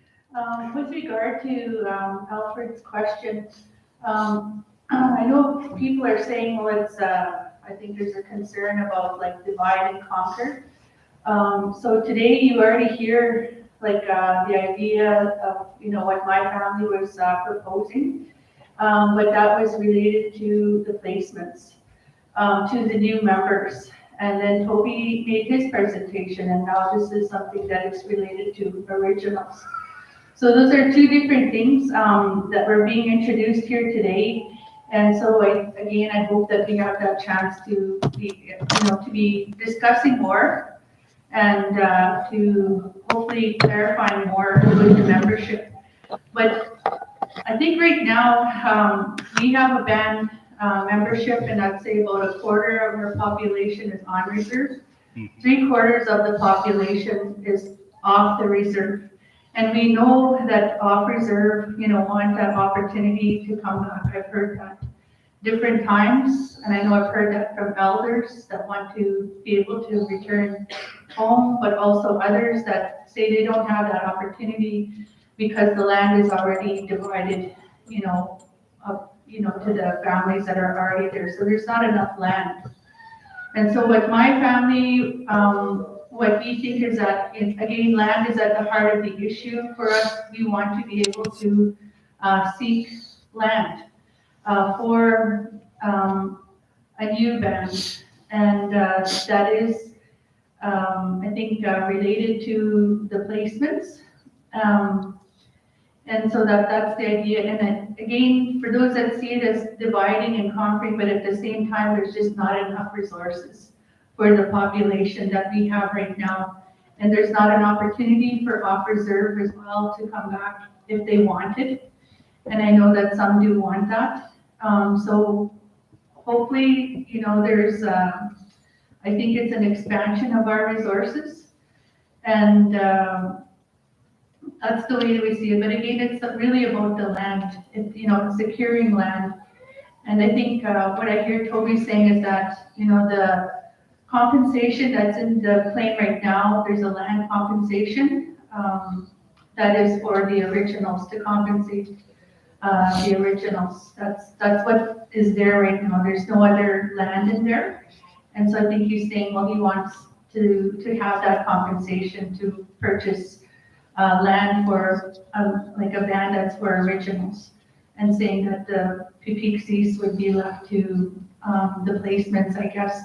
So again, that's the first time I'm hearing that today too. I appreciate that he's explained it, but it really has to go back to the people, and the people need to, I think, make up their own minds on that as well.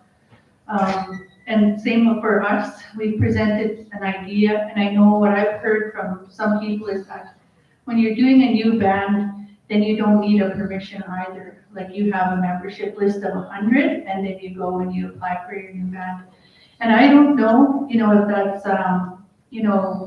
possible or not, but I do think it's an option there that, it's creating a new band. And again, seeking that land, however, and then what we've said is that we don't want to be taking existing Peepeekisis land, because that's the problem. We don't have enough land, I think, for the population that we have.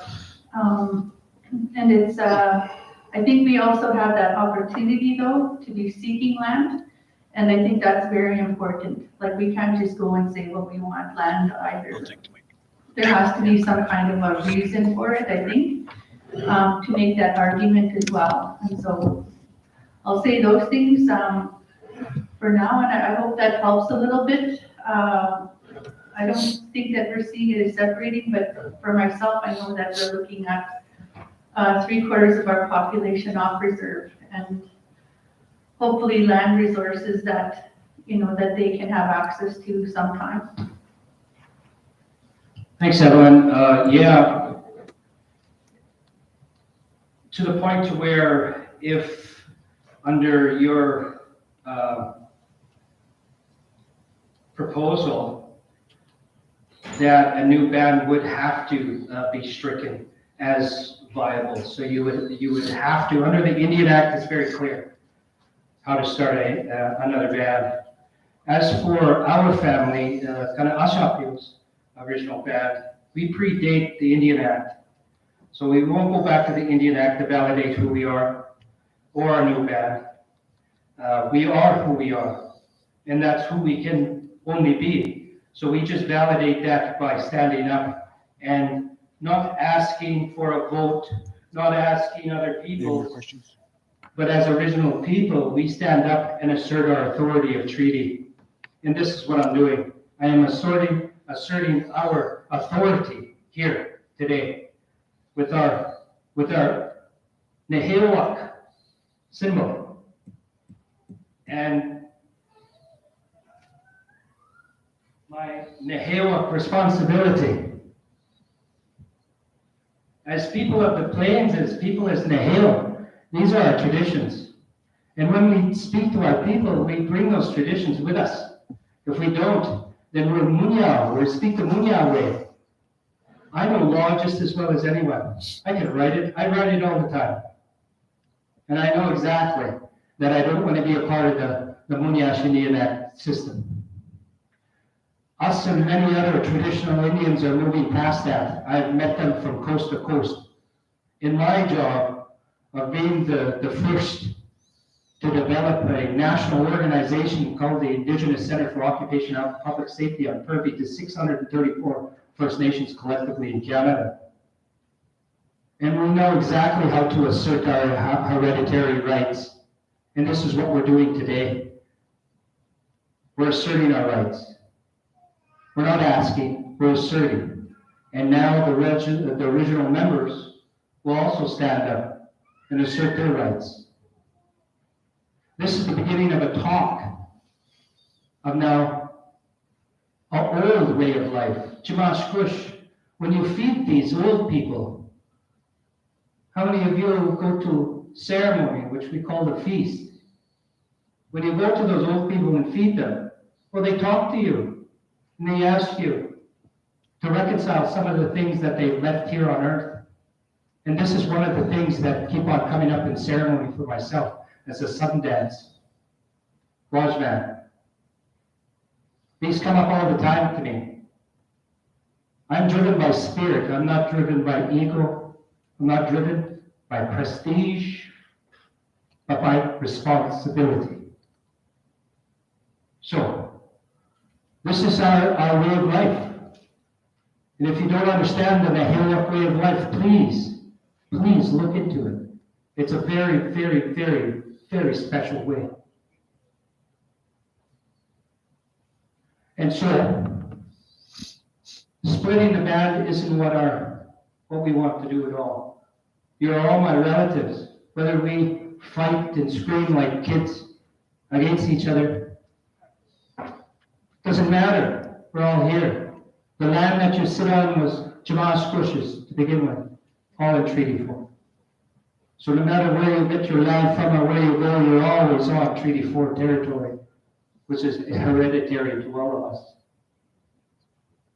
So Kiam, grandfather would say, we got to live together, and my proposal will make everyone. This is a proposal from spirit. It's not a proposal from me. Thank you very much, Toby. Evelyn again. Yeah, I would just like to clarify also that the reason that we're doing things also in my family and the way that we do things is because it's the way that we see to stand up for treaty, and that's what we're trying to do as well. That's always been important to us, and that's what we're trying to do at the same time here. So I just like to make that clear. Thank you. Thank you, Evelyn. Is there any more questions, comments? I can see Katayak, Lillian. Could you come up to a mic so our members on the online could hear?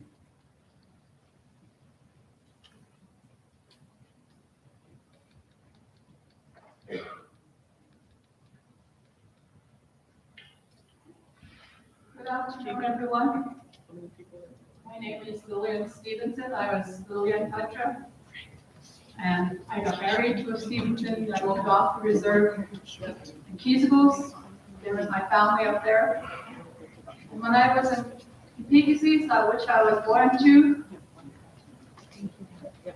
I believe that Peepeekisis was my home and always will be. And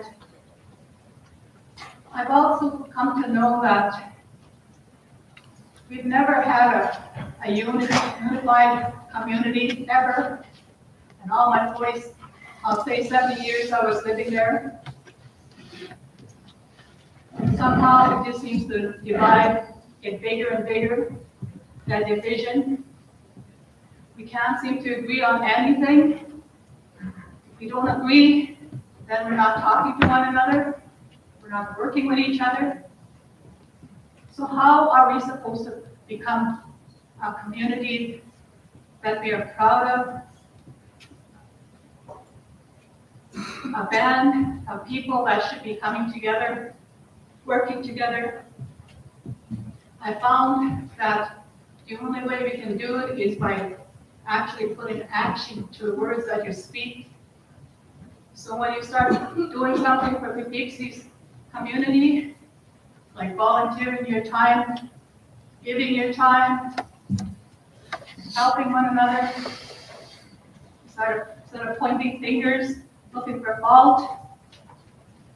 We have laws we passed, and since that law was passed, all we ever heard, I heard, was how wrong it was, how the people had no respect for one another. We passed a law that most of the people bring down, tear apart, because it didn't suit them, because of other, I suppose you can say, situations they call dividing their membership by not allowing them to be there. You know, we just keep looking for fault. We can't even praise our people that work in the band office. We find fault with them. They were hired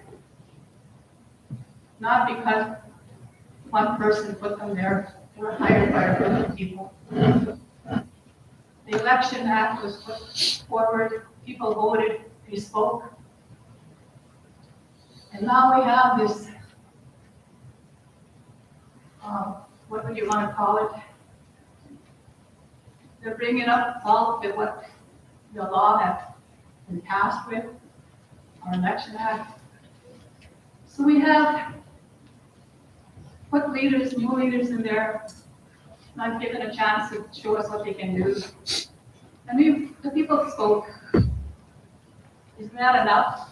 Do we have to continue to find fault with every little thing we do in the Peepeekisis? I believe that everybody has a gift of intelligence, wisdom, knowledge.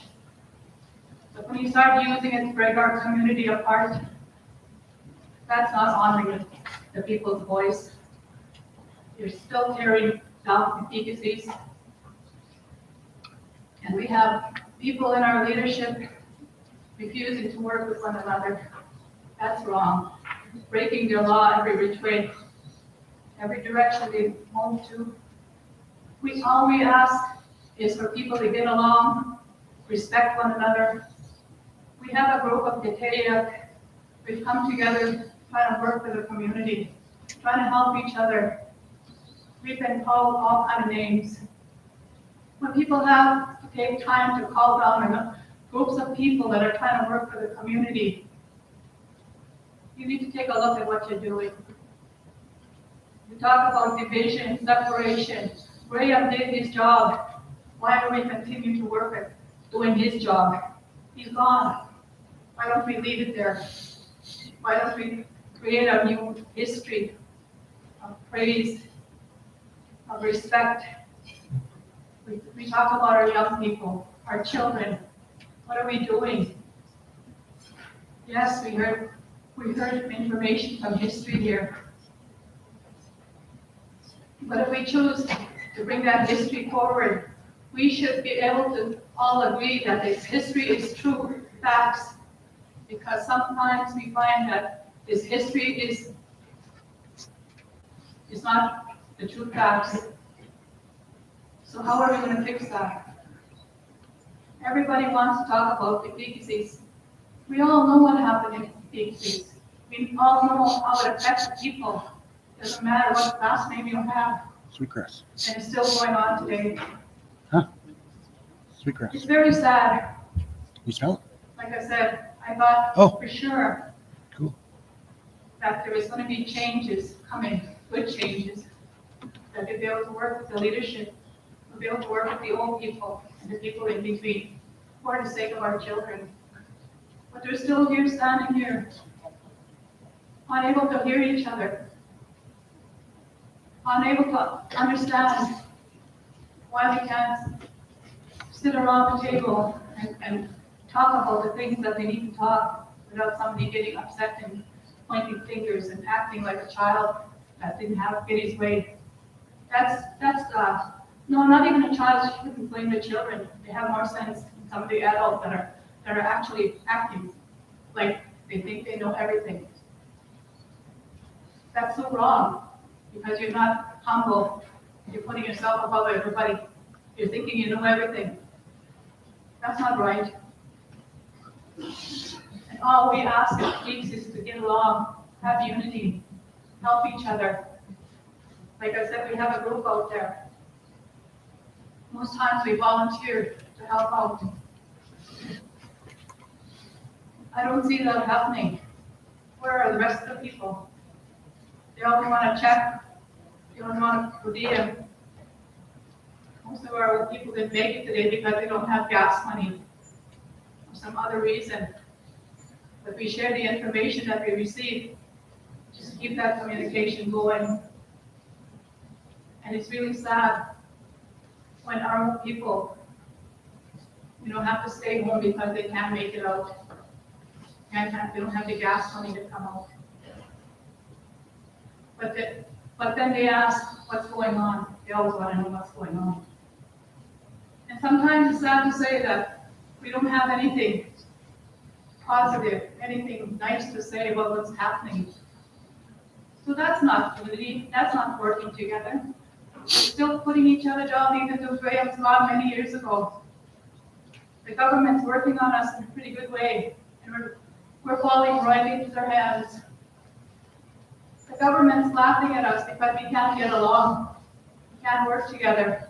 We can't sit around here like we're doing today and bring the rest of the community together. Because some people are sick and tired of what's going on. They don't give a rip. They don't give a shit about what's happening. Because our people are falling into the hands of the government, and the government don't give a rip either. They like to see us fight, tear each other down. And that's so, not what our ancestors would like to see, I'm sure. We know they were good people. We know they had the strength and courage to stand up to the government. Why can't we in a good way? Why can't we stand up to the government and voice our opinion on what's happening to the people? Why can't we stand behind each other instead of looking for fault, instead of tearing each other down? Why can't we do that? To me, that's the solution we should be looking for, not look for fault in everything that's happening.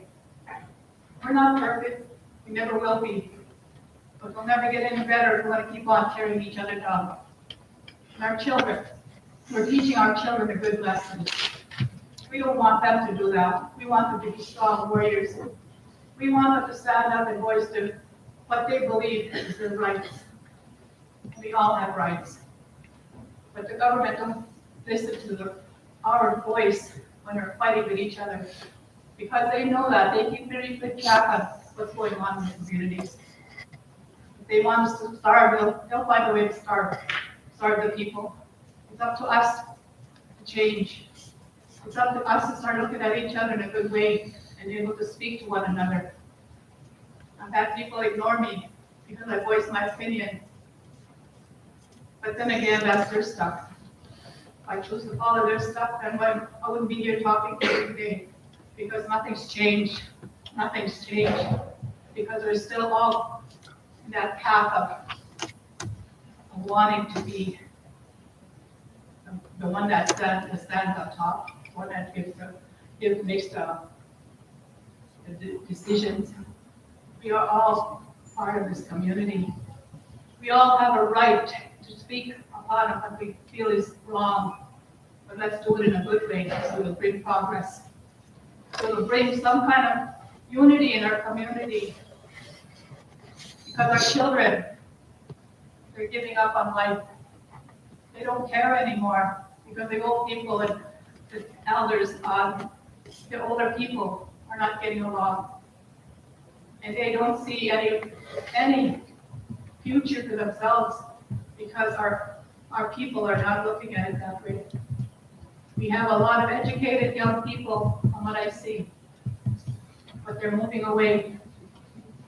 They don't want to live amongst the people that are always fighting, not getting along. Like I said, I'm 74 years old, and I hope I can see some change in a short while here, because the way with this appeal coming up, why? The people spoke.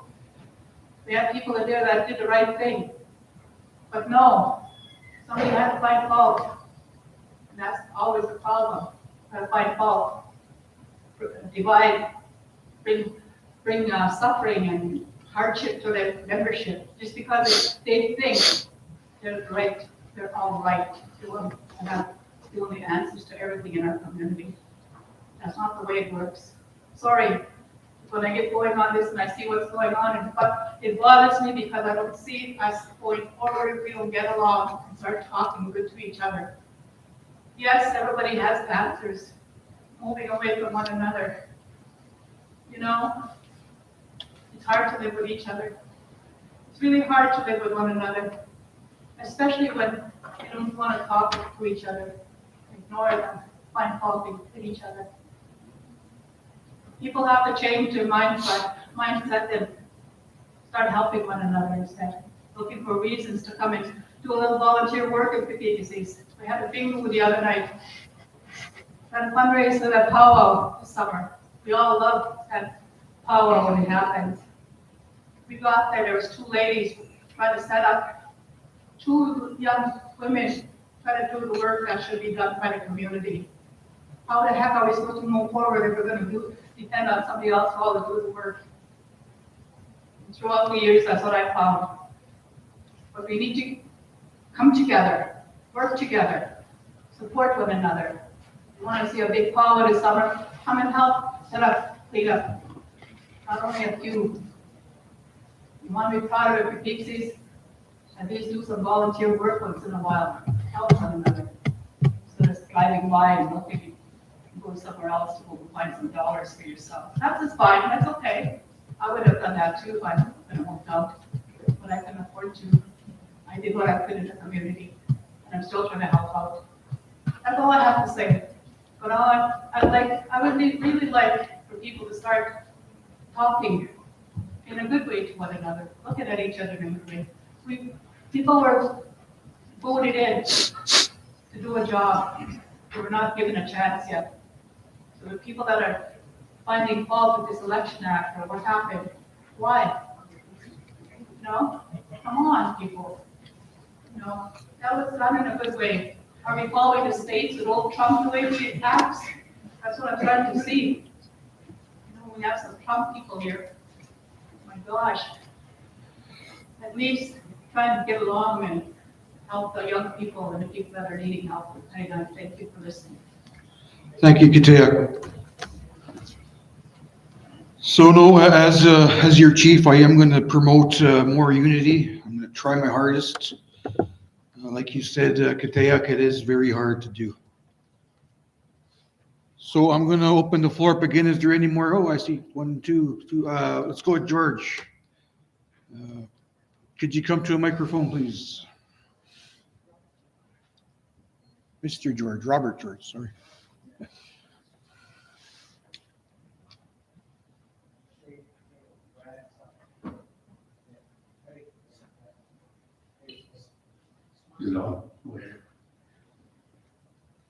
Good afternoon, everybody. My name is Robert. Adopted name is go by George, but I still registered as Robert Shavetail. I was registered in Peepeekisis up till 1984, and then when Morley was chief, he asked me to transfer over to a Chapways. Little did I know at that time that I'm kind of moving away, but realistically, my roots are still in Peepeekisis because that's where my mother and my mushrooms, all the way up to my lineage goes right back to time.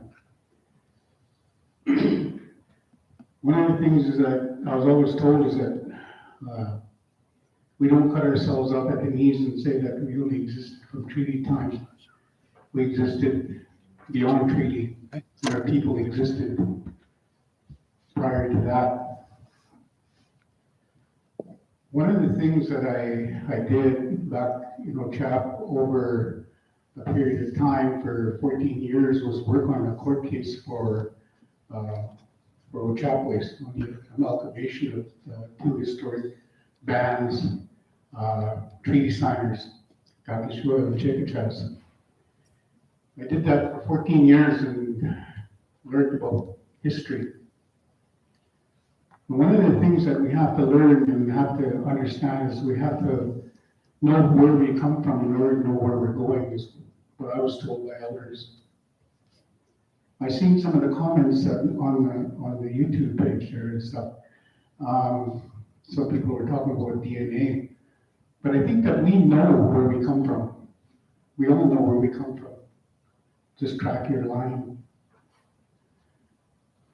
Peepeekisis and JJYO were related.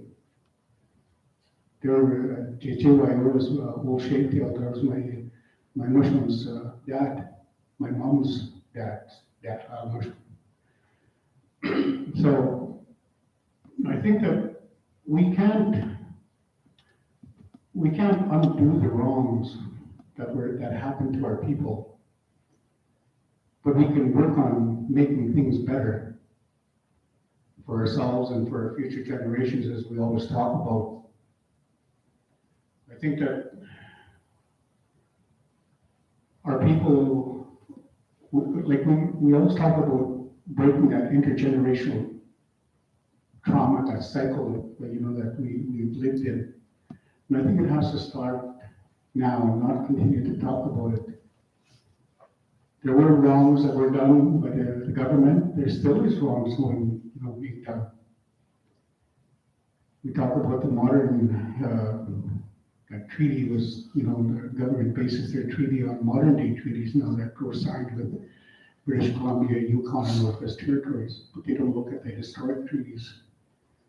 So I just thought I'd come and be a part of the discussions, learn, because I don't know everything. Extremely, I know nothing. I have the opportunity of kind of sitting in with the elders of the Peepeekisis over the course of the summer on a few occasions, to listen to them and to make that connection back to the community, because that's where my relatives are. That's where the ones that have gone on are buried up in the northwest corner. So I know that's where I'm from. And I always maintain that way, that connection. Now that I'm at that age where I told Toby I carry a pipe. I carry actually 3 pipes. One is I just got gifted with my late Uncle John's pipe. And I never knew he had a pipe. My Auntie Shirley said that he did. So she passed it on to me. So I'm very proud to carry his pipe. We're always told that pipe leads the way, and that any discussions that we talk about, so that there's no disrespect or anything, I think that pipe should be present at all times in respect to everybody. And there's still a lot of unfinished business that has to be done. I remember, like I said before, the stories that my mom told me, the stories that we talked about those, the amalgamation or two bands. She talked about the colony and Peepeekisis. She shared lots of where we used to hunt, where my Muslim used to hunt, where he had his house, his little homestead. So every time I go back to Peepeekisis, I always drive by there and go, I feel proud that's where my Muslim lived. But I look back at history and the things that Graham and the department did, kind of disgusted me. So that's why I kind of turned myself around to start looking at history and how I can be of help to whatever has to be done as part of the stories. I follow that ceremonial way of life.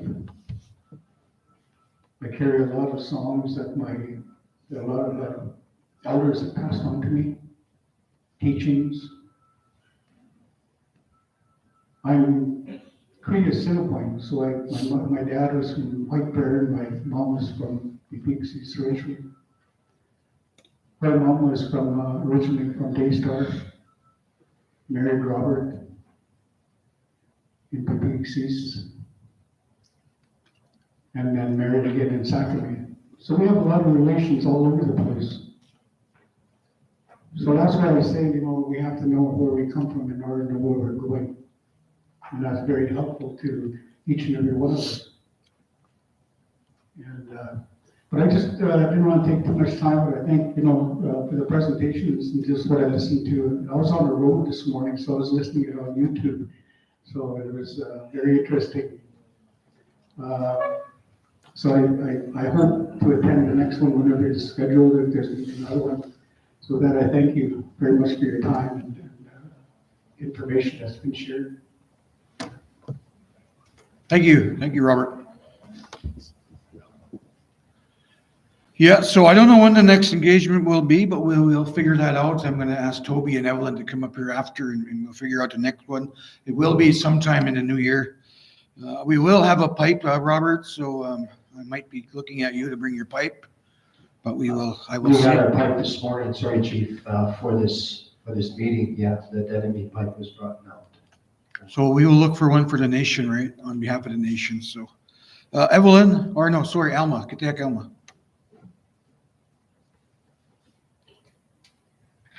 I might be talking lots today, but That's okay. I think I'd like to thank everybody. I'd like to thank the ones that were presenting right through. I know it's disturbing, to talk about these things, but it has to be talked about. Especially nowadays, the land is very important. The government is selling our land to other countries, that have no business here. I think our indigenous or Nehio, of this land should be taught about first. Itaskino, Iano, Imihusia, Mamutali, Mawigimiguya. The Creator gave us this land, that's why we're situated here. It shouldn't be sold to Muniao outside of this country. And it's important that this land be talked about. Mios, and there's nothing bad about it. It's, we have to think of the people that are homeless on the streets, our own people that have no homes to go to. We have to be more open-minded, to think outside of the box, like they say. They have no reserves to go to, and if they do, they have no homes there. And those are teachings, to think of everybody. I think this is what this is about. It's not to bring fighting or, to bring hate or anything like that. I think it's to bring people more together, to be more inclusive. Follow those teachings like we were given. No questions. We were given those laws to follow. It's not just for one person or one reserve, it's for all of us. And I think that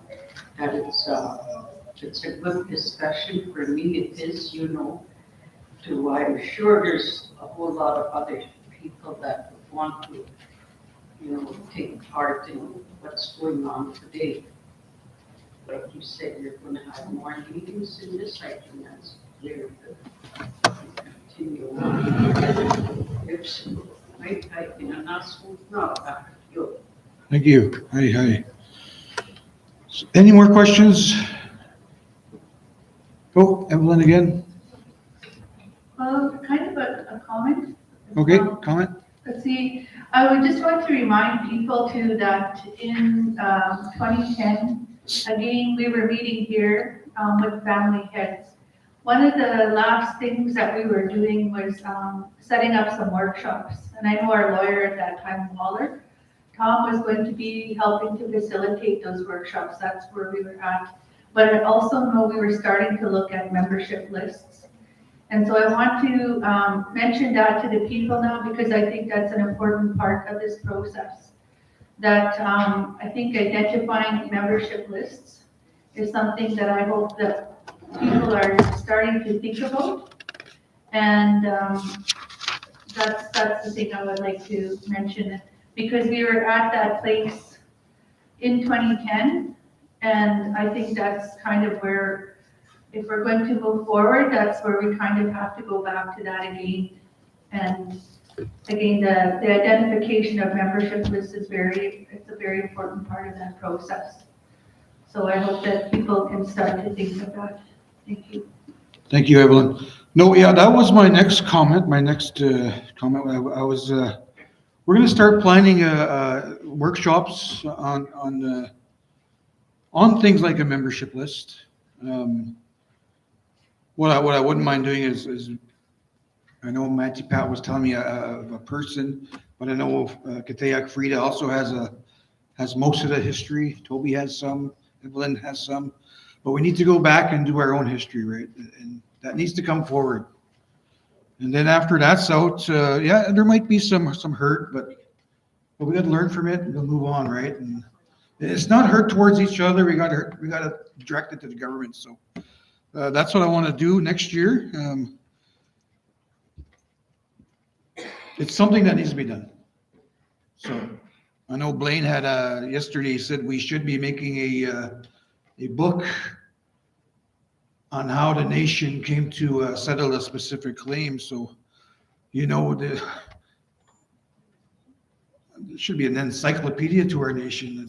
There's so much history and the events that happened throughout time. So I don't know who to look for that, but we will be asking around. So is there any more questions before we close this part of the meeting down?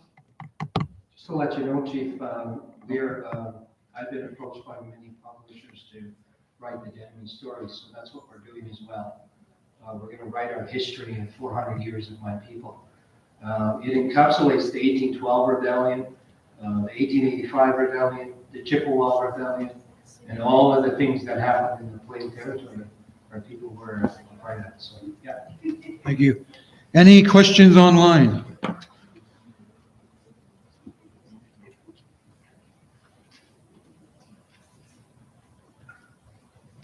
None online. I want to thank everybody. I'm going to close this part of the meeting down. I want to thank Evelyn for, one more question for Melinda.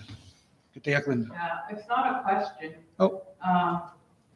I just want to thank everybody for attending this meeting today. It was very interesting. I go out and I come back in. I had other things to do.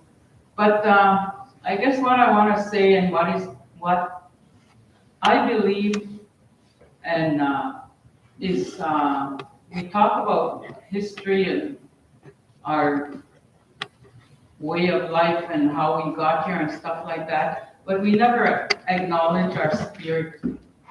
And to me, that's what I was taught. We are spirit people. And that's the way we should be thinking instead of what they did to us and stuff like that. They always tell us, let's get over it. And that's what I want to do. I want to get over it and move on. I want my grandchildren, my great-grandchildren to have a good life, to live as one nation. That's who we are, one nation. I don't care how we got here or where you came from, but you're all Peepeekisis now, and we're one nation, and that's the way we should all think. And as spirit people, you know, we are spirit people. You need to know who you are before you can move on. And that's what we forget here. We forget our teachings. You know, we got to start teaching our young people who they are, where they came from. And that's what you have to do before you can move on. And lots of us sit here as old people and we don't even know where we came from or who we are. That's what I always say. My name is Ikwega Gaganunata Ligukana. That's my spirit name. It means woman who speaks to the clouds. And I was given that in a vision.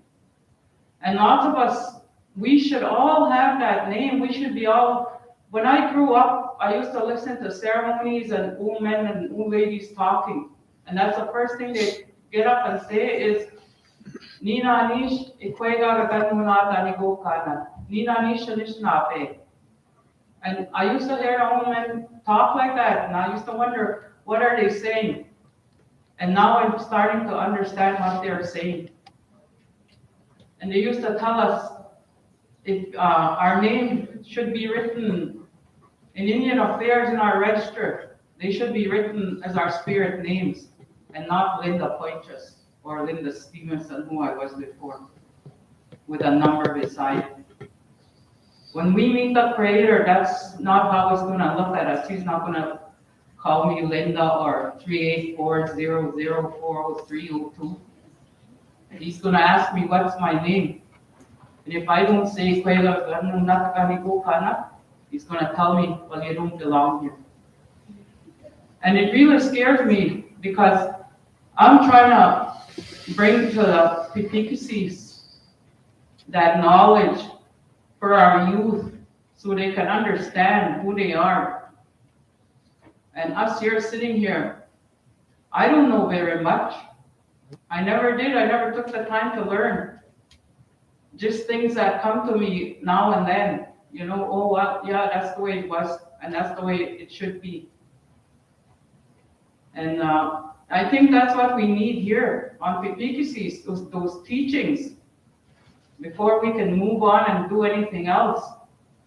Like lots of us here don't understand the treatise, and that we talk about treatise. You know what a treatise says this, the treatise says that. Do you really know what the treatise says? You know, our ancestors were not very smart or educated, and that they knew what they were doing. They looked after us. Still today, everything they put in there, we're living on it. It's our own leaders today who are getting rid of everything that the Moon people did for us. And that's something else we have to watch. And that's why I say, you know who you are. We're spirit people and we need to live that way. We need to know them 7 teachings.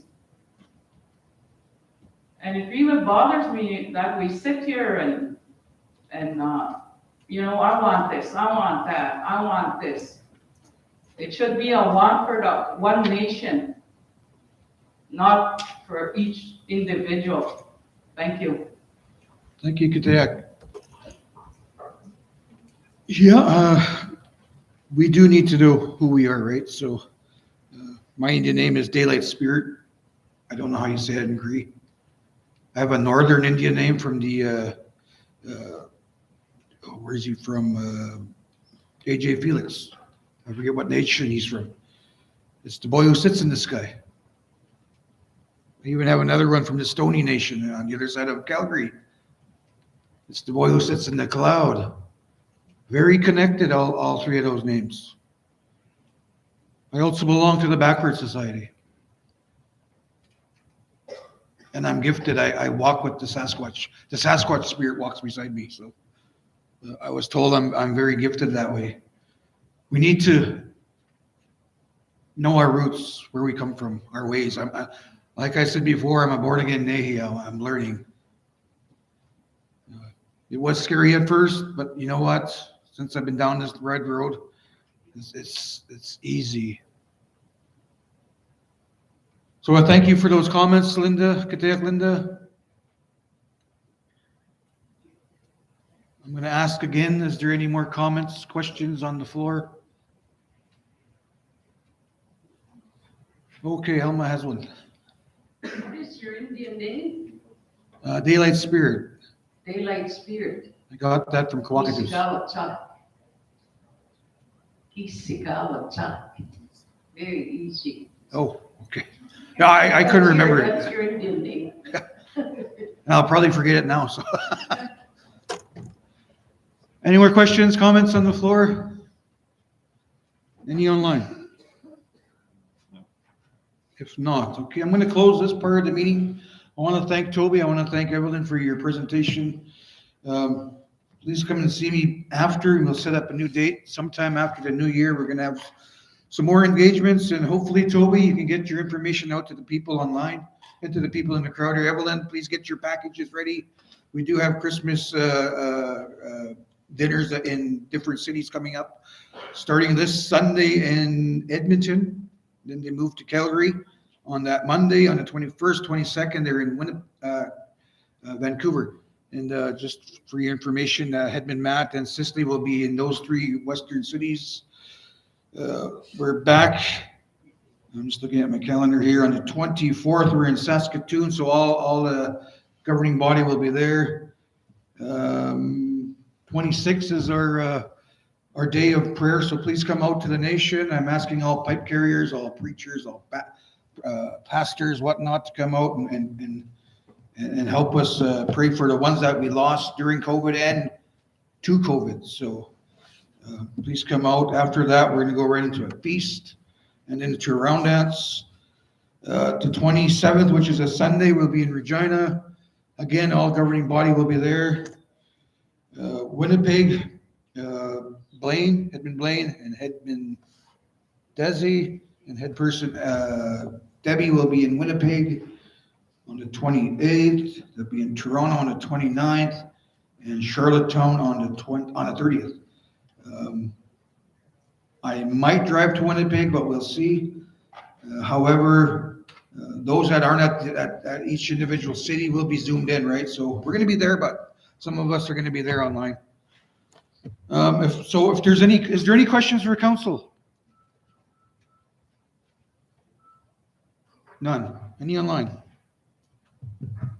None. I'm going to start with our newest head person, ladies first, to come and address the members here and online. Just come and address. Get used to it. You got to do it. So.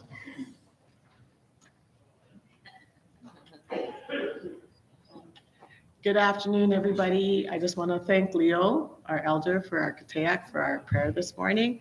It has been a very interesting day in regards to the expansion is what I call it. I don't call it the separation, as I don't believe that we should be separating at this time. I just want to thank everybody for coming out. I want to thank Ev for her explanation and her request. I also want to thank Toby for the extensive history research class we had today on Peepeekisis. So thank you so much for that. It's good to see everybody and everybody that's expressed their concerns. And, this is a great starting point, I guess, when we move forward. I'm not sure where this is going to go, but it's going to be up to the members to decide on what they want with this. So with that, I just want to thank everybody for the opportunity to be here and to be representing Peepeekisis Cree Nation. And I look forward to working with everybody and to supporting our members at all levels, on and off the reserve, with whatever endeavors they want. So with that, thank you very much, and I wish everybody good evening, safe travels, and we are off to negotiations this week, so wish us luck. Thank you, head person.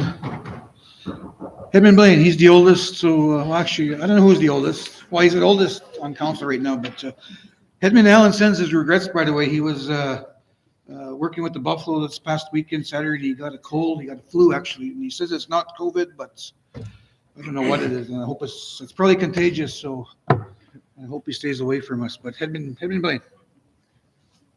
Thank you for Moshe Melder there for saying the prayer this morning. I thank you, the Creator, for this beautiful day that He's created for us. I sit here thinking, and when I was told, one of my platforms is to open my ears, to listen to the people, what they bring forward, to listen to Evelyn, to listen to Toby. So much information is coming to me, listening. I said, and I sat, listened to Frida as well. All this information that we take on. We have to sort this out in a good way. I too, part of my family comes from Sakamay. Part of my other family comes from here. So like I said, I don't understand when you say when you want to separate, because like some of our family now are from here and we're all mixed together as relatives. So I don't know where that line you say where replacements or originals are anymore. I was told all the originals and placements are gone now, but we're all related here.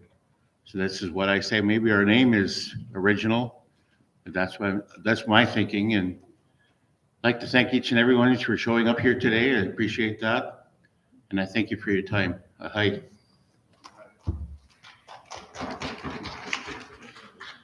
Thank you, Headman Blaine. And also had regrets for head person Debbie. She had an appointment she had to get to right away. So, but she stayed for, well, I have to say she stayed for the whole day. I'm gonna look at head person, our headman Desi to come up and address the crowd, please. He's next in line.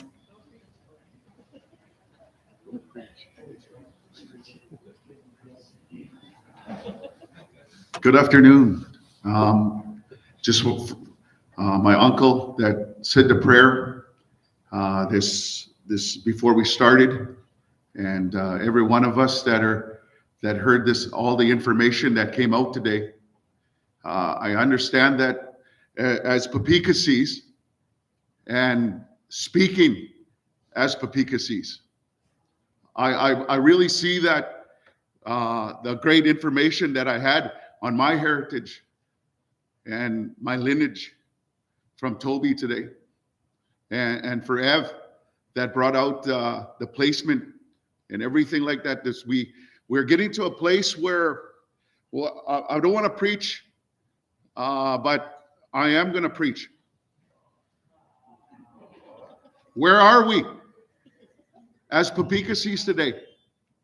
You know what? There are some great things that have happened here today. Good things happened here today. But you know what? We need to bring this back to the circle here.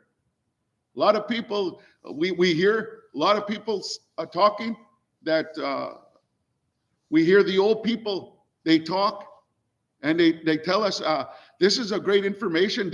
Our school should be hearing this. This should be taught in our classes, because a lot of times where we are is we don't know where we're from. We're lost. We're a lost people. And today, as we speak as Peepeekisis, we need to come and have the understanding, where do we come from? Where do we come from? Where do we understand Graham? Where do we understand our nation before even 1874? Where are we? Who holds the pipes? Who holds the voice for Peepeekisis? This is the time we're coming. This is the time that we have to come together. We got to move out of our elementary levels, guys, and start maturing. We come to a place where we're still arguing our point because we're still in an elementary level. We need to move into that maturity where we can come together and leave the same way we came. Because a lot of times, some people are angry with one another after meetings like this. People don't want to even shake hands anymore. They come with their own point. And if they don't get that answered, they leave upset. We've got to mature. Peepeekisis, we need to mature. I'm not giving heck or anything like this. I need to mature. But as a elected person of Peepeekisis, a lot of times I never thought I would be coming into something like this. I thought we would be united. And I'm just going to be honest. I don't speak from my mind. I speak from my heart.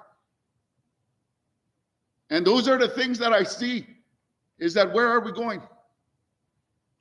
Where are we going to go with this? It has to come to an education. Everybody has to be educated here. Everybody has to have the inherent rights. Everybody's got to know where my lineage, I just got a good information of where I'm coming from. And I'll guarantee you that today, as every one of us, I thank everyone that we're all connected here in some way. We're all connected. Peepeekisis is all connected. You might not look as good as me. No, just kidding. But I'll tell you that today, where is Peepeekisis going? I'm here. I heard it from the elders. A lot of times don't just speak. Begin to sit back and listen and to hear what Peepeekisis really is. So with those words, I want to say thank you for the prayer. Thank you for all the Katayak. I want to say all Peepeekisis that are here. You know what? Let us grow. Let us be united. Thank you. Thank you, Hedman Des. Yeah, no, yeah, we all need to, like he says, we all need to know where we come from. Like I told you before, I know where my Dieter clan comes from. I come from Okanese, and just recently, my mom gave us a revelation that she's not really a Tucka now. She's a Kuchikam. So that was a shock, and I accepted that. So all this time I thought she was from Okanese, but I guess not. I want to ask Hedman Matt to come up. He's the baby of the council now. I remember one time when I first got elected, I was. So now I'm old. Matt. Hello, everybody. Hopefully you can hear me. First off, I'd like to thank everybody for being here with us today, right? We're all sharing this room, sharing our feelings, sharing the information.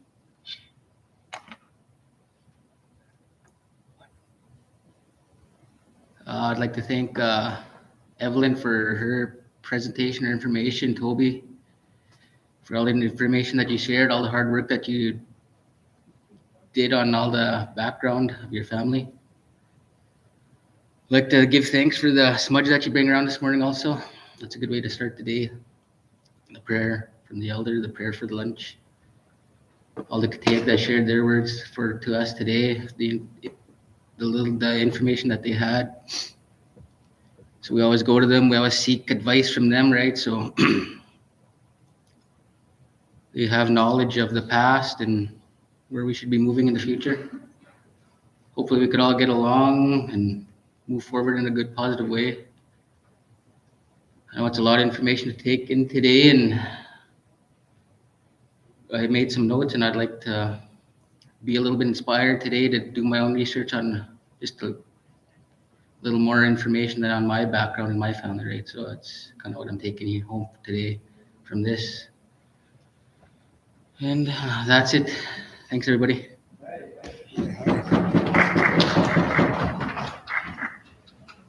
Thank you very much, Hedman Matt.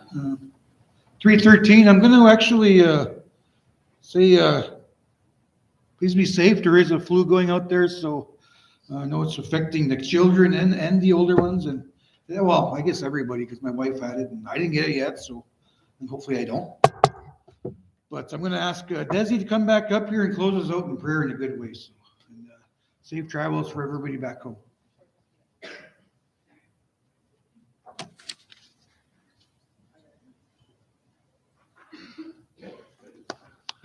Lord, we thank you for this time that we have come together. Thank you for our nation. Thank you for our Katayak. Thank you for the prayer that was said this morning, and everyone that they have traveled here and traveling mercies upon them as they travel. Thank you for our nation. Thank you for our people. In Jesus' wonderful name. Hi, hi. Hi, hi. All right, guys. Have a good evening. Have a good weekend. We'll see you again. Onliners, we'll see you. Thank you.